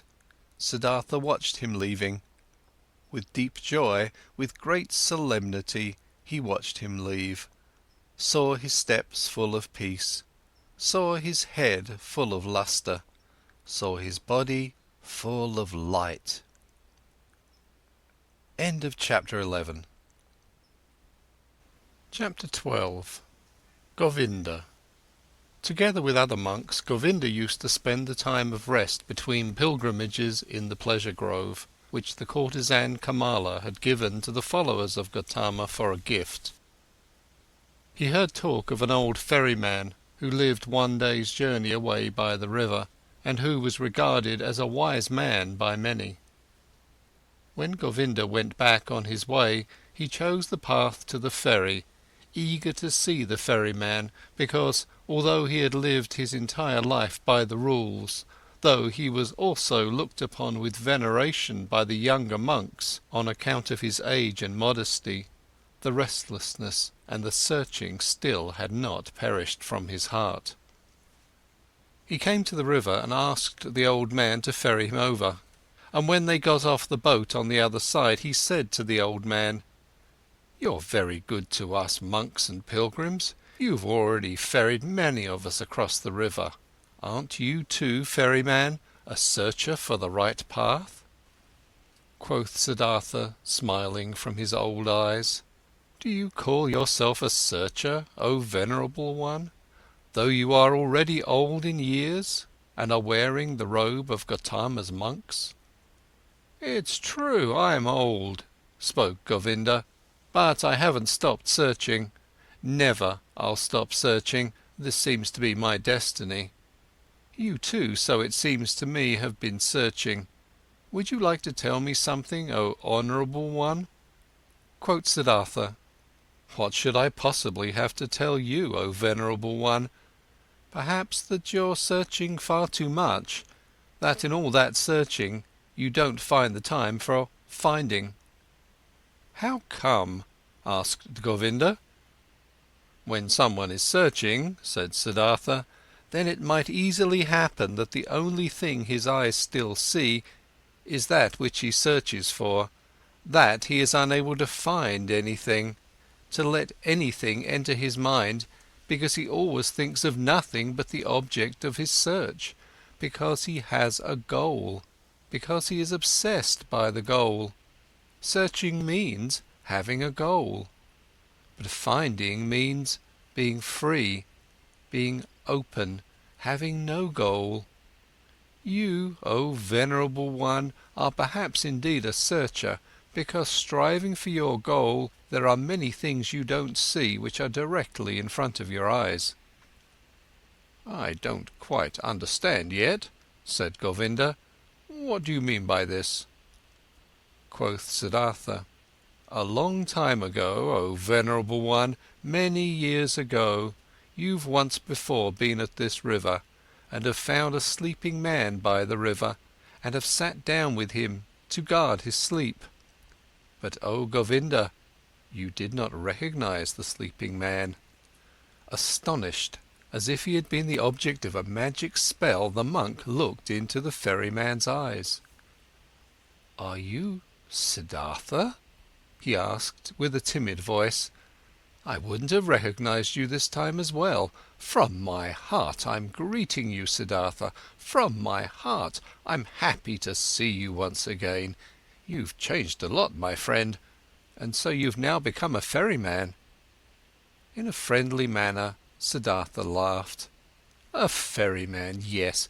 Many people, Govinda, have to change a lot, have to wear many a robe. I am one of those, my dear. Be welcome, Govinda, and spend the night in my hut." Govinda stayed the night in the hut and slept on the bed which used to be Vasudeva's bed. Many questions he posed to the friend of his youth, many things Siddhartha had to tell him from his life. When in the next morning the time had come to start the day's journey, Govinda said, not without hesitation, these words: "Before I'll continue my path, Siddhartha, permit me to ask one more question. Do you have a teaching? Do you have a faith or a knowledge you follow, which helps you to live and to do right?" Quoth Siddhartha, "You know, my dear, that I already as a young man in those days when we lived with the penitents in the forest, started to distrust teachers and teachings, and to turn my back to them. I have stuck with this. Nevertheless, I have had many teachers since then. A beautiful courtesan has been my teacher for a long time, and a rich merchant was my teacher, and some gamblers with dice. Once even a follower of Buddha, travelling on foot, has been my teacher. He sat with me while I had fallen asleep in the forest, on the pilgrimage. I've also learned from him. I'm also grateful to him, very grateful, but most of all I have learned here from this river, and from my predecessor, the ferryman, Vasudeva. He was a very simple person, Vasudeva. He was no thinker, but he knew what is necessary just as well as Gotama. He was a perfect man, a saint." Govinda said, "Still, O Siddhartha, you love a bit to mock people, as it seems to me. I believe in you, and know that you haven't followed a teacher, but haven't you found something by yourself? Though you found no teachings, you still found certain thoughts, certain insights which are your own and which help you to live. If you would like to tell me some of these, you would delight my heart." Quoth Siddhartha, "I've had thoughts, yes, and insight, again and again. Sometimes for an hour or for an entire day I have felt knowledge in me, as one would feel life in one's heart. There have been many thoughts, but it would be hard for me to convey them to you. Look, my dear Govinda, this is one of my thoughts which I have found. Wisdom cannot be passed on. Wisdom, which a wise man tries to pass on to someone, always sounds like foolishness." "Are you kidding?" asked Govinda. "I'm not kidding. I'm telling you what I've found. Knowledge can be conveyed, but not wisdom. It can be found, it can be lived, it is possible to be carried by it. Miracles can be performed with it, but it cannot be expressed in words and taught. This was what I, even as a young man, sometimes suspected, what has driven me away from the teachers. I have found a thought, Govinda, which you'll again regard as a joke or foolishness, but which is my best thought. It says, the opposite of every truth is just as true. That's like this: every truth can only be expressed and put into words when it is one-sided. Everything is one-sided which can be thought with thoughts and said with words. It's all one-sided, all just one half, all lacks completeness, roundness, oneness. When the exalted Gotama spoke in his teachings of the world, he had to divide it into Sansara and Nirvana, into deception and truth, into suffering and salvation. It cannot be done differently, there is no other way for him who wants to teach.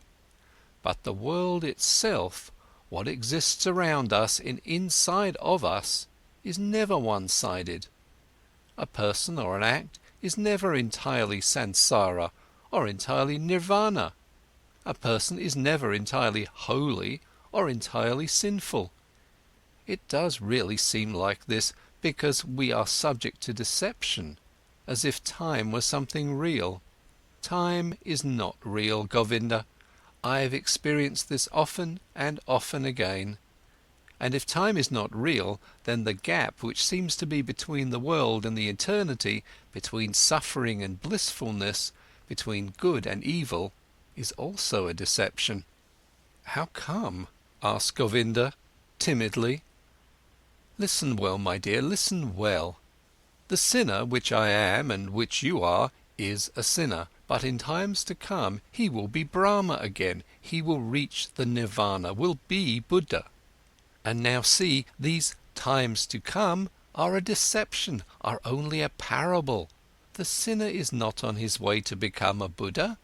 He is not in the process of developing, though our capacity for thinking does not know how else to picture these things. No, within the sinner is now and today already the future Buddha. His future is already all there. You have to worship in him, in you, in everyone, the Buddha which is coming into being, the possible, the hidden Buddha. The world, my friend Govinda, is not imperfect or on a slow path towards perfection. No, it is perfect in every moment. All sin already carries the divine forgiveness in itself. All small children already have the old person in themselves. All infants already have death. All dying people, the eternal life. It is not possible for any person to see how far another one has already progressed on his path.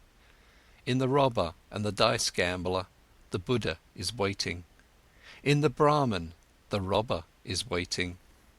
In deep meditation, there is the possibility to put time out of existence, to see all life which was, is, and will be, as if it was simultaneous. And there everything is good, everything is perfect, everything is Brahman. Therefore I see whatever exists as good. Death is to me like life, sin like holiness, wisdom like foolishness. Everything has to be as it is, everything only requires my consent, only my willingness, my loving agreement to be good for me, to do nothing but work for my benefit, to be unable to ever harm me. I have experienced on my body and on my soul that I needed sin very much. I needed lust, the desire for possessions, vanity, and needed the most shameful despair in order to learn how to give up all resistance, in order to learn how to love the world, in order to stop comparing it to some world I wished, I imagined, some kind of perfection I had made up, but to leave it as it is and to love it and to enjoy being a part of it. These, O Govinda, are some of the thoughts which have come into my mind. Siddhartha bent down, picked up a stone from the ground and weighed it in his hand. "This here," he said, playing with it, "is a stone, and will, after a certain time, perhaps turn into soil, and will turn from soil into a plant or an animal or human being. In the past I would have said, this stone is just a stone, it is worthless, it belongs to the world of the Maya. But because it might be able to become also a human being and a spirit in the cycle of transformations, therefore I also grant it importance. Thus I would perhaps have thought in the past. But today I think, this stone is a stone. It is also animal, it is also God, it is also Buddha. I do not venerate and love it because it could turn into this or that, but rather because it is already and always everything. And it is this very fact that it is a stone, that it appears to me now and today as a stone, this is why I love it and see worth and purpose in each of its veins and cavities, in the yellow, in the grey, in the hardness, in the sound it makes when I knock at it, in the dryness or wetness of its surface. There are stones which feel like oil or soap, and others like leaves, others like sand, and everyone is special and praise the Om in its own way. Each one is Brahman, but simultaneously and just as much, it is a stone. It is oily or juicy, and this is this very fact which I like and regard as wonderful and worthy of worship. But let me speak no more of this. The words are not good for the secret meaning. Everything always becomes a bit different as soon as it is put into words, gets distorted a bit silly. Yes, and this is also very good, and I like it a lot. I also very much agree with this, that this, what is one man's treasure and wisdom, always sounds like foolishness to another person. Govinda listened silently. "Why have you told me this about the stone?" he asked hesitantly after a pause. "I did it without a specific intention, or perhaps what I meant was that love, this very stone and the river and all these things we are looking at and from and which we can learn. I can love a stone, Govinda, and also a tree or a piece of bark. These are things, and things can be loved, but I cannot love words. Therefore teachings are no good for me. They have no hardness, no softness, no colours, no edges, no smell, no taste. They have nothing but words. Perhaps it is these which keep you from finding peace. Perhaps it is the many words. Because salvation and virtue as well, Sansara and Nirvana as well, are mere words, Govinda. There is no thing which would be Nirvana. There is just the word Nirvana." Quoth Govinda, "Not just a word, my friend, is Nirvana, it is a thought." Siddhartha continued, "A thought it might be so. I must confess to you, my dear, I don't differentiate much between thoughts and words. To be honest, I also have no high opinion of thoughts. I have a better opinion of things. Here on this ferry boat, for instance, a man has been my predecessor and teacher, a holy man who has for many years simply believed in the river, nothing else.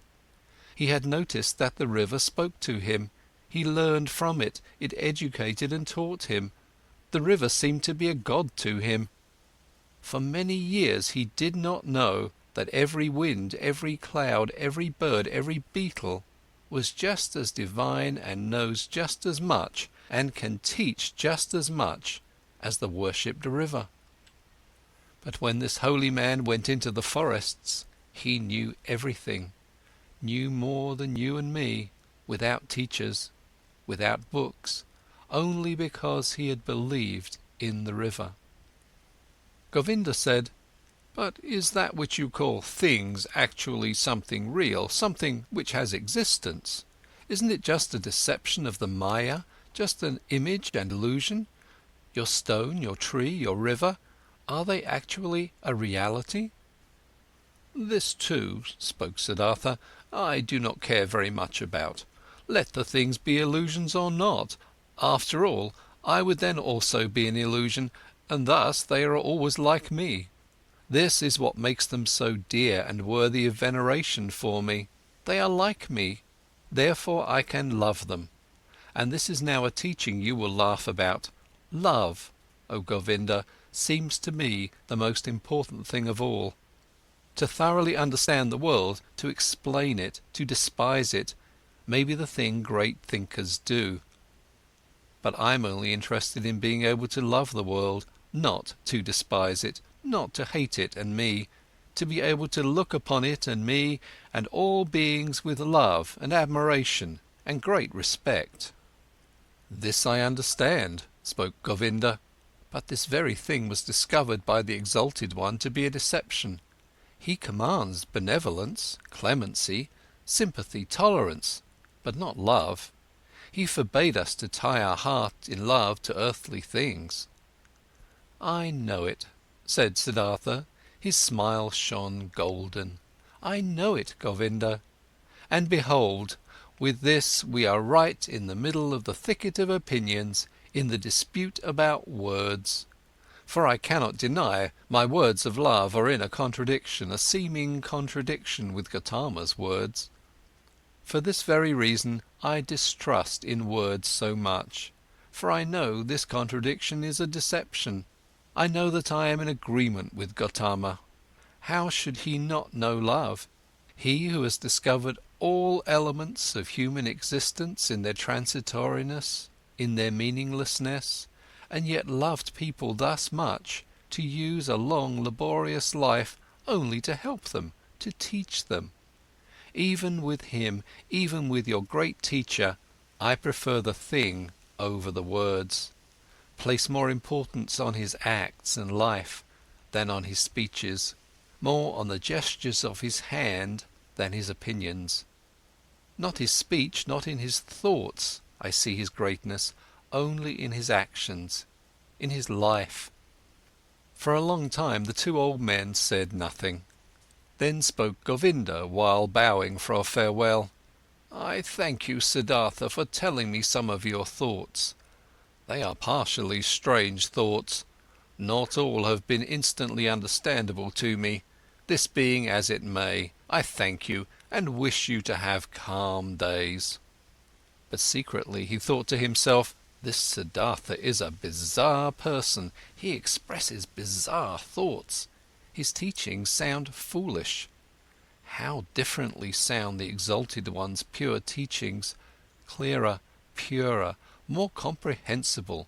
Nothing strange, foolish or silly is contained in them. But different from his thoughts seemed to me Siddhartha's hands and feet, his eyes, his forehead, his breath, his smile, his greeting, his walk.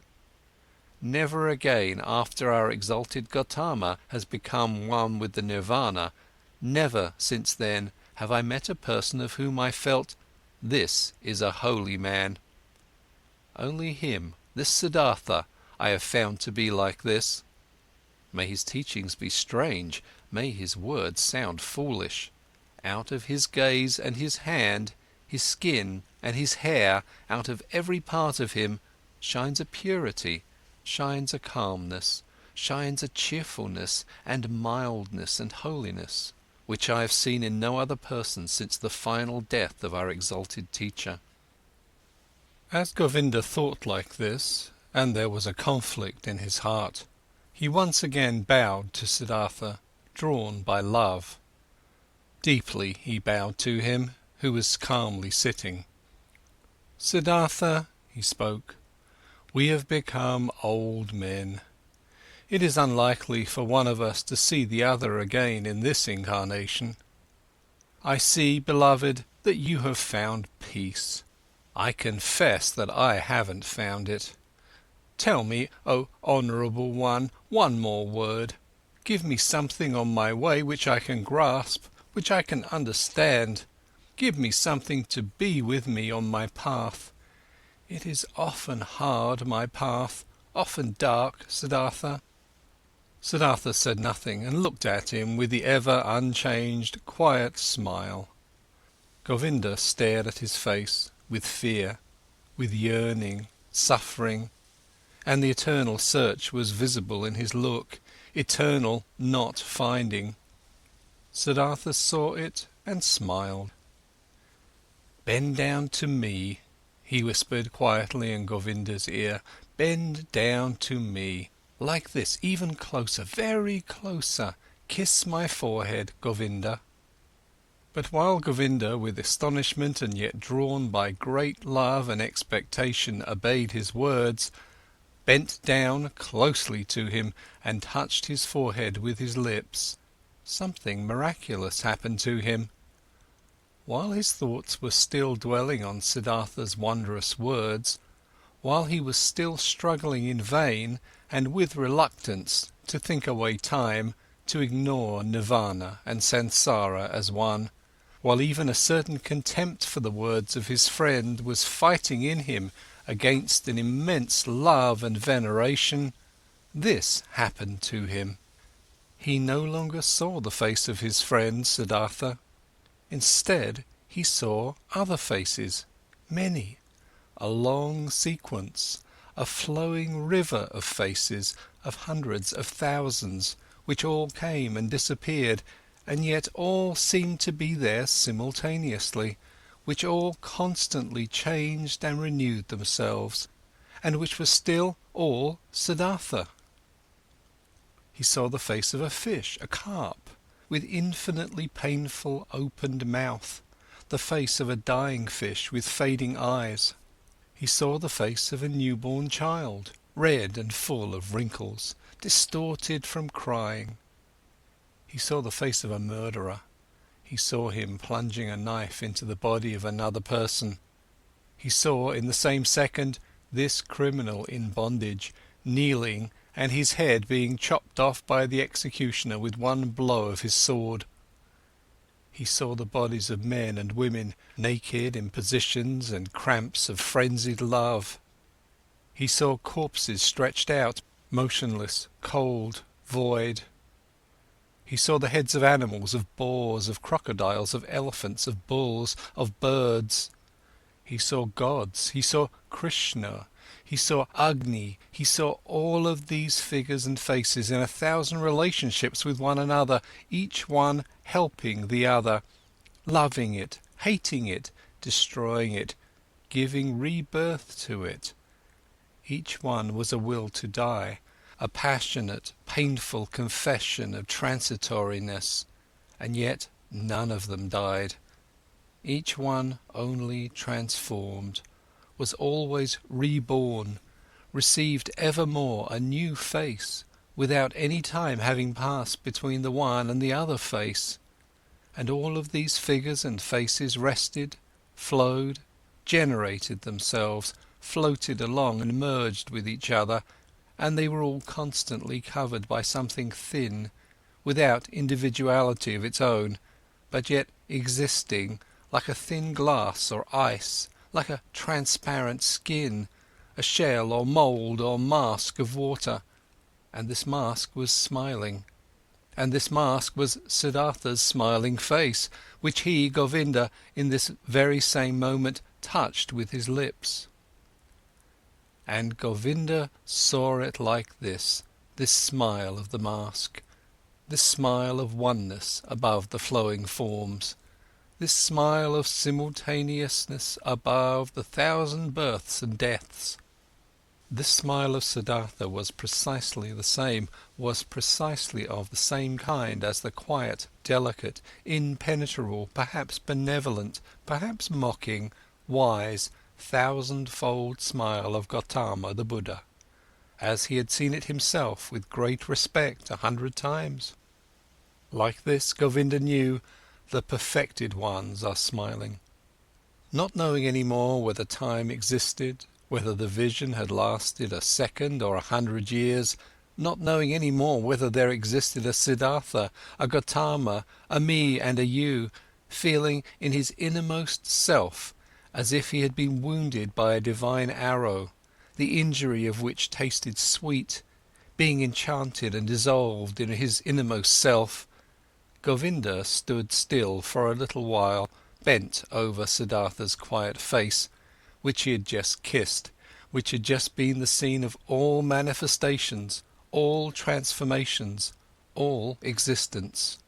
The face was unchanged, after under its surface the depth of the thousandfoldness had closed up again. He smiled sweetly, smiled quietly and softly, perhaps benevolently, perhaps very mockingly, precisely as he used to smile, the exalted one. Deeply Govinda bowed. Tears he knew nothing of ran down his old face.